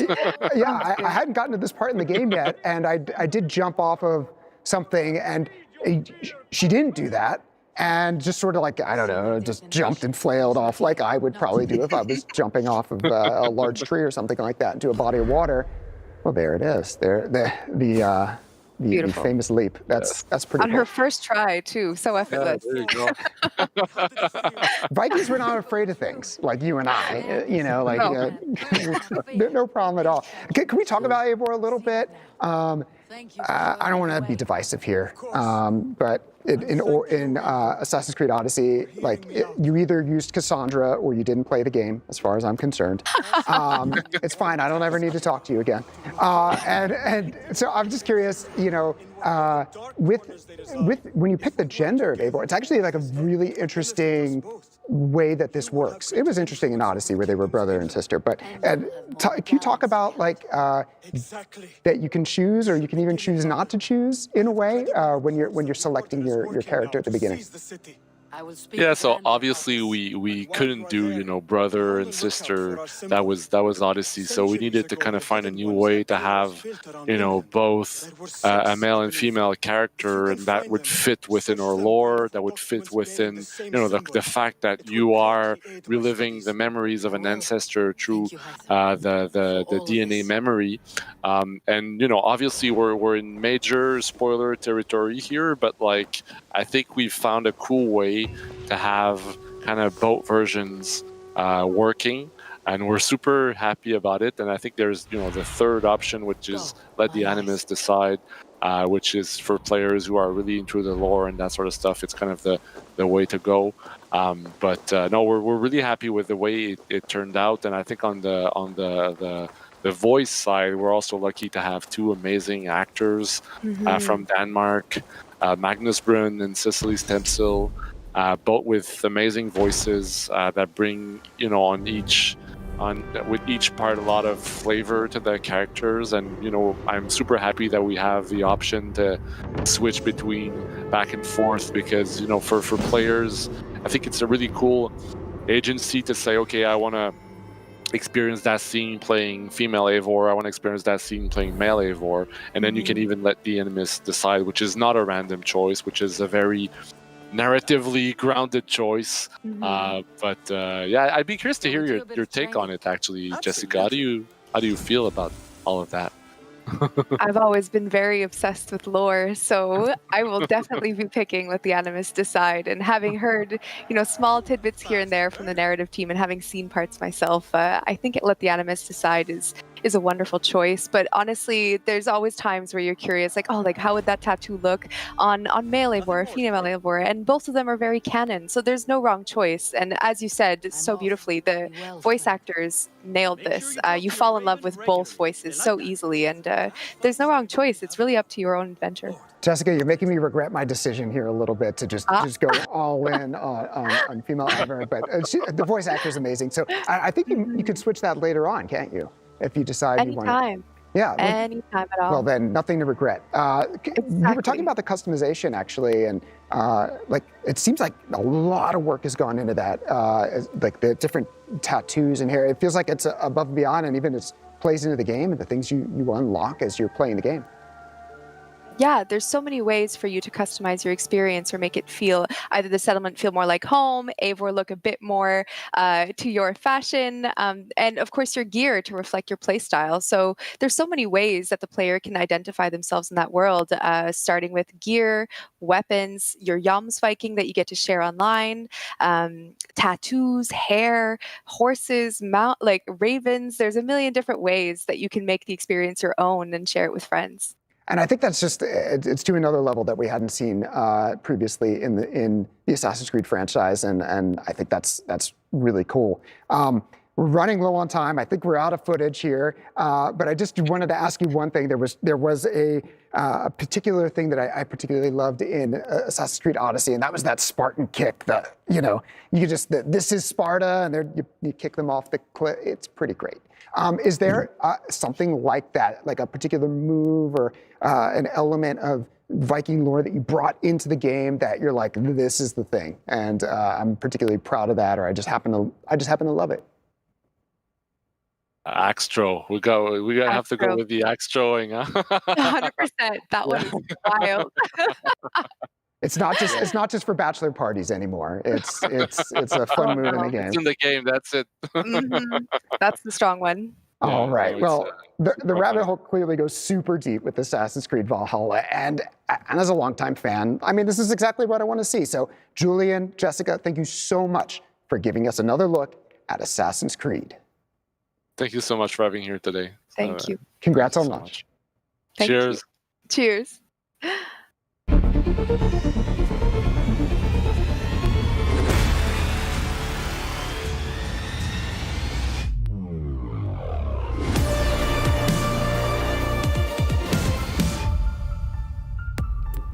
Mexico has some of the most passionate Xbox fans in the world, and to celebrate the launch of the Xbox Series X and Series S, they went big.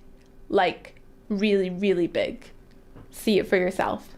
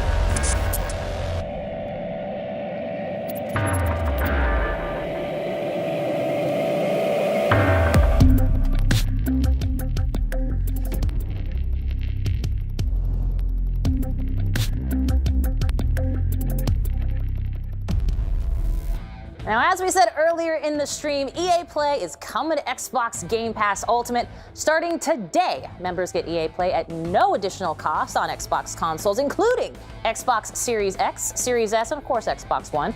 Now, if you play on PC, then starting December 15th, Game Pass Ultimate and Game Pass for PC members will also be able to enjoy EA Play on Windows 10 PCs via the EA Desktop app beta. Now, EA Play, it brings the best of Electronic Arts to Game Pass with more than 60 of their biggest and best games, including Star Wars Jedi Fallen Order, which enters the playlist today. Starting today, Xbox Game Pass Ultimate members can also play some of the best games from EA on Android devices from the cloud, including Madden NFL 20, The Sims 4, Plants vs. Zombies Garden Warfare 2, etc. And with more on the way.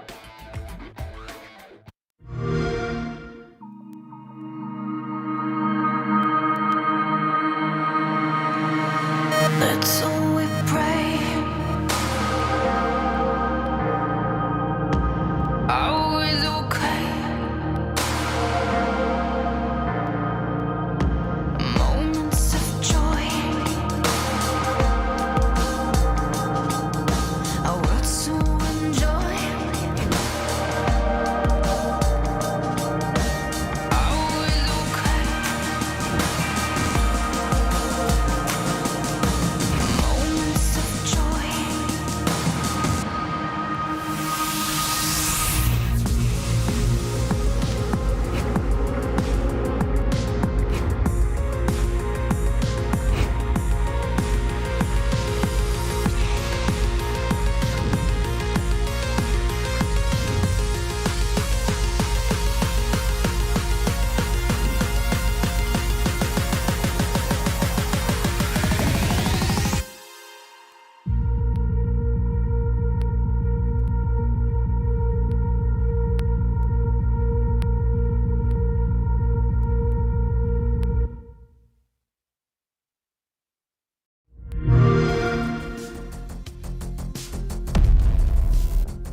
Who doesn't love Tetris? I mean, seriously, who are you? When you combine proven mechanics, beautiful visuals, and online teamwork, you get an amazing game like Tetris Effect Connected. Joining us today to talk to us about the game are producer Mark McDonald and lead multiplayer designer Tomohiro Tashima, who also goes by Green Tea. Gentlemen, thank you for joining me today and welcome from Japan. Excited as hell to be here. Well, we got to tell you, we're thrilled about you. Tell us, I mean, people have been playing Tetris for, I don't want to make myself seem too old, probably 30, 40 years. But tell us, why did you decide to add multiplayer to Tetris Effect? So we had, as you know, Tetris Effect is a game. It's been out there now for a couple of years. We had a great reaction to that game. But one of the things that we saw a lot of people, saying and reacting to is that they wanted to basically like share the experience with a friend. It's a very positive kind of life affirming. It sounds weird that I'm still talking about Tetris, but I am talking about Tetris. It's a very different kind of take on Tetris. But so we had this really great, really positive, wellspring of good feelings around the game. But people wanted to share that with people. They wanted to share that with family or with friends. They wanted to hang out with other people in that space. And so, so that basically led to us wanting to add multiplayer now for Tetris Effect Connected. Mark, when you were working on this, I mean, you could probably look at it and go, gee, we're going to add multiplayer. We could all play on one board, or maybe we'll all have individual boards. Like, tell us about the thought process of how you came up with what you ultimately are shipping versus kind of something that you played and go, no, this doesn't feel right.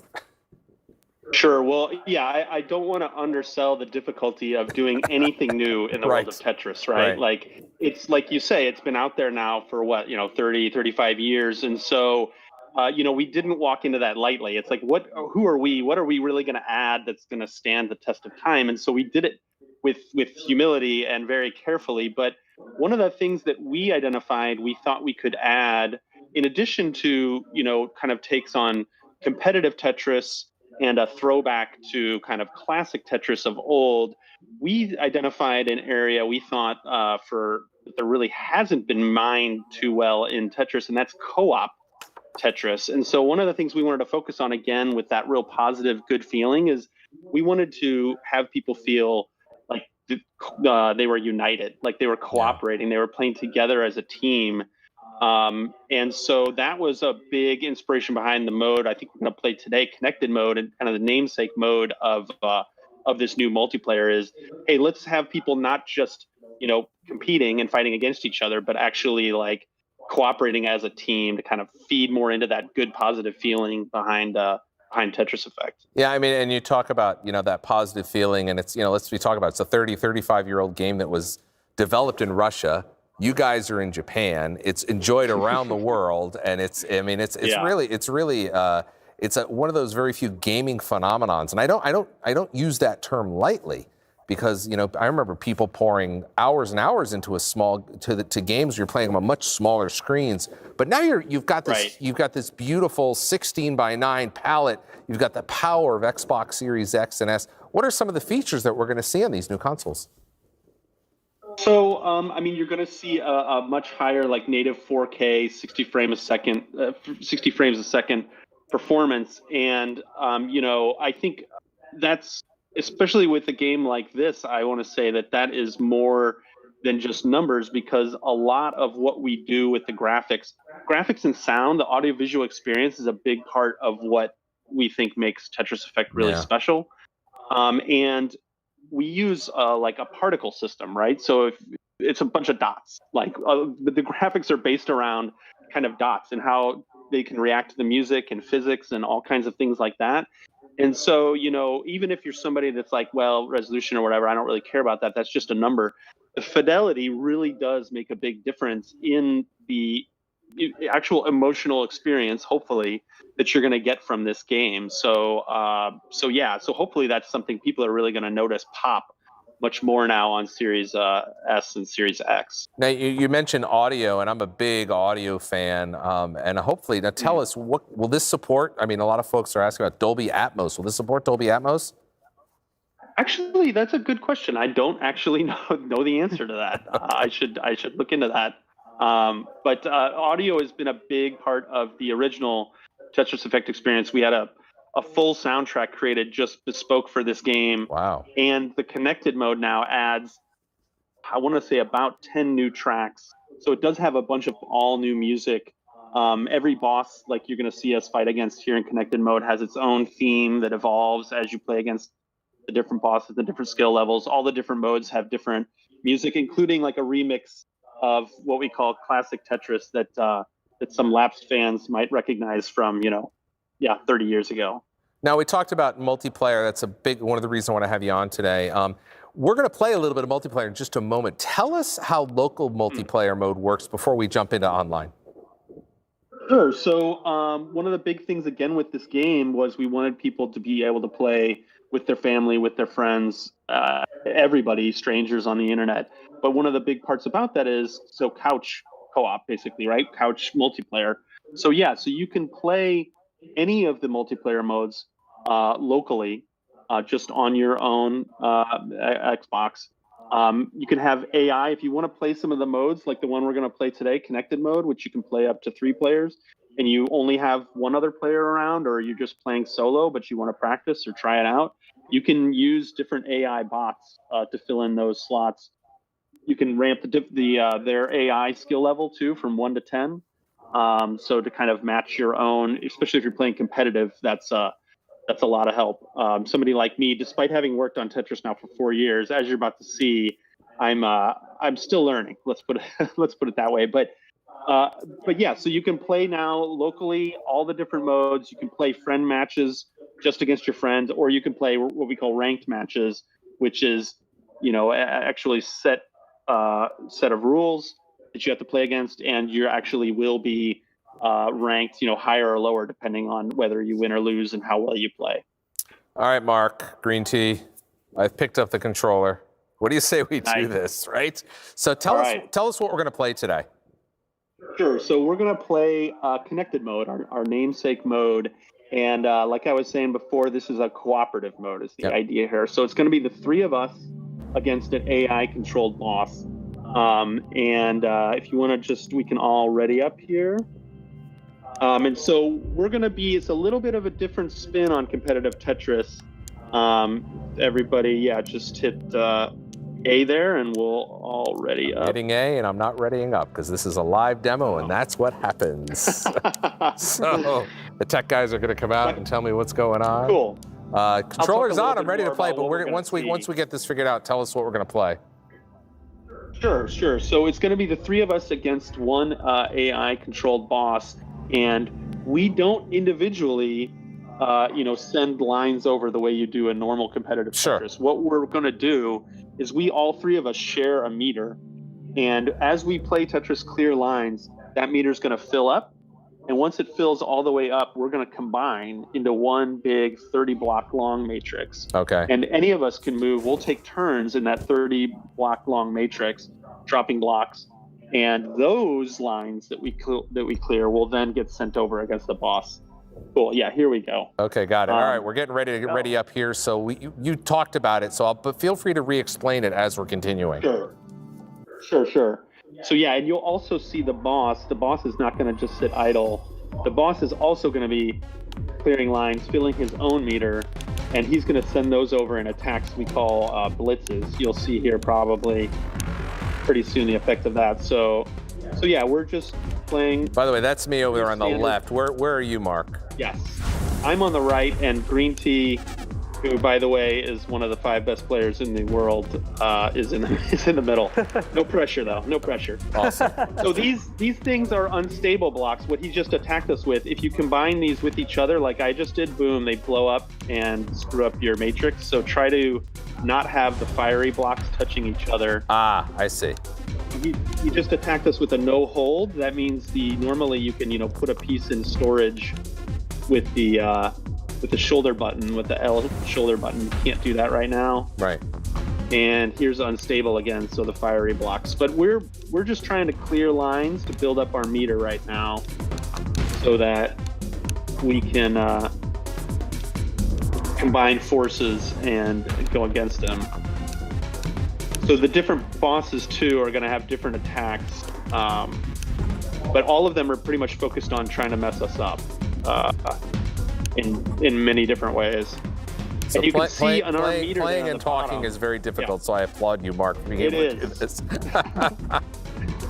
I'm still learning how to do that. So now we filled up our meter. You can hear the music change a little bit, and the effects between the matrices gets a little intense. And boom. Okay, now we're so now the board. So just Larry, noticed the board opened up. It's crazy now. So tell me what we just saw.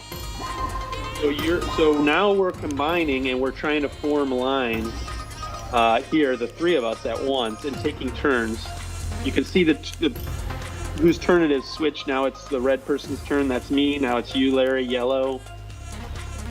And yeah, we're basically now sharing one big matrix and trying to combine.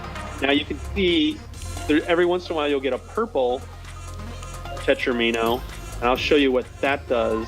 By the way, tetramino, that's what a lot of people don't know the blocks are called. That's a big deal. That's right. Yeah, the 4-block block. So see, now watch my purple tetramino here. I can go ahead and fix this. Boom. We call it a magic mino, and that just basically goes down and fills any gaps or pushes down any blocks that might be covering a gap. So now we're about to exit the zone. You can see the sparkles on the bottom almost elapse. And when we do, we're gonna exit the zone. We're gonna separate, but the blocks the lines we cleared will now zoom over to the boss and add to his matrix. Got it. Yeah. So we're kind of ping-ponging around between these modes. We have to continue through the level, and then as we make it, it goes over to the right-hand side. That's exactly right. Yeah. And in the meantime, he can build up his defense. He can try to fight us doing that, which he's doing right now. He can make those lines disappear if he switches into defensive mode. But while he's doing that, that means he's not attacking us, and we have a chance to increase our lines again. So let's see here. You can see also our meter on the bottom. If you look, you can tell by what color the different players have contributed to the line. Okay, now I'm going to drop a bunch. Okay, let's see if we can get better this time. I thought we did better last time, Mark. Pressure's on. So yeah, so speed is a thing here, and we can fix mistakes if we need to with those magic minos later. But you don't earn as much attack against the boss. The more you use those magic minos, the more you rely on kind of the little cheat minos. Right. The less your attack you're going to send over against the boss. But see here, we're already doing better this time. It feels really good when you get in the rhythm here. Oops, when you don't do what I just did. And you get in the rhythm with 3 players, it feels really good. What's kind of the best strategy that you guys have found as you know, we're making this a party game? I'm sorry, what's that? What's kind of the best strategy that people should, when they're playing this multiplayer mode? Sure. So one big strategy is to fill up your matrix before we merge. Okay. Because once we merge, then you have a whole bunch of blocks already, which you just have to top off. So you'll see some people when we're about to merge just suddenly start dropping blocks, not even trying to make lines, just start dropping blocks as fast as they can. Right. And that's because when we merge, it kind of shakes up everything and makes those blocks drop down. Let's beat this boss. We're going to beat him this time if we can merge again. Tatajima-san's going to take us over the top. Yeah, don't look for me for that. It's going to be up to you. Let's go. Here we go. So yeah, so just try to fill up your matrix, Larry. Don't even worry so much about clearing lines right now. Got it. Just kind of fill it up and watch this. When we're about to merge, see what I'm doing. It's time. I'm just dropping them all over the place, and here we go. Ooh. So now we're set up kind of already. You do have to be a little more careful now where you drop your... They have these peaks and valleys, right? But we can start completing lines. See, we're already at 8 now. Oh, I'm sorry, that's me. And you can feel the controller vibrate too, right? When it's your turn, it goes. It kind of. It's a nice little tip. Yeah, it's a nice little reminder. Hey, wake up. Oh no. All right, yeah, we got another line bar.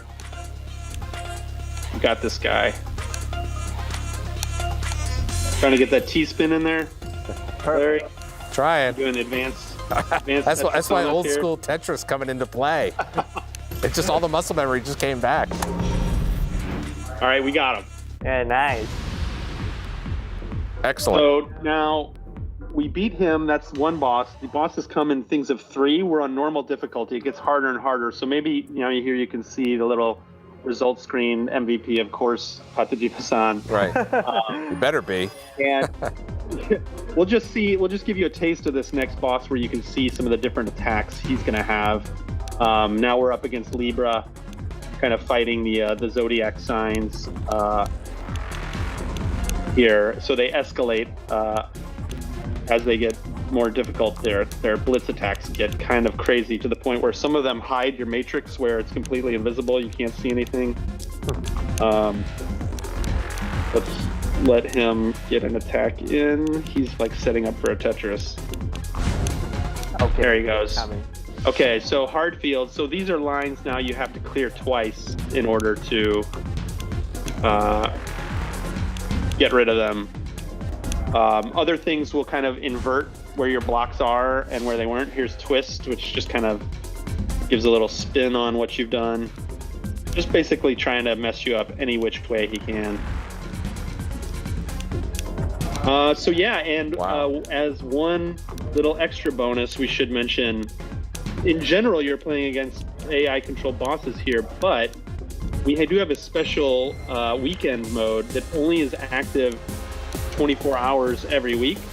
Okay. And that is called Connected Versus mode, and you can actually play as the boss. So a 4th player can join and play as the boss in that Connected Versus mode. Again, just 24 hours. Sure. It's the same 24 hours all across the globe, but at the same 24 hours, you can kind of get a taste of the dark side. Well, I just want to make sure whenever I'm playing, I'm going to have to check my clock because I want to do it when Green Tea's sleeping. I don't want to ever match up against him. He is scary, scary good. He's also our, like we mentioned, lead multiplayer designer. So that was a very nice, very, very nice thing to have when it came time to balance the game. But as a live multiplayer game, we're not pretending that we have the formula figured out from the start. So we're super excited, starting today, for people to be playing this game, watching how they're doing, things like bugs and stuff like that we'll be looking out for, but really like what we're excited to see is like how people do strategies we haven't heard of. Should we be balancing things differently? We'll be patching and watching stuff to react to the community as best we can, especially in these first few weeks and months. Yeah, it'll be great to see some of the a lot of the streamers streaming this and seeing watching it online, because it's a very unique game that you'll be able to stream. That's what we're hoping, especially that Connected Versus mode where it's 1 against 3. We're really interested, these Tetris pro players like Tajima-san who are so good, we wanted to kind of give them something as well to have fun with. So like 3 of us mere mortals can like team up and see what you can do against somebody who's really skilled. Also, there are handicaps for all of the different modes. So if you're playing with friends or playing locally and somebody is way better than the rest of you, you can still kind of even out the playing field and have fun with each other. Okay, here we're going to combine again. Here we go. Yeah.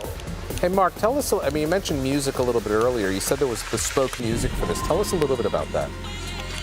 Sure. So we got the same artist, Hydelic, to do the music that did it in the original game, which was really well received. And it might be hard to notice, but even the music, so we're still in normal difficulty here right now, but the music now with this boss has changed slightly. It's evolved. And it's completely different when you fight any of the 5 different tiers of bosses. But even within those tiers, with the individual bosses, kind of changes slightly, evolves slightly. And yeah, his Hydelic thing is really doing different styles of music, different types of music. So it's really radically different from one tier to the next and in the different modes, and really just like lends the whole mode or boss or stage like a different atmosphere, I think.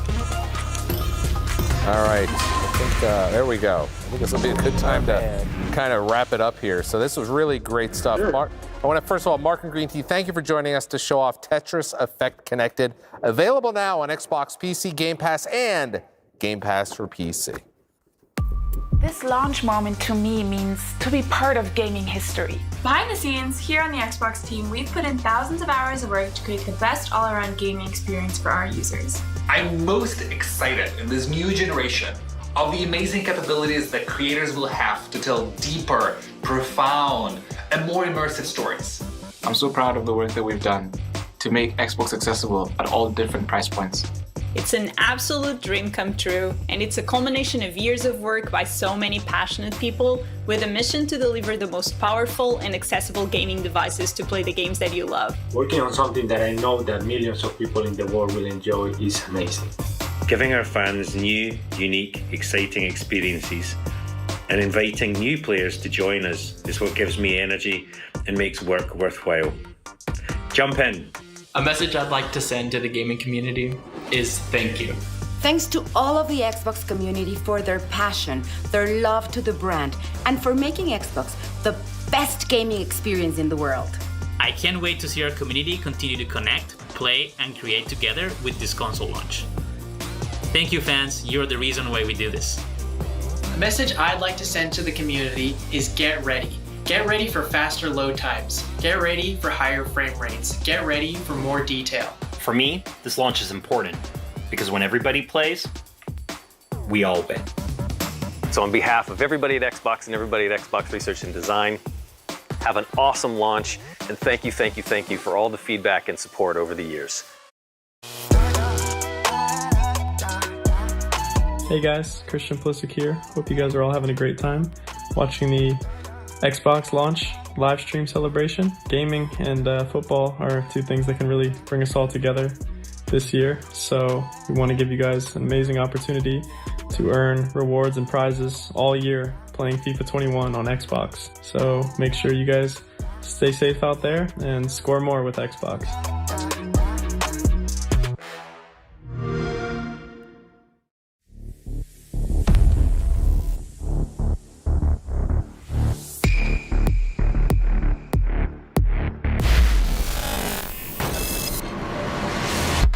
Hello everyone, today we want to talk about the amazing possibilities that the Xbox Series X has brought to our game.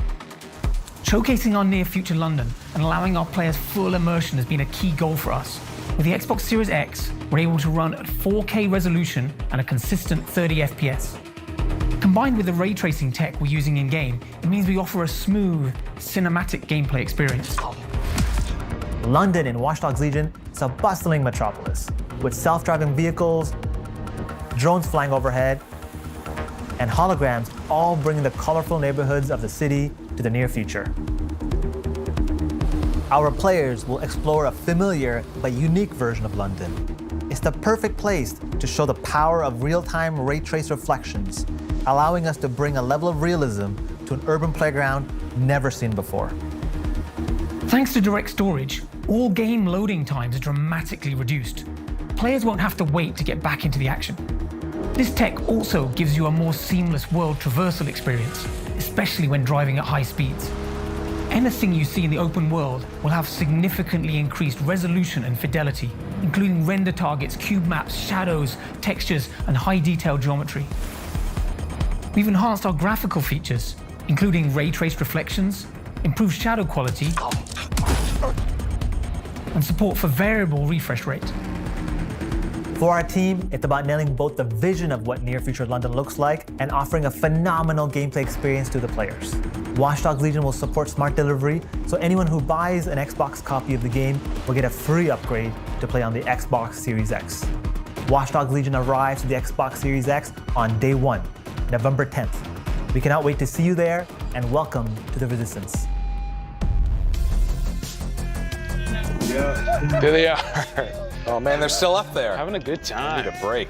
I'll tell you, now listen, the recreation of London in Watch Dogs Legions is simply stunning, as is the idea that you can play as anyone. Xbox One owners have been playing it for a little over a week, and today it is a launch title for Xbox Series X and Series S. That's right, Larry. Big day. So here to take you on a whirlwind tour of the game are Clint Hawking and Kent Hudson. How are you guys doing today? We're doing great, man. Congratulations on a big day. Great to see you guys. I got to tell you, we've been talking here. I've been playing a lot of the game for the past couple weeks. I got it early, thank you. And a couple days ago, I got the update which introduced ray tracing, and my eyes popped out of my head. When I saw that playing on my OLED screen, I could not put the controller down. Now, Malik, you haven't had a chance to play this, have you? I haven't gotten in yet. I'm planning on doing it when I get my console tonight. I'm telling you, if you have an Xbox One X, Series X, or Series S, you have to check out this game. The ray tracing is simply unbelievable. Anyway, and I kind of answered my own question, which was for you guys. Hey, what improvements can players see on Series X and S? Certainly there's ray tracing, but there's a lot of other stuff too, right? Absolutely. I mean, we also brought smart delivery. So what's really important for us, as you mentioned, that we released on the current generation, or I guess the previous generation of consoles. And for those who did get it there, you can grab it today through smart delivery and play on the new generation. Also, aside from the graphic improvements, much faster loading times. One of the great things about our game is, swapping characters and, I want to be my construction worker. I want to be my spy. I want to be a beekeeper. Now those load times are super fast, which makes that, gameplay experience way more fluid. And of course, the graphics, London's a very wet city, very rainy. And it's really wonderful to see how much more life and connection to the world comes from that added layer of graphical fidelity. So it's a great way to experience the game. You all pack the game with content, and of course the visual fidelity, like you mentioned with ray tracing, is amazing. So I know we have a bunch of gameplay and a bunch of things to talk about. So let's jump right in. What are we going to be seeing today with the Watch Dogs Legion gameplay here? Well, Play as Anyone is one of the big innovations, probably the big innovation of the game. So the video we're going to watch is basically taking a variety of different characters with different abilities into different situations and kind of showing how, no matter how you like to play, you're going to be able to find characters that have unique abilities and unique capabilities. And so we're going to actually run through some gameplay here of all kinds of different characters to show what the game has to offer. And I want to point out that what we're seeing here on this gameplay, this is Series X. It looks fantastic on XRS. But you're just kind of jumped into a car and now you're screaming on down the railroad having a tracks. You know what? I got to tell you, I got to use this trick to get around town. I totally forgot because there's no traffic up there. And I'll tell you, one of the challenges I've had playing this game is it's in London, which looks fantastic, but I'm used to driving on the different side of the road. So that's been one of the most difficult things for me. But look at this game. It looks fantastic. I mean, you're seeing the ray tracing action. You're kind of seeing in some of the reflections. What are some of the other areas that we're going to see the graphical enhancements? Certainly ray tracing, draw distances. Tell us about that. Yeah, I mean, absolutely. The ray tracing, the draw distances are all hugely improved. I think I think correctly the shadow fidelity is improved, and I was actually talking to one of our graphics programmers the other day about what it's called, and I can't remember the name of the technology where the shadows closer to a person's foot or to the base of a car or a post are very crisp, but as you move further away from that object, the shadows get fuzzier. I'm sure Twitter is going to remind you quickly. So. The experts will tell me, and I'm sure Yarko is really pleased at me for asking him and forgetting what it's called. But I mean, I think one of the things that's great is it's detailed shadows, like these kinds of reflections.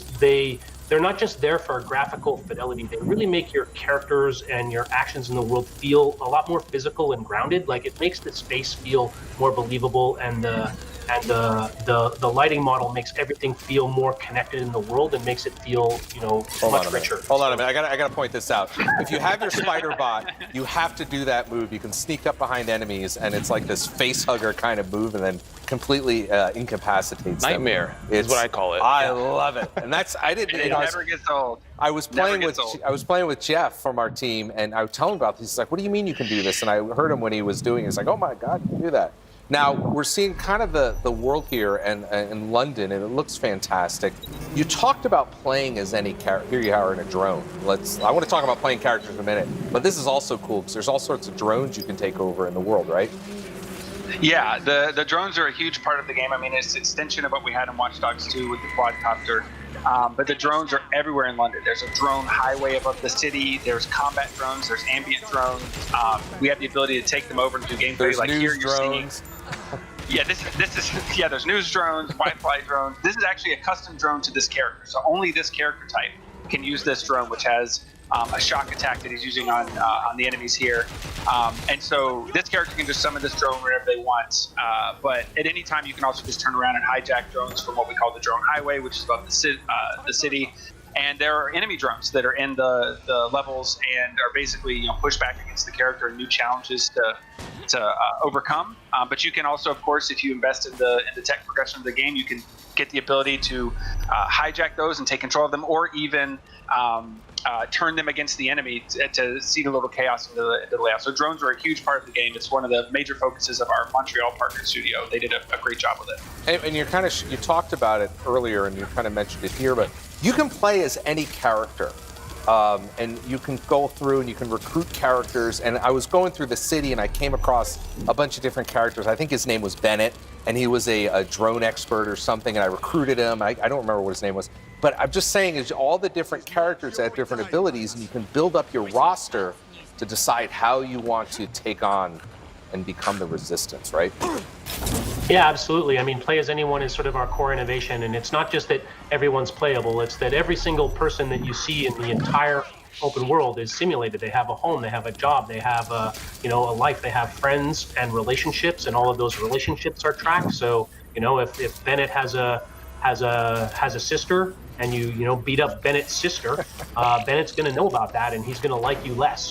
Whereas if you see Bennett's sister being harassed by Albion and being wrongfully detained or persecuted, you can save her, and then Bennett's going to like you more, and he'll be more likely to or more ready to join your team. So it's not just that you can click on people and embody them. It's that the whole population is simulated to a degree we've never seen before in a video game.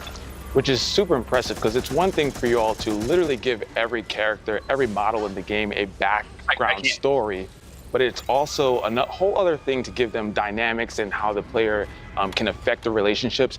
I remember the unveiling back last year, and hearing that you all were going to tackle giving every character different abilities, different background stories. I'm curious, from your perspective, what was your opinion when you heard, like, this is what we're going to be doing? What was the mentality behind that? Well, it was a very it was a little bit crazy. We looked at one of our big inspirations for this game was really the first Watch Dogs game. In the first Watch Dogs game, I remember the first unveiling of that game, back in 12 or 13 or whatever, seeing Aiden walking down the street and profiling someone and seeing, Bill Jackson, former professional football player, suffered a head injury or something. And then it gives you this really strong feeling that everybody in the world is a real person with a life and a story. And so when we sat down and said, how are we going to take this game to the next level to get ready for a next generation players and for a next generation open world simulation and really take this and deliver on this promise, it was a natural question of, like, what if all those things were real? What if all those people and their stories and their backgrounds and their lives were real? And they were also a really meaningful part of the game. And then if we start from there, what is the game that we build around that to bring that to life? And that was kind of where we started, and this is 5 years later, this is where we landed. Now we're going through the gameplay here, and you can see you open up some of the skills for this particular character. But I want to point out is that certainly there's a lot of missions in the game, but you guys have created this world, this lifelike world, London in many respects it is. But you've also, for the missions, you've provided a lot of different ways to do the missions, and I think that's interesting. Talk about that in the game design, please. Sure. So that's high level. We call that freedom of approach, which has been one of our sort of guiding principles ever since the beginning of the game. So of course, with Play as Anyone, you can bring anyone you want to it, play it any way you want to, but also with our level design. One of the big things we did was try to give the 360 approach to our locations as much as possible, so that if you go to a mission and you see what looks like the front door, great, you can go in there, but you can also say, oh, let me see if I can hijack a cargo drone and fly it and come in from the top. Or I bet there's a back door around the back, and I bet there's also, like a gate over here or a pipe I can climb up. And so you can really approach it from any direction you want to. And even so far as what we call uniformed access gameplay, where certain locations, the people who are working there, one of their abilities is, since they have the uniform, they can enter that location with a modified stealth mode, and you actually don't have to sneak around. So if you recruit that person to your team, you can walk there like they're just showing up for their shift, because as Clint said, people are simulated, so these people work at these locations for a period of time and leave, and so you actually can go in there with a modified stealth mode with your uniform on and pretend to be working there while you're secretly doing the mission. So we really try to make it just as much as possible, no matter what kind of gameplay you like. If you like run and gun, or if you like stealth, if you like hacking, or if you like melee, or it's all there for you. We really try to support it as much as possible and let you sort of make the game your own. And I can see right now the character that you're playing as is the hitman, or the hitwoman, as the case may be. And she's got some. I haven't even unlocked or discovered her yet, so I need to get this. She's pretty amazing. Look at this.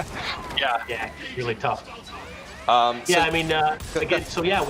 built lots of different cool sort of character archetypes and a whole bunch of abilities, and then we can mix and match and combine those abilities. And the hitman comes with a weapon arsenal. He or she can use assault rifles and pistols.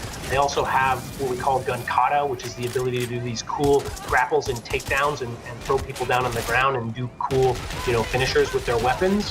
And she also, and you'll see she's got a combat roll here, which makes her harder to hit. And it also, in the combat roll, she automatically reloads her weapon. So as you're moving fluidly around the environment, closing the gap to people, doing finishers on them, reloading your weapon on the fly.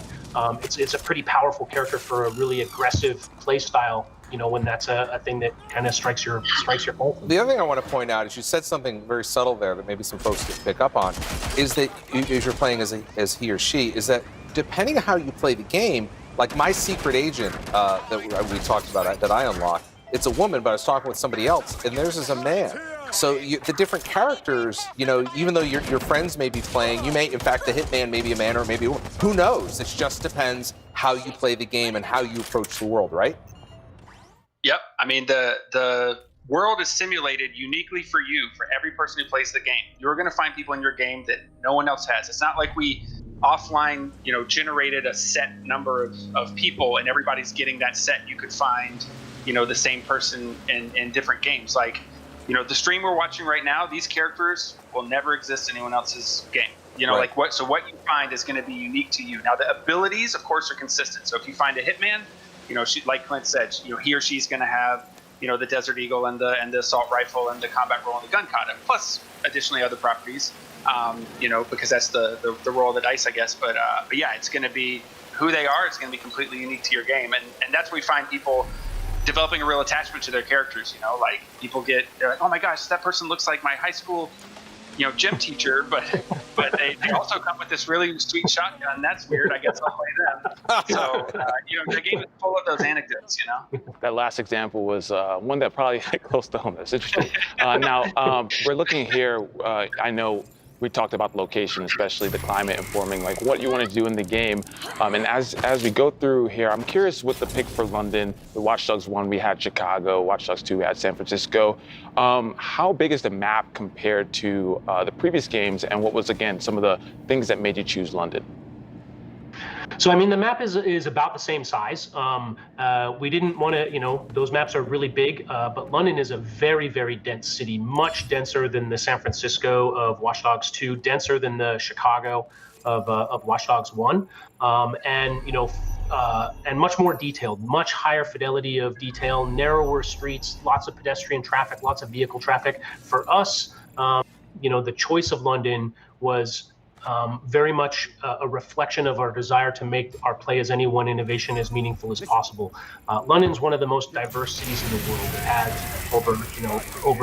people from over 300 nations call it their home. Over 180 different languages are spoken there. We spend a ton of time on the ground researching the city, talking to all kinds of different people with behind closed doors access, going into these, not necessarily open to the public locations, and really getting to know the city.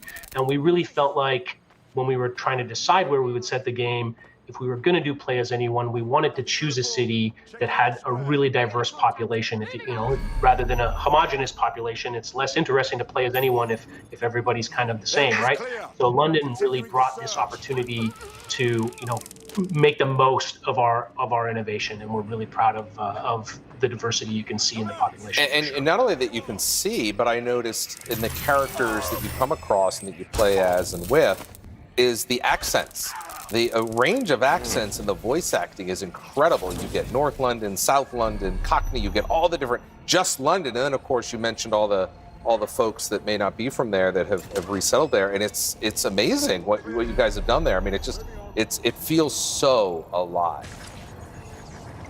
Yeah, that was a big investment for us. We not only have a huge voice cast to make sure that, as you said, the voices are authentic to the people that you find. We actually created some proprietary technology that actually lets us take the same voice actor and the same voice performance and modulate it and do format modulation and all kinds of crazy stuff that I barely even understand to turn one performance into 2 or 3, to the point that you can have a scene in the game where the same voice actors on both sides of a conversation, and you don't realize it because we've changed it so much. It's more than just simple pitch shifting. It actually changes the voice. Right. But the other thing is, it's not just voice acting. It's not like we got a bunch of people to come in and just read the same scripts over and over. We actually crafted personas. So a voice actor is actually mapped to a personality and a way of dealing with things. So if you play missions and do cutscenes with different characters, you're going to get a different take. Some people might be really sarcastic and funny. Some people might be really grim. Some people might be like hesitant about the situation or really serious. And so it's beyond just mixing up the voice acting. It's actually that you develop an attachment to these characters and actually speaking and saying different things in different scenes that really just kind of goes to that extra level. We've seen some of the gameplay. I can't remember what character you have here, what their abilities are. But we saw the Hitman or the Hitwoman earlier. The thing about Watch Dogs is you can really play it any way you want. Whether you want to go in loud and proud and just guns a-blazing, or if you want to go stealth, it's really up to the player, right?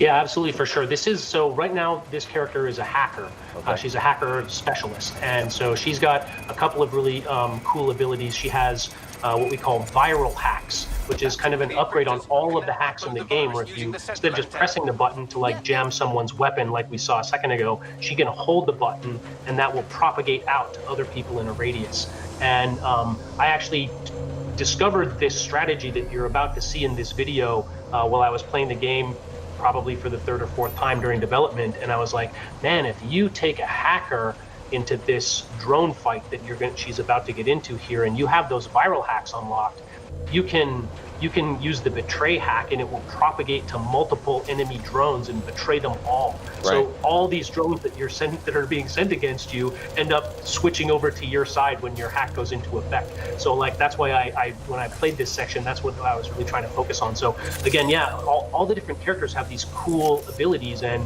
there's so many different ways to play. You might be like, oh, well, what if wait a minute, I don't have that ability yet on my Spider. Ability envy here. Wow. So you as you play through the game and you unlock new characters with new abilities, or you unlock new gadgets through the tech tree and you upgrade them, you start to come up with new strategies and think of new ways of playing. And so it's not just freedom of approach. There's also a certain element of expression and player expression here, and how you want to play and how you want to show off your strategies and your skills and your abilities. That's one of the things that really keeps me continually engaged with the game. And I think that's great. I mean, for players who are going to be jumping into the game, I think it really sounds great that you, as someone who worked on the game, are still discovering new ways to tackle missions, and I think that's going to be awesome for replayability. Now, I want to go through, as we take out a bunch of these people who are just working for people. Let's talk about the balance between, when you are tackling a mission, whether you, go in as just a person or whether you use drones. What's the balance between abilities and tech here? It's honestly, I know we keep saying this, it sounds a bit cliche, but it's honestly up to you. We could have played this scene with someone who had the AR cloak, which lets you go invisible, and they never even know you're here. You're playing a cat and mouse game. Obviously, we're seeing the heavy hacking approach. You could have brought somebody who has their own personal combat drone. You could have brought somebody who has unlocked all of the drone hacks in the game and is jumping from drone to drone, hijacking them, turning them against each other. One of the things that we really, really, really wanted to focus on was never getting into this lock and key thing where we're like, okay, this is a hacker mission. and you need to go recruit a hacker because we've scripted a bunch of gameplay for a hacker that's only like no, it's just sort of uniform challenges for everybody, and we really want to say, if this is how you want to play, if this is who you want to play, you can succeed, you can come and have a good time, and we want the game to cater to all the play styles. Yeah, and it's interesting we're seeing this battle with the drones, but there's so much verticality to the game. Of course, you're going to get that with some drone action, but we're also seeing a lot of these little nooks and crannies that you can fly into or jump into to hide and break the line of sight. I love seeing what you guys have done with this, the stealth. And I go back to one of the original stealth games that I played, was another game of Ubisoft, which is Splinter Cell, and just seeing how it's evolved. I mean, the same concept is still there. You gotta hide. It just defines sense how you want to do it. Yeah, I mean, for sure. I mean, it's not just, Kent already mentioned like hacking and, going in guns blazing or using drones, remoting. Of course, stealth is another strategy in the game for sure. There are characters that are, have quieter footsteps. There are characters that, have other hacks or abilities that can, give you more, can distract people more, can jam their weapons. We've also built a melee system, and that was a really important thing for us when we went on our first trip to London. And we kind of realized... Did you get into some bar fights? Is that what happened? Quite the opposite, actually. We realized, which is, I guess, it's pretty common knowledge, but you don't realize it until you're on the ground, and you kind of realize that the police there aren't carrying guns, typically, right? And so we were like, well, what are we going to do if we're running around London causing all this mayhem? We can't just give the cops guns. That wouldn't be authentic to our version of London. So we created Albion, who are, this very authoritarian private military company. But at the same time, we also realized it would probably be appropriate to the world if we had a melee system. And so we have a melee system in the game. And why that's important for stealth is it means that if you go into a location, even one that's guarded by Albion, they won't go hot with guns unless you pull out a weapon first. Yeah.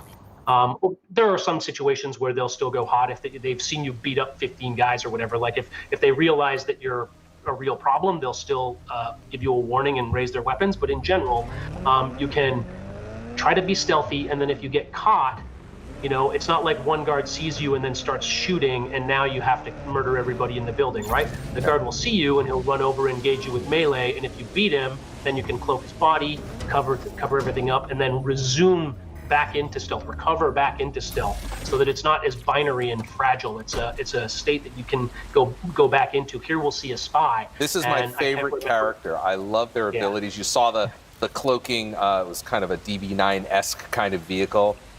This is the one that something happened in the game, and I kind of lost her for a little bit. So I'll just say that. I don't want to give any spoilers. But I adore this character. I was having so much fun, and I urge you to spend time to unlock her and find her if you can, or him. Absolutely. Yeah, this is one of the classic. Oh, sorry. I was just gonna say, like, I mean, if we're doing London, you've got MI5, MI6. You got to pay off the James Bond, or I guess Jane Bond. Yeah. In this case, strategy for sure. Yeah, I mean, just having a secret agent and having some of those classic abilities and some cool stuff there is really good. So, absolutely. Now, I understand the last player character type that we're going to talk about is the hooligan. How would you describe the hooligan for those who are going to be going with that? Is this where the fighting comes in? I think the hooligan might technically be the one. It might be my turn in the question thing, but Clint loves that character so much. I think I should let him talk about that. Right. The hooligan is another, it's another character that I discovered kind of late in the development cycle. In fact, I think the game might have already been live before I started ranting to Kent about I started playing the game with a hooligan and I love it. So this is a character who's a football hooligan and tends to be kind of a rowdy guy or girl. And they have a couple of abilities. One of them is that they can chug a beer, and that makes them tougher in melee. And it's great because they pull out this beer out of their pocket. London. And then they give their little battle cry, and they can call their friends, and then a bunch of other hooligans kind of show up out of the crowd, and they'll run in there and they'll fight alongside you. And it's pretty. It can be pretty goofy, like running in there and you're beating up a guy and then you see your guys running in and beating up other guys. But there's some sort of like this sort of ridiculous joy of like bringing your football team buddies to go and beat up, the authoritarian menace in a construction site. I think it's just really delightful. That's so creative. Yeah. The other thing I want to point out here is we're seeing the spy here, and I love the hooligan too. Is that we've got, we talked about ray tracing, we talked about the graphics, we talked about the fast loading. I mean, these are things that really add up to a new type of gameplay. So I urge you, if you had a chance to play Watch Dogs already, and you've been playing on your Xbox One X, when you play it on your Series X or S, you're going to see here's your hooligan. You're going to see a pretty substantial upgrade. Actually, I need to stop right now. Here we are, the hooligan's on the screen. Look at this, and he's got his own emotes. Oh yeah, this is. The liquid courage is real in this one. Yep. And the mullet. I mean, you guys nailed everything about it. Yeah, this guy's such a goofball. Again, I was just playing the game at the office, and we're like, okay, we got to catch for some footage. So I was like, okay, I'll go. Oh, there's a hooligan, and I recruited him. But like, again, you don't always know what you're gonna get. And I was like, this guy is perfect. And I gave him this helmet, and I think there's a scene here where he does like this crazy like headbutt takedown, where he like headbutts the guy in the face with his metal helmet. I don't know. He's so over the top. He's got this brazen sort of British like hooligan attitude to him, which is it's crazy. And there's his mates like jumping in there, grabbing these armed Albion guys and throwing punches. And I want to point out that he's got a mask on here, because sometimes when you go into areas that you're not supposed to, you have to wear a mask. And you've got a bunch of different masks that you can put on. So this one isn't particularly hooligan, is it? No, this is. I actually think this is a mask that comes from For Honor. So we have some, cool masks that refer to some of our other games, and we're like, yeah, we should see if the For Honor guys can give us one of their cool helmets, and I think they gave us this one. I liked it because this guy's a Southern football fan, and he's got the yellow and black, and I saw this mask, this big pot helm that he headbutts that person in the face with. It's actually a perfect mask for him. It's a perfect mask. Yeah. So that looks fantastic. Anyway. No, it's great. I'm kind of fascinated by this. I think this is going to be the first person that I recruit a hooligan for sure. Now, moving on to what we can expect when players are jumping in today. Any other unique gadgets? Any other callouts you wanna tell the players as they get ready to jump in? Oh wow! Yeah, blindsided me with that one. Yeah, I've been ranting about my favorite characters. What's your favorite one, Kent? Oh my gosh, now I'm on the spot. Unfortunately we saw it, but I really like the hacker character with the viral hacks. I also surprisingly love the Hitman, because I usually am more of a stealthy player, but like there's something so visceral about that character. But honestly, to me, the real joy of the game is built. You can have up to 40 people on your team, and so building this huge array of surprising people. I mean, we've got all kinds of people we didn't even show, like the beekeeper and the getaway driver and all these like archetypes. And basically the idea that like you go to a scene, you're like, you know what, who'd be perfect for this job? I'll just make up a name. Malik. I got to bring in Malik for this one, because he's got some ability that we might not even know is in the game, because even as developers, we're still discovering stuff. We still, when we're playing, we take screenshots and send it to each other in Teams chat. Like, holy crap! Look what I just found. So like honestly, like it's hard, you can't pick a favorite character, because the game just surprises you, and you build this roster, and then you've got all these people to choose from. So it's honestly hard to say. Here's my request: if we can get Phil Spencer in as a downloadable character, that would be great. I'll work on his abilities. Yeah. This has been awesome. You all did a great job. I can't wait. I'm getting my console tonight, checking out ray tracing on Xbox Series X and S. It's going to be fantastic. Clinton, Kent, thank you so much for being here today with us to give us a pretty thorough walkthrough of Watch Dogs Legion, which, of course, again, is available now in stores. Thanks, guys. Thanks so much. I think it's just amazing that there is so much accessibility with Xbox. You've got the adaptive controllers, you've got the ability to play on your phone or play with the Razer Kishi. Console gaming became much more affordable with subscriptions like Xbox Game Pass. Instead of the console being released with maybe 10 games at launch, we have thousands that we will be able to play on the new console. I grew up playing Xbox with my friends, and now I do it with my wife and with my daughter. I've been able to have great, amazing, deep, shared experiences with people all over the globe simply through playing the games that we both enjoy. I'm proud that I've been able to create and join some of the most amazing communities on Xbox, as well as raise significant funds for charity. It's felt important to me as a woman of color in gaming, feeling the sense like of being represented and not only heard, but respected in that space. Gaming has changed my life for the better, and I can't wait to see what the next generation brings.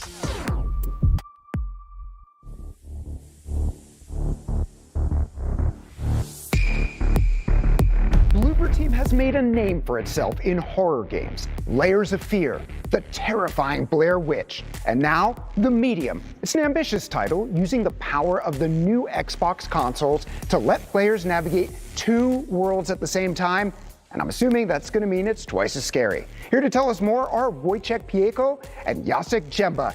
Gentlemen, thanks for joining us from Poland. Oh, and thank you for having us. Yeah, thank you guys so much. We're thrilled to talk to you today. So The Medium made a strong impression when it was announced a few months ago. For those who maybe missed the unveil, what's the game about? Okay, so The Medium tells a story about Marianne. She's a medium, haunted by visions of a child murder.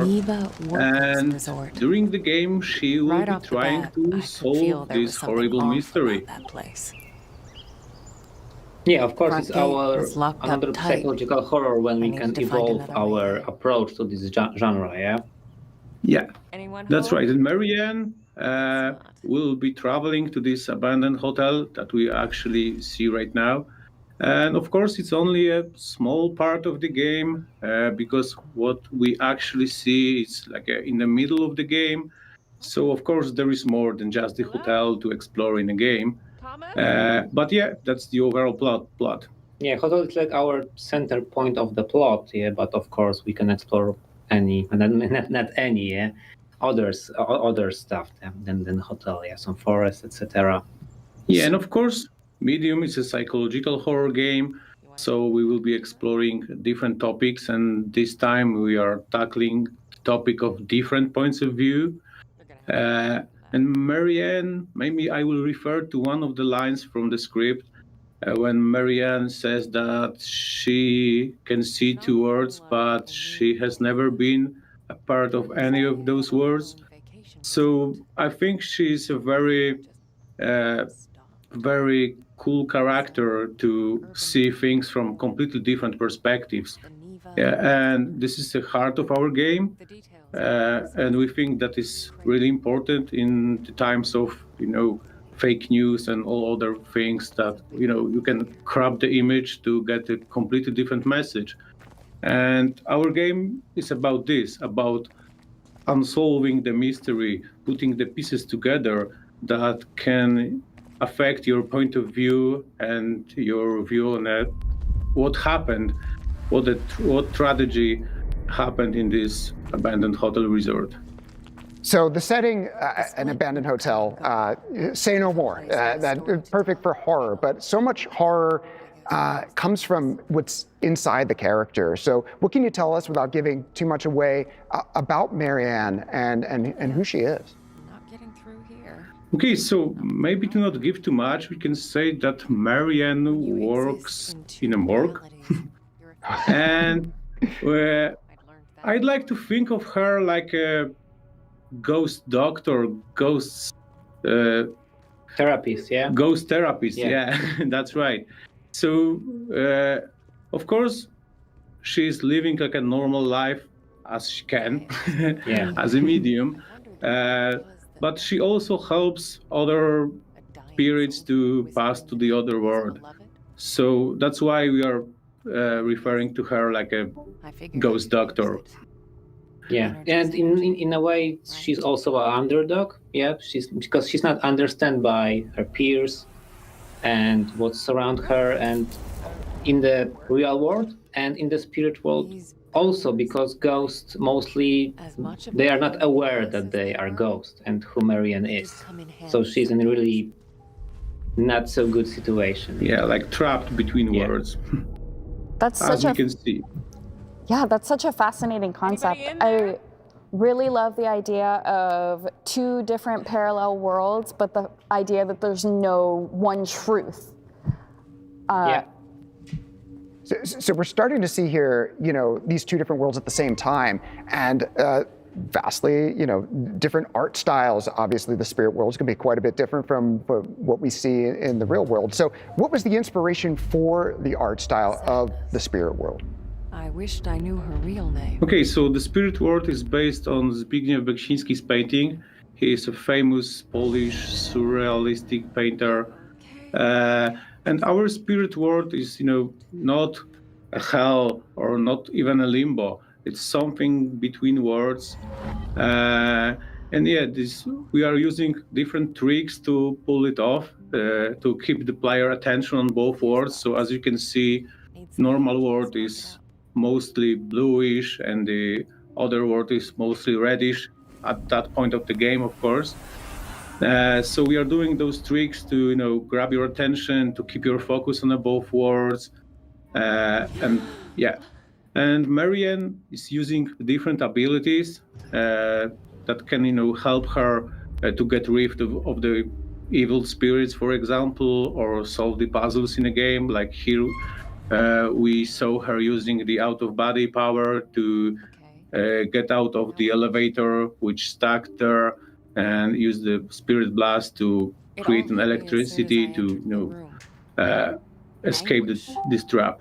Yeah, like Marianne has a gift. Yeah, like she maybe doesn't like it, but it's still a gift, and she always tries to think how she can use it when resolving some maybe mysteries, like in the case of the hotel in our game. So yeah, we see like out of body, we see her energy spark. Great. To create some voltage. Could yeah, you and I tell think us? what is Yeah. Can you tell us a little bit more about the environment that we're looking at right now? Okay, so right now we are in the abandoned office. I don't want to, spoil too much, but I would love to say that the game has been designed to flow between worlds. So sometimes you are only in the normal world, sometimes you are dragged into the spirit world by something or someone. Sometimes you have displayed two screens at the same time. So I think you will spend, similar time exploring each variation. Yeah, and now because we talk about the powers and how Marianne can use it, and now we see some environmental puzzle, how we can use real world to affect the spirit world, and now we can see how Marianne use normal clock to change whole the environment in the spirit world. That's so cool. Yeah, that's a really interesting gameplay idea. I want to hear more about the different entities in the spirit world. How do we know who our allies are versus which ones are harmful? The good one, they try not to kill you. Yeah, I think the good spirits are mostly, begging for your help or talking to you, and the bad ones are really nasty and trying to get you. Yeah, this is the main difference. Yeah, but you have, powers that can help you to survive those encounters. And even, traveling to one of the world may help you. So when the monster comes after you, sometimes you can escape to a normal world where the monster doesn't see you, but you will not see the monster also. But you can, hold your breath and stay in the corner and maybe the entity will pass and not grab you. So we are, being in each world has pros and cons. And even with the monsters like here, I think the monster played by Troy Baker, of course, appear and our character escapes to a normal world. But we are not sure if she's still safe. Yep. Thanks so much, guys. It's really cool getting to see that deep look of the medium and what you're all going to be able to be doing with this generation of consoles. But one game, you have two worlds in this game, and one game is not enough for you. You're also working on two games. So Bloober Team is bringing not just the medium, but also remastering their cyberpunk horror classic, Observer. Let's take a look.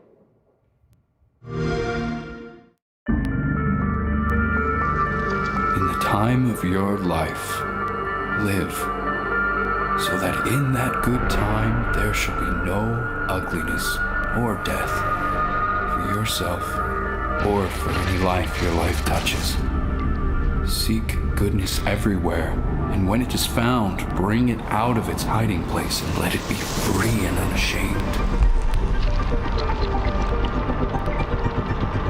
Place in matter and in flesh the least of the values, for these are the things that hold death and must pass away. Discover in all things that which shines and is beyond corruption. Encourage virtue in whatever heart it may have been driven into secrecy and sorrow.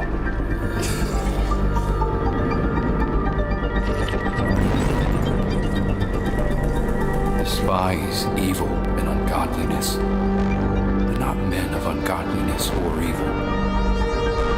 These understand. Ignore the obvious, for it is unworthy of the clear eye and kindly heart. Clear eye and a kindly heart. In the time of your life, live, so that in that wondrous time you shall not add to the misery and sorrow of the world, but shall smile to the infinite delight and mystery of it. Mystery.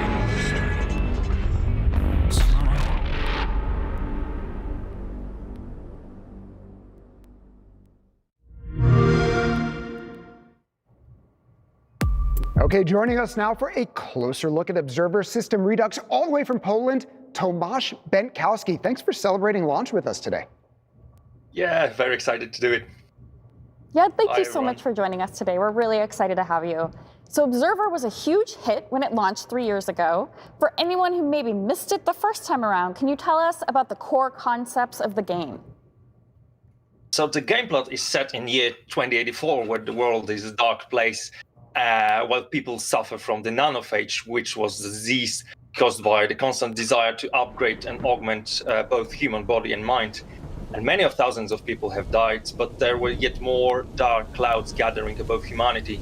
The global war called the Great Decimation, the conflict between East and West, which unfortunately has left no winner except for the big syndicates like Chiron Corporation you can meet in game. As there was no one left to stand against it, Chiron formed a new Fifth Polish Republic from the ashes of the world we know today. As you can imagine, rich people got richer, and those who were there only to survive day by day are finding every possible way to escape from the reality which surrounds them. In this cyberpunk world, technology not only messes with human bodies, but also impacts their minds, releasing their worst fears and making them real. So we know cyberpunk is a game, but really it's a genre. Blade Runner being a huge example of that. So what makes this game unique from other games in that cyberpunk sort of motif? So creating this world, we were of course much inspired by Blade Runner, which visionary approach settled the cyberpunk genre, in the pop culture.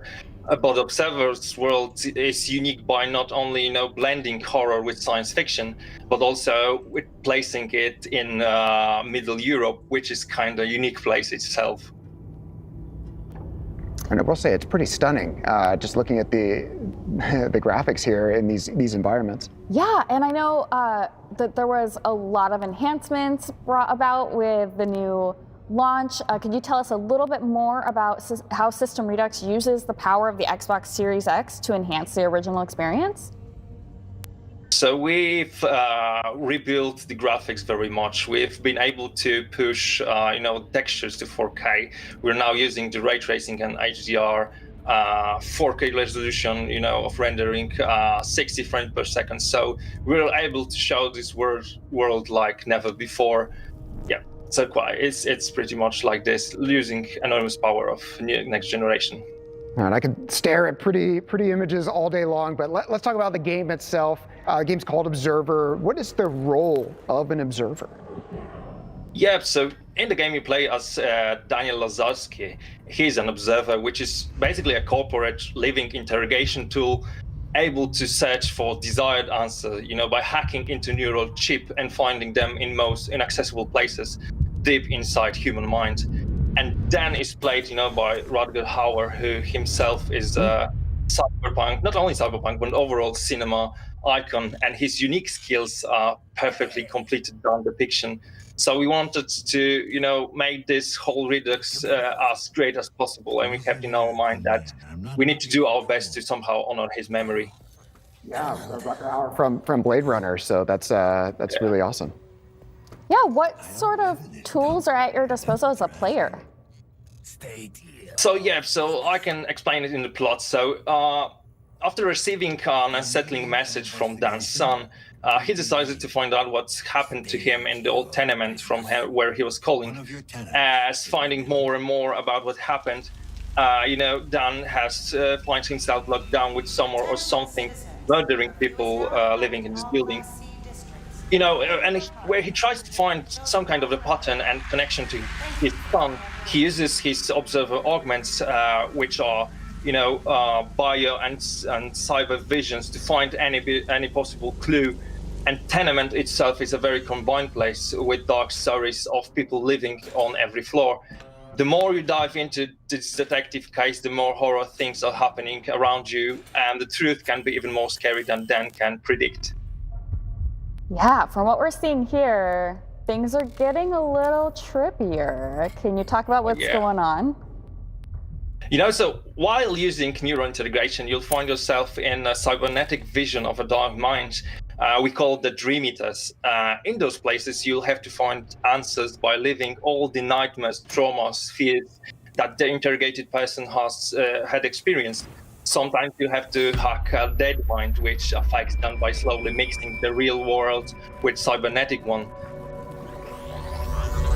So as we're looking at this, when I think of cyberpunk worlds, I think of modding and cool stuff like that. I don't necessarily think about horror, although I'm starting to see how that can come together. So what are the challenges of balancing a cyberpunk setting and a sci-fi setting with horror as well?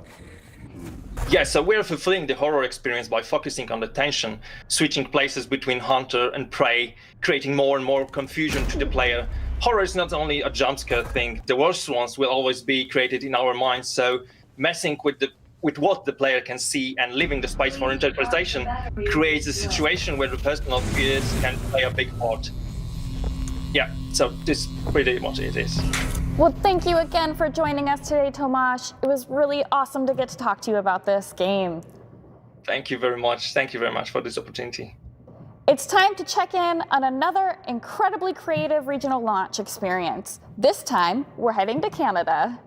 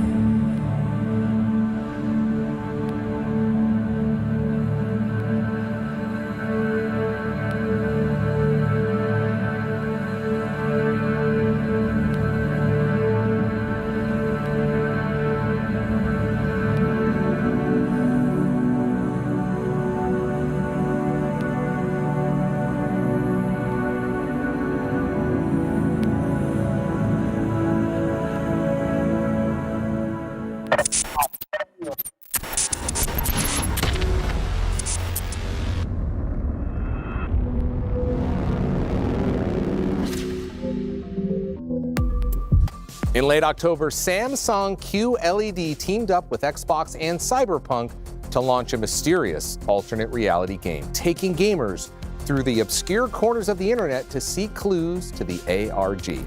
5 lucky netrunners were able to solve the digital scavenger hunt and reach the finale, the last challenge, for a chance to win an amazing prize. Now in the finale, they will have to compete against each other and the clock to infiltrate a very real, highly secure shipping container in a mysterious location. Take a look. The Samsung QLED TV Cyberpunk Edition. Locked inside an impenetrable container. Who will crack the QLED code?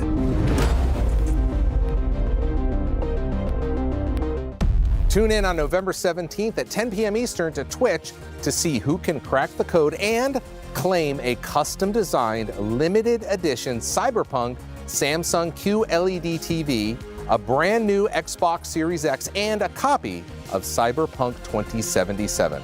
Lucky viewers will also get a chance to win some amazing prizes too. Now, real JRPG fans have a special place in their hearts for Tales of Vesperia. That same team is behind Scarlet Nexus. Here to tell us more about it are Kaita Izuka and Kenji Anabuki. Gentlemen, welcome. Let's jump right in. How would you explain Scarlet Nexus? So Scarlet Nexus is an action RPG where it takes place in a world where the human brain has evolved to a certain extent where you have special powers. And so you play as characters that have these unique powers, and you go through the game and you explore and you fight evil and darkness. Excellent. Okay, so what we're seeing here is a lot more chill than what we've seen in some of those trailers that have come out here. Can you tell me where this is and what you can do here? So this place, we say like a hideout. It's like a hub for where all the characters in this game hang out. Seems like a nice place to hang out. I love it. So while we're looking at this gameplay, talk to me about the gifting feature. How are players going to use that feature? So gifts is something that you can sort of send to your allies, your NPC characters in this game, and this is going to increase what is called a bond. It's sort of a like a friendship, this bond with those characters, and by increasing this bond with those characters, it powers up the powers that you can actually borrow from those characters. Nice. Okay, I like that. So let's talk about past trailers and gameplay videos that we've seen the male protagonist. But of course, we're playing as a female character. What is her name? What can we also play as her? So at the start of this game, you can actually select between a male character and female character. The female character is named Kasane Randall, and she is also another new recruit to the OSF, the other suppression force, and she's one of the members of the elite force. She like the main male character, has a similar telekinesis abilities, but it differs in sort of the characteristics from the male character, so that's something to look out for. Awesome. Yeah, I know a lot of people got very excited when Kasane was showcased at the Tokyo Game Show release, so that was really awesome. But let's talk about the art direction and style here, because I'm looking at these streets. They've got this sort of modern but also somewhat retro feel. I'm curious what inspired this art direction and style. So our art direction and the inspiration for this sort of setting and environment is sort of this near futuristic urban setting of 90s Japan. So it's going back to the sort of 1990s atmosphere, and the intent was for the player to have a sort of nostalgic feel when they're playing this game, but also added some new sort of unseen elements to give sort of distinction from other game environments you see in other video games. Definitely, it is definitely unique to be sure. We're seeing combat now on our screens here. Can you tell us how that combat works? So there's two major elements to the battle system. One is this superpowers that you see for is the telekinesis system, and this is more sort of a long-range attack, and it's also combined with melee attacks using weapons.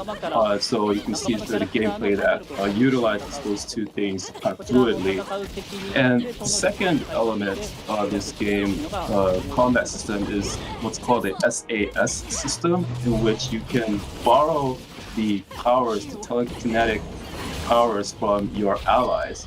And so you can adapt the powers that you use depending on the enemies that you're facing. So those are the two major elements of combat. Well, and this combat looks incredible, and fluid is definitely the word. Let's talk about Kasane and her powers. Where do they come from, and what did they let her do? We're seeing some of it right now. So Kasane uses her telekinetic abilities to really move objects in the environment around to attack her opponents. And other than her telekinetic powers, she uses throwing knives, kind of like kunai, you just kind of throw them from a distance. So those are the two sort of fundamental aspects of Kasane's playstyle. Nice. The enemies in Scarlet Nexus are beautiful and terrifying. What can you tell us about the others? So these enemies known as the others, they descend from the sky. And the threatening thing about them is that they go in and they eat the brains of human beings. And so in order to combat that, this OSF, this group of elite combatants, other suppression force, is there to sort of combat this threat to humanity. And they are a very scary threat, I will say. Now, we see that Kasane has put on her hood, and the music and visuals change. Things get more frenetic. Talk to me about what that is and how that impacts gameplay. So this is what's called the drive mode, and this is achieved by filling up the gauge that you can see at the lower center of the game screen. And once this gauge is filled up, you can enter this thing called the drive mode, which the OSF members, these powerful humans, they increase concentration. They go in a state of mind where they're very concentrated and they're sort of in the zone, so to speak. And so that's why you put on the hood and sort of music starts running, and it sort of illustrates how they're mentally in this zone of increase and intense concentration. So that's the drive mode. Excellent. That's how I feel when I put on a hoodie too. Obviously, Kasane is with some friends here. How does the party system work in Scarlet Nexus? So both of the main characters in this game can have up to 2 party members accompany them in battle. And by having these characters accompany them in party, their SAS system receives special effects or buffs. So depending on the situation, you can swap them out for different effects or buffs to aid you in combat.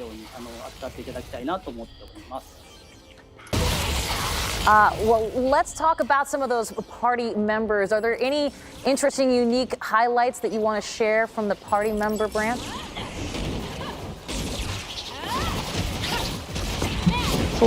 Yeah, so as you can see in the B-roll, you can use many different types of powers. You can inherit a variety of different powers from your party members. For example, there's a thing called hypervelocity, where time literally slows down around you and you move from this hyper speed to sort of devastate your opponents.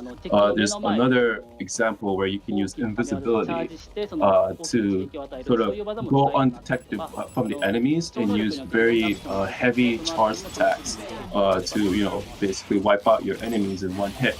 And so there's a lot that you can choose from depending on different situations, so that's something to really look forward to. Excellent. Well, I know that the brain map is something that's really important to the core of this game. What is it and what does it do? So the brain map is essentially a skill tree where you can sort of develop and expand the brain functionalities and brain waves of these characters. So as you progress through this brain map, you can unlock different skills or enhance existing telekinetic skills to sort of improve your advantages in the battlefield. Nice. Excellent. Okay, so one thing we did see Kasani do earlier was walk through police lines. And I'm curious about these virtual elements within the city. Why are they important, and what is it that you're excited for fans to witness with these? Yeah, so what you just saw there, since if you sort of recap back to the world setting of this game, the humans have evolved their brains to a certain point that they can sort of pick up a lot of information that's not readily visible to the naked eye. So the police line you saw there is something that is this sort of virtual information that they can just pick up on the spot as they go. And so that's what's going on there. So yeah, players can look forward to these sort of unique aspects and how their enhanced, evolved brains interact with the game environment. Well, they can look forward to a number of unique aspects for this game. We're unfortunately run out of time here, but I want to say thank you both for your time. I look forward to seeing more of Scarlet Nexus, and I know all of our fans do as well in the future. Thank you once again.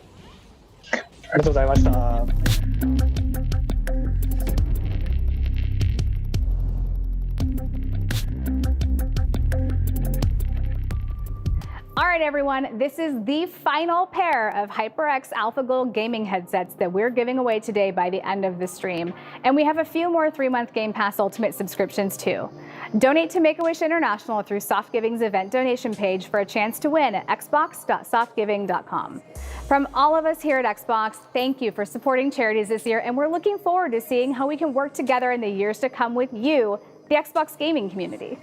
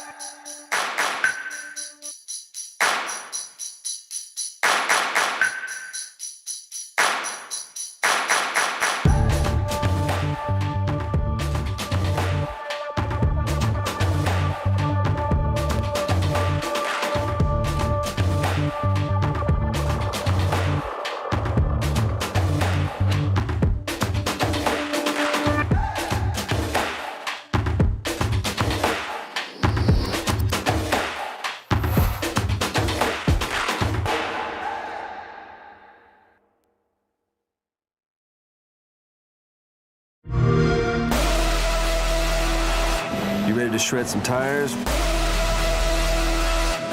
wreck some suspension, maybe lose a panel or two?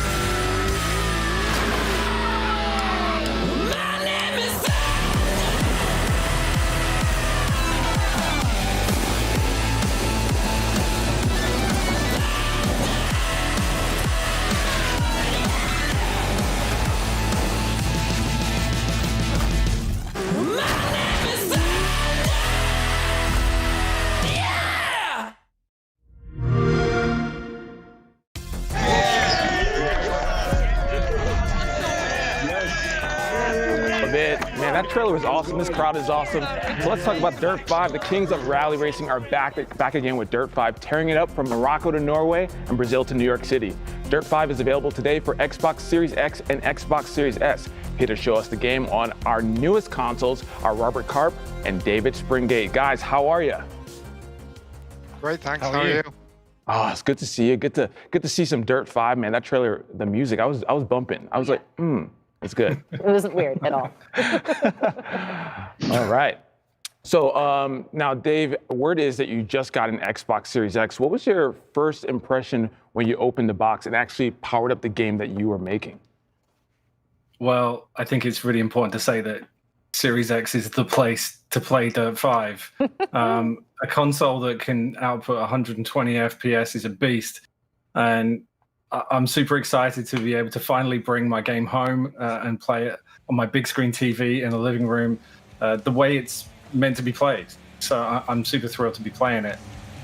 Well, I was going to say, Davey, I think you may have just answered the next question, which was what made you decide to implement that support for 120 frames per second? But it sounds like the difference is the difference is in the pudding. Isn't that the phrase? Yeah, something Proof like is in the pudding. Proof is in the pudding. There you go. Is that right?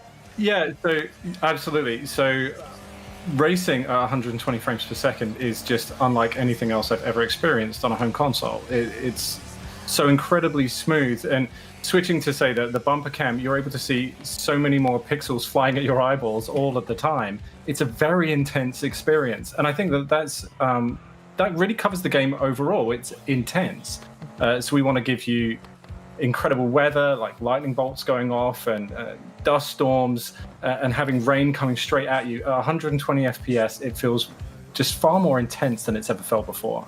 I like the pixels flying at your eyeballs. That kind of tech talk is exactly what we were looking for today. Right. Speaking of talking tech, I'm going to ask a question, which is some acronyms that I don't know that I want everyone else to know as well. VRS, VRR, what does it mean? What do they mean? And how do they impact the experience on Dirt 5? Wow, it's like being tested. That's right. You're telling me. So VRS is variable rate shading. That's one of the key features of Series X that's going to really drive that great performance. It's only available in hardware that has full RDNA 2 support. That allows us to really make the most of rendering the things that we really need to be giving you, especially helpful at really high and fast frame rates. VRR is variable refresh rates. That's a FreeSync display. So if you have a modern TV, something like a Samsung QLED or one of the new LG OLEDs like LG CX, you can get frames delivered to your TV as the game is delivering it to them. None of this have to be 30 FPS, have to be 60 FPS. VRR smooths everything out for you. So you're going to get a really great, smooth experience on Xbox Series X and S. That's right, and I'm just like completely blown away by the gameplay that I'm seeing. It's just stunning, and I'm gonna have to hit up my friend Jason Ronald, who architected the console, to explain a bit more in depth, because the game, it just looks super smooth. Now, Robert, can you explain the new Playgrounds mode for us? What is that all about? Playgrounds is one of my favorite features. It's an area where players can go in and make whatever their imagination can let them. And then they have to play them and validate them, set a score against those playgrounds. They'll then upload those and share those with their friends and the rest of the community. And so anyone can go in and play them, and everyone's got a leaderboard. So it adds a whole depth to the community and the gameplay, where there's new content and new things to play all the time. Yeah, and the Dirt franchise has so many fans who now getting to make their own creations. It just extends the life of the game, getting to go in and make your own tracks. I'm excited to see what people make. Absolutely, yeah. I was going to say, Robert, to continue on with that question, is sort of the, let's talk a little bit about the importance of cross-generational playgrounds. Tell me a little bit of what that is, and more importantly, how it adds to the experience. One thing that means at day one, firstly, on Xbox Series X, there's loads of playgrounds that are already there. The players have gone and made on Xbox One, whether that's One X or One S, and then they can just jump in and play them. The scores will all translate across. So it means even more content that you can play across generation. That's looking forward to it. Now, let's talk about the Pathfinder stages. I'm being told about it. Can you explain for everyone who is going to jump into the game what Pathfinder stages are? Go on, David. Come on, David. Rob is concentrating on building the ugliest livery man's ever seen. Oh, man. But the Pathfinder stages are a real challenge for man and machine against the terrain. So you have a special vehicle, the Rock Bouncer. It's really designed to be rolling around on it's very recoverable and versatile. So you're taking on the most intense terrain, the most intense stages that are in Dirt 5, literally climbing almost vertical walls of rock in your car, and you have to figure out how you're going to get to the exit as fast as you can. It's really something I've not seen in video games before, and it's great. It's really good fun. Something good to do in a video game and not in real life. I'm glad that you built that into the game. Yeah. Hey, but absolutely. I was going to say, let's talk real life. Speaking of story mode, because at this point, I don't know if you know this if you're watching as fans here, but Troy Baker, Nolan North. The question I have is, how did you get them to be for story mode? But just give me the backstory on that. Wow, to be honest, I was super surprised to get them into the game. I was just so thrilled to have them as part of story mode. And one of the things that really surprised me, I love those guys. I love Troy Baker. I love Nolan North. They're clearly great video game legends.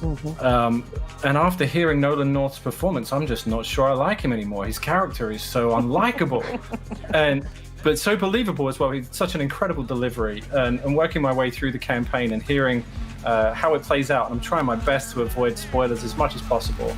But I'm hearing Nolan North being in a character that I'd not heard him do before. It was great. I loved it. That's awesome. I feel like both of those folks are going to be on the Mount Rushmore of like video game voiceover actors, because they're so good. So excited to see what the story is like and how they play together.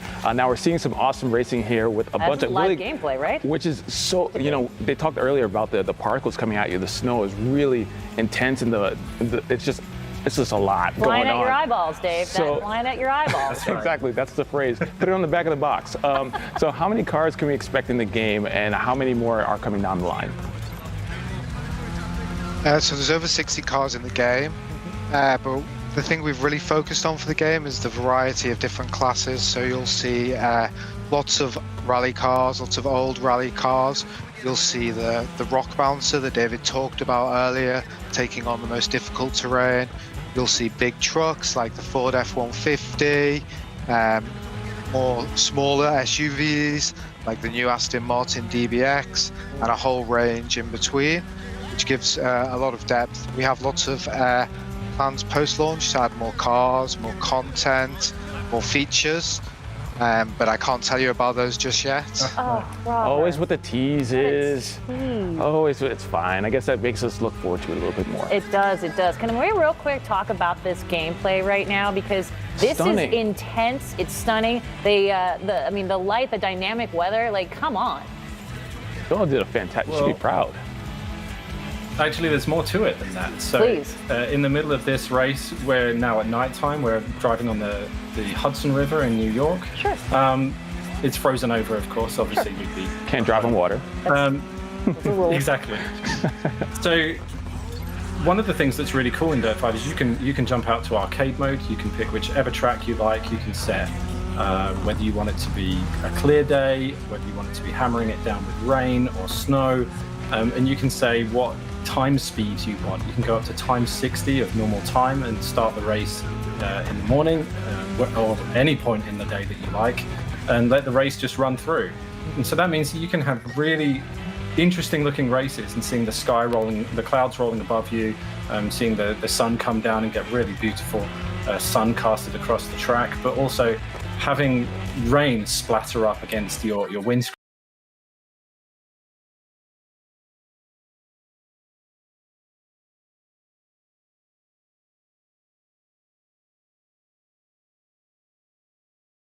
That's right. That's right. But I love that. Ups the replayability of every track. It's a little different each time you play. A great option to add in the game. I was going to ask, what do you, Robert or Dave, what do you guys think is going to be the big highlight for fans when they first jump in on a next-gen console with Dirt 5? Like, what's that open the box Xbox Series X experience that you're excited for them to have? I'll take this, Rob. So the thing that I'm super excited about, kind of what I was saying earlier, is that Xbox Series X is a console that's designed to produce beautiful games. Mm-hmm. So playing Dirt 5 on an HDR TV particularly is it's wonderful. I'm really, really pleased with the way that HDR works in Dirt 5. Seeing, like in the track that Rob was just in a moment ago in New York, the HDR lights really punching out of your TV. You're almost having to cover your eyes because it gets kind of bright. But the smoothness, the experience of it all, playing on a next generation console, Xbox Series S or X, it's about how it feels. It's so incredibly responsive and so fast. It's just not like it was before. Yeah, I love knowing. I'm just so giddy to get home and play it. I just can't wait. Literally, the game's Malik is stunning. on the edge of his seat, by the way. I can't help. It just looks great. Those are facts. I love racing games, and I think they do a great job of showing off next gen, and no different here, especially with 120 frames. Absolutely. Well, there you have it. A huge thank you to Robert and David. Of course, Dirt 5's looking great on the Xbox Series X. That is also facts. Robert, David, thank you once again for being here. Thank you. Thanks, guys. Exactly. Okay. Well, earlier this year, Xbox and Taco Bell teamed up to offer fans a chance to win the Xbox Series X before it even launches. Bundles went out yesterday, and winners have been sent in a flood of unboxing videos. Let's take a look at those right now. Malik is particularly excited because he likes Xbox and Taco Bell. Love it both. Love it both. So we have Marvin here opening his box.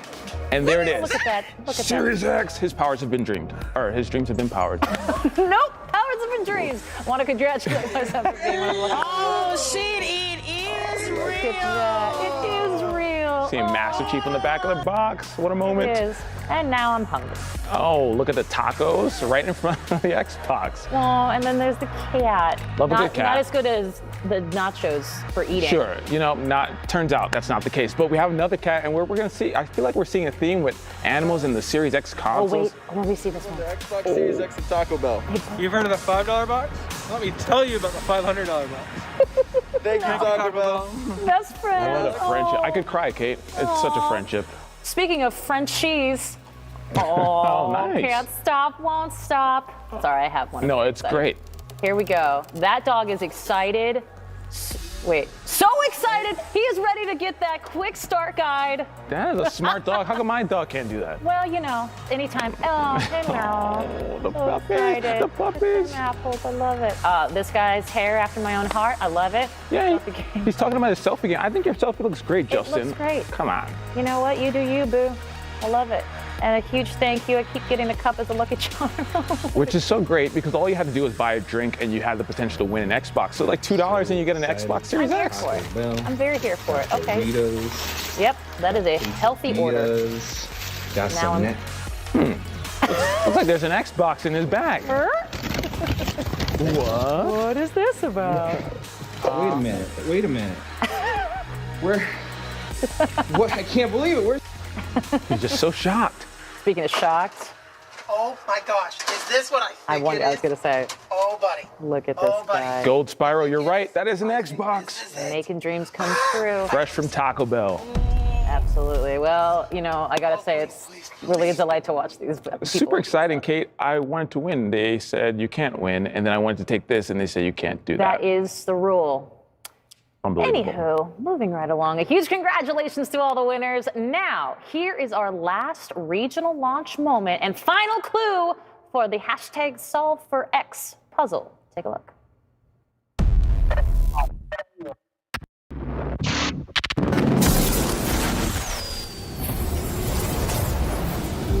In order to explore the world of dreams for the Xbox Series X launch, we first needed to find a place dreamy in its own right.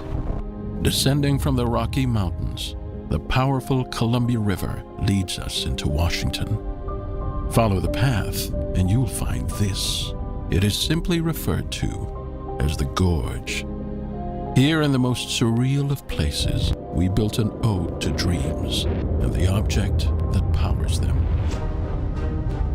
4 stories tall and edge to edge with LED, the console projects dreams made real back onto Earth. If only for just a short time, we can see a window into other people's dreams. To see more of the power of dreams, grab an Xbox Series X and see for yourself.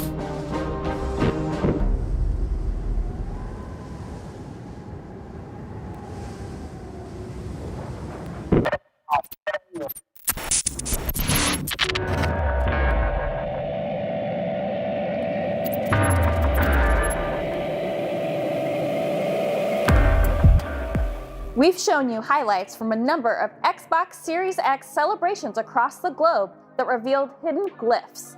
But what do they all mean? We have just the thing you need to decode the dream.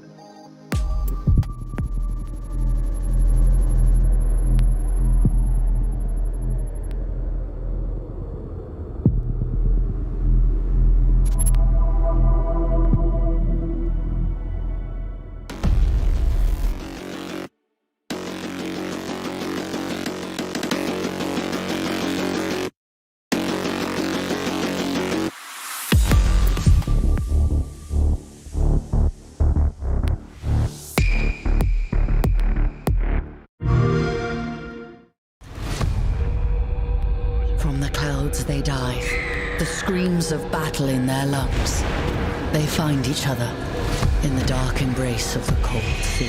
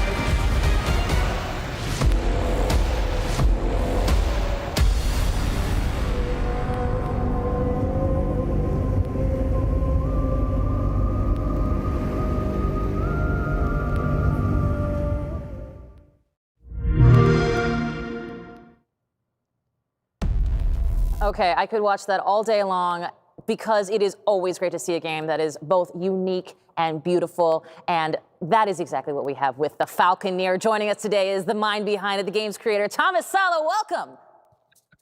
Hi, glad to be here. Well, thank you very much. I know you are an incredibly busy guy, so appreciate you taking the time. We see this game, it looks incredible. We just saw 90 seconds of accolades from gaming institutions, from places that are here to give us the reviews of this game. I gotta ask, first things first, you're looking at this going, you gotta feel like pinch me watching that. Yeah, pretty much. It's a weird sensation because it's been such an intense journey, and to end up with people liking it, and it's amazing for people to understand it even, because it's such a niche, air combat games, which has been absent for quite a while. So to get in there and people sort of get it and understand the world and some of the things I've been trying to do, it's exciting. Yeah. It is, and that's a very good word for it. I'll take that.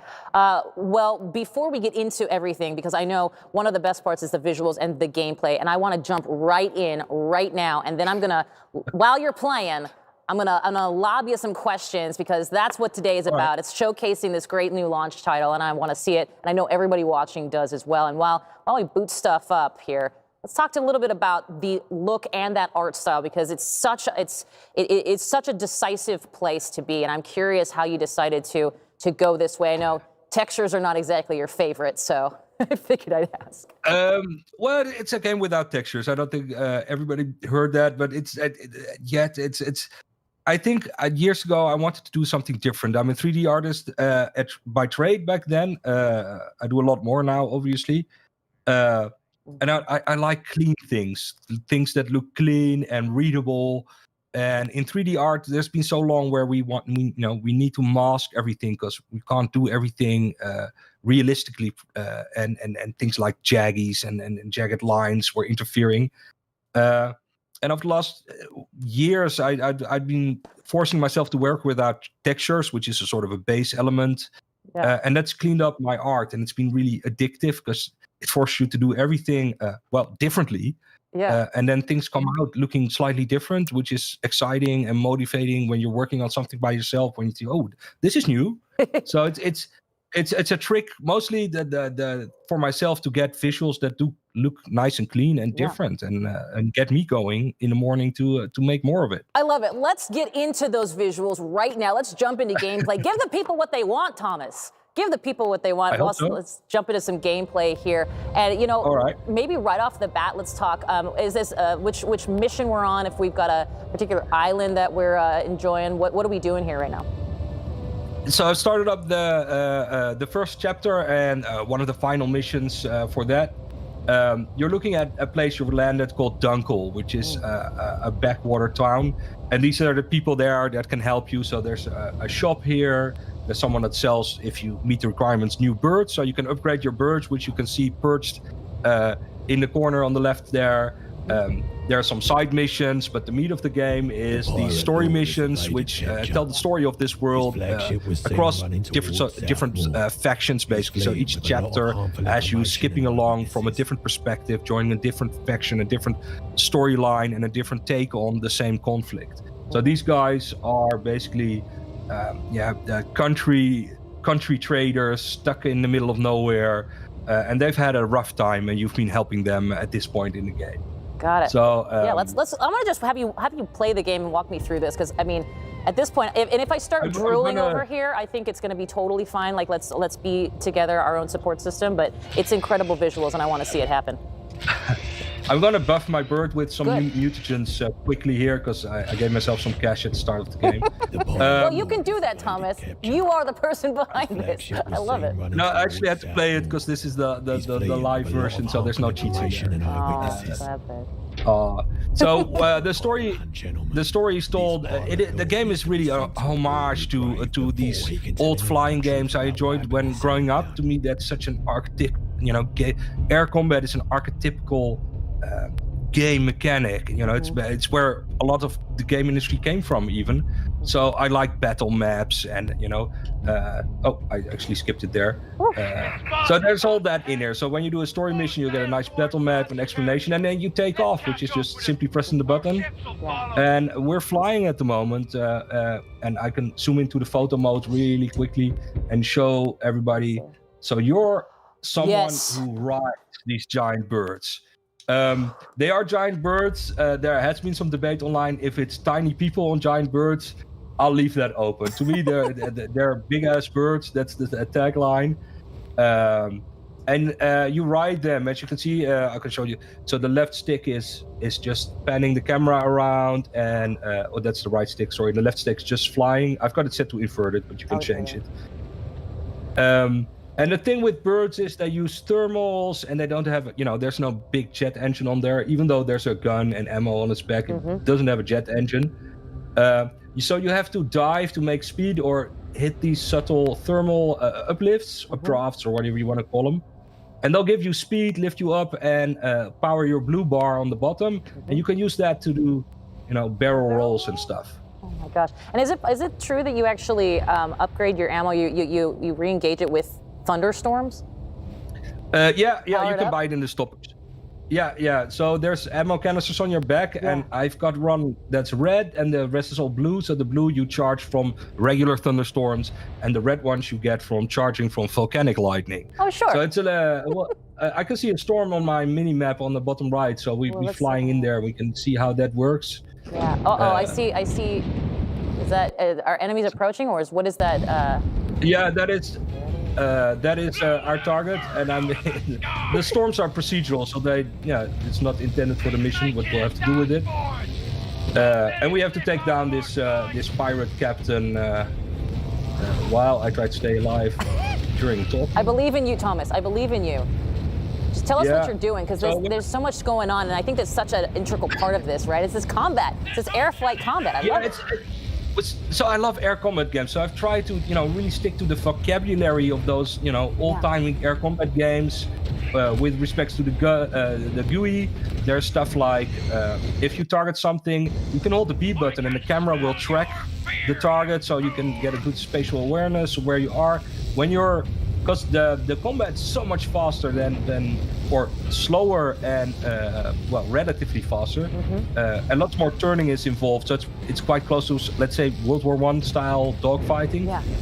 But I found it's impossible to hit it by just leading the target. So there's a little aim assist, and when you see the lock on blinking, that means you're basically locked on, and you're getting that little boost to help you destroy your opponent. So I think we've taken care of that first wave there. Well, you can see me recharging. There's a danger where if you recharge too much, it might overcharge, and you have to, it's happening there. You have to hit the deck. So let's see. And when you hit the deck, I was gonna say you can't like die in the water, obviously, right? But you do get some help. No. It's right here. Let's dive in and pick up a sea mine and take down this little pirate skiff that's being all annoying. Yes. Oh, I missed. Well, you can see the fun thing is the bombs bounce. So initially people had a little difficulty with aiming the bombs, and there's lots of splash damage. But if you just sort of guess where this target is going, they'll bounce, or you hit it immediately. Oh, there's lots of. We've gone into the thick of it now with little blimps, skull ships they're called. With blimps? Oh my gosh. Yeah, so there's airships. These are very maneuverable airships, and there's quite big ones. This is a friendly steam rake, which is more like an ironclad, basically. I love all things nautical, and especially that that Age of Sail with the tall ship. So if you go outside of the mission, which we can do in a minute because we're going to die anyway, you'll see there's lots of tall ships and these fast, elegant sailing ships. Which you can escort, and they'll give you hints where everybody's hiding, or if there's a pirate assault somewhere, etc., etc. So there's lots of nautical stuff in there. I love sailing ships. You love sailing ships. Yeah, we were nerding out. I was gonna say we were nerding out about some aeronautics, and I love that. Yeah.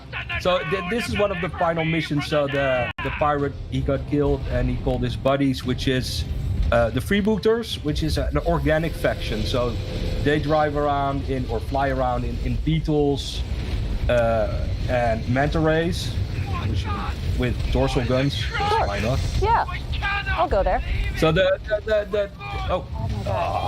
So it's a flying manta. Sorry, I got down there because I wasn't paying attention. Those who are lost seek out their brothers, their sisters. So the enemy to be found. I'm just sitting here drooling over the visuals, so you just keep playing. I'm just gonna sit here. All right. Well, I'll restart somewhere else. Yeah. I was gonna say, I know that we've got. So in terms of missions, there's some wingman missions, there's some sort of escorting missions. Like, talk to me about the width and breadth of what there is available to play when you get the game. So the first chapter, you are still friends with the two major power faction, which is the Mancer Order and the Imperium. So you get to fly around, and it's mostly very simple escort missions and the FedEx missions. Once the game progresses per chapter, the conflict, what the story is about, the war sort of erupts, and missions. The main story missions become more epic, but also the side missions become more, aggressive. Take down this fortress, and you can capture a fortress for your faction, and it'll change the way it looks and behaves. So you'll have some impact in the world. What's the next part of the gameplay you want to show us, Thomas? I'm just curious because that's. I thought I'd show you one of the story bits of the game. This is a different faction, so you're now playing for the Imperials. Okay. And they're going to war, basically. So the first two chapters, you've met these, and they were sort of preparing and engaging in subterfuge. And they have this particular fan have a very long focus of what they want to do. But I thought it nice to show some of the scenery in the game, as we've seen some combat already. So this is a place called the Shard, which is their hometown, and you can see all the trading ships coming in. And when you're just, lazily exploring, you'll meet these guys, which are, like the tall ships that are plying the trade lanes. And you can escort them around and they'll pay you, and it's a fairly non-violent way of getting some cash. But they are situated on a place called the Mall, which in the story is one of the, it's a giant rift where gravity is a little bit upset and the water goes up and down and doesn't behave in any normal way. And that's one of the themes in the game, is that in many times you'll be going not just over the water, but you'll be going inside the water or underneath the water or in caves, and you'll be drawn down by the ocean itself, instead of just flying over an ocean world in itself, which can honestly be quite boring. There will be always places to discover and that sort of upset that idea of what an ocean world can be. Upsetting the idea of what the ocean world can be. I got to tell you, you come at this from a perspective that is so unique and yet still grounded in those, those air fighting games that we've known and loved, that we've all grown up with, right? I'm curious if there's anything last you want to, as we see these beautiful soaring pictures and this incredible gameplay, is there anything else you want to let viewers know about? Anything that you think that they should know before they play the game? Specifically, are you going to make a statue out of those statues? Because I know that's something you want to do. And I think we should make it happen. When I have time available, the statuettes and stuff, yeah, there's lots of the imagery in the game is very personal to me, because it's when you're by yourself, you can be very expressive in the things you create.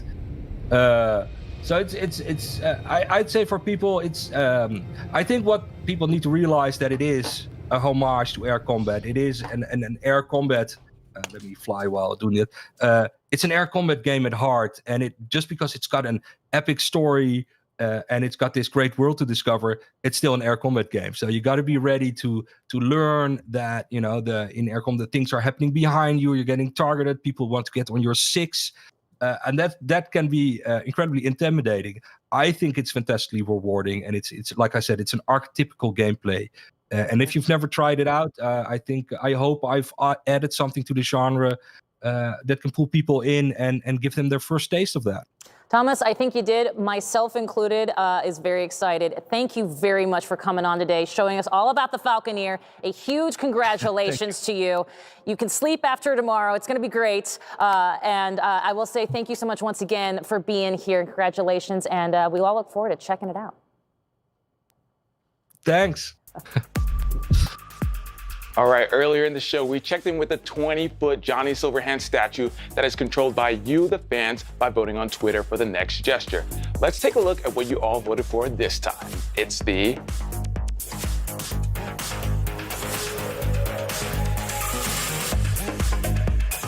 As we promised earlier, it is now time to reveal the names of the FanFest sweepstakes winners.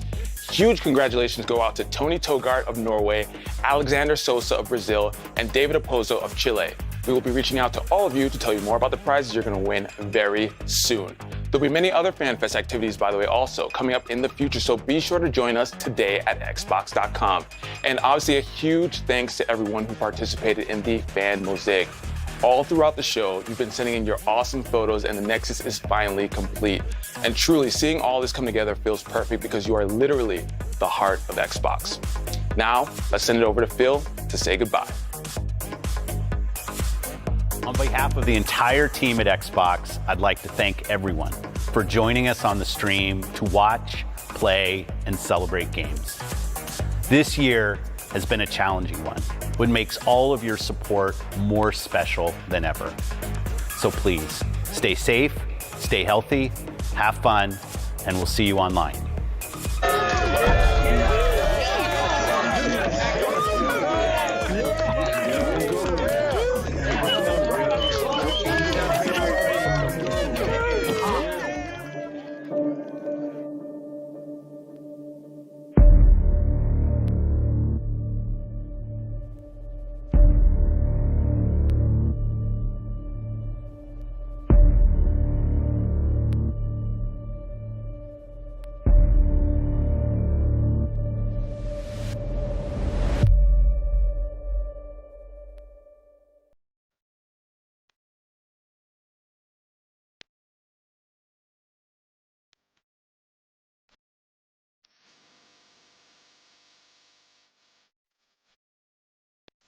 In the real world, I work a full-time job. I'm a husband and a father.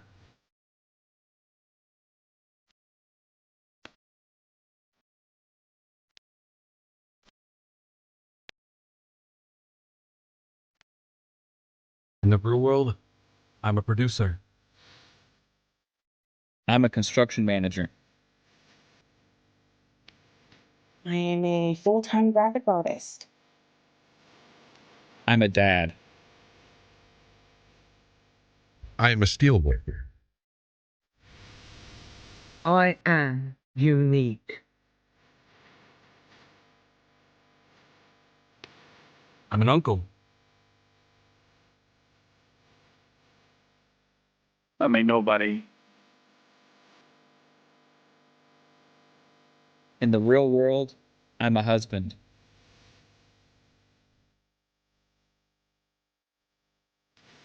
I am a YouTube hobbyist, a mom, and a wife. I am a shoulder to lean on. I'm a dream chaser. In the real world, I'm a lot of things to a lot of people. But as soon as I put the headphones on, And that controller is in my hands. I am more. Your people are broken. Time has come to speak to them in a language they will understand.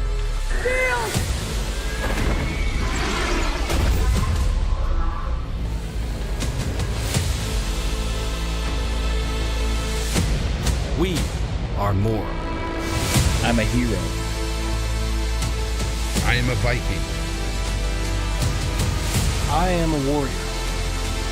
I can fight back the enemy. I can protect others. I can save the world. I am the strongest. And the fastest. I'm a fighter. I am a superstar. I can take the winning shot. I am Master Chief. I am more. I am more. I am more. I am more. I am more.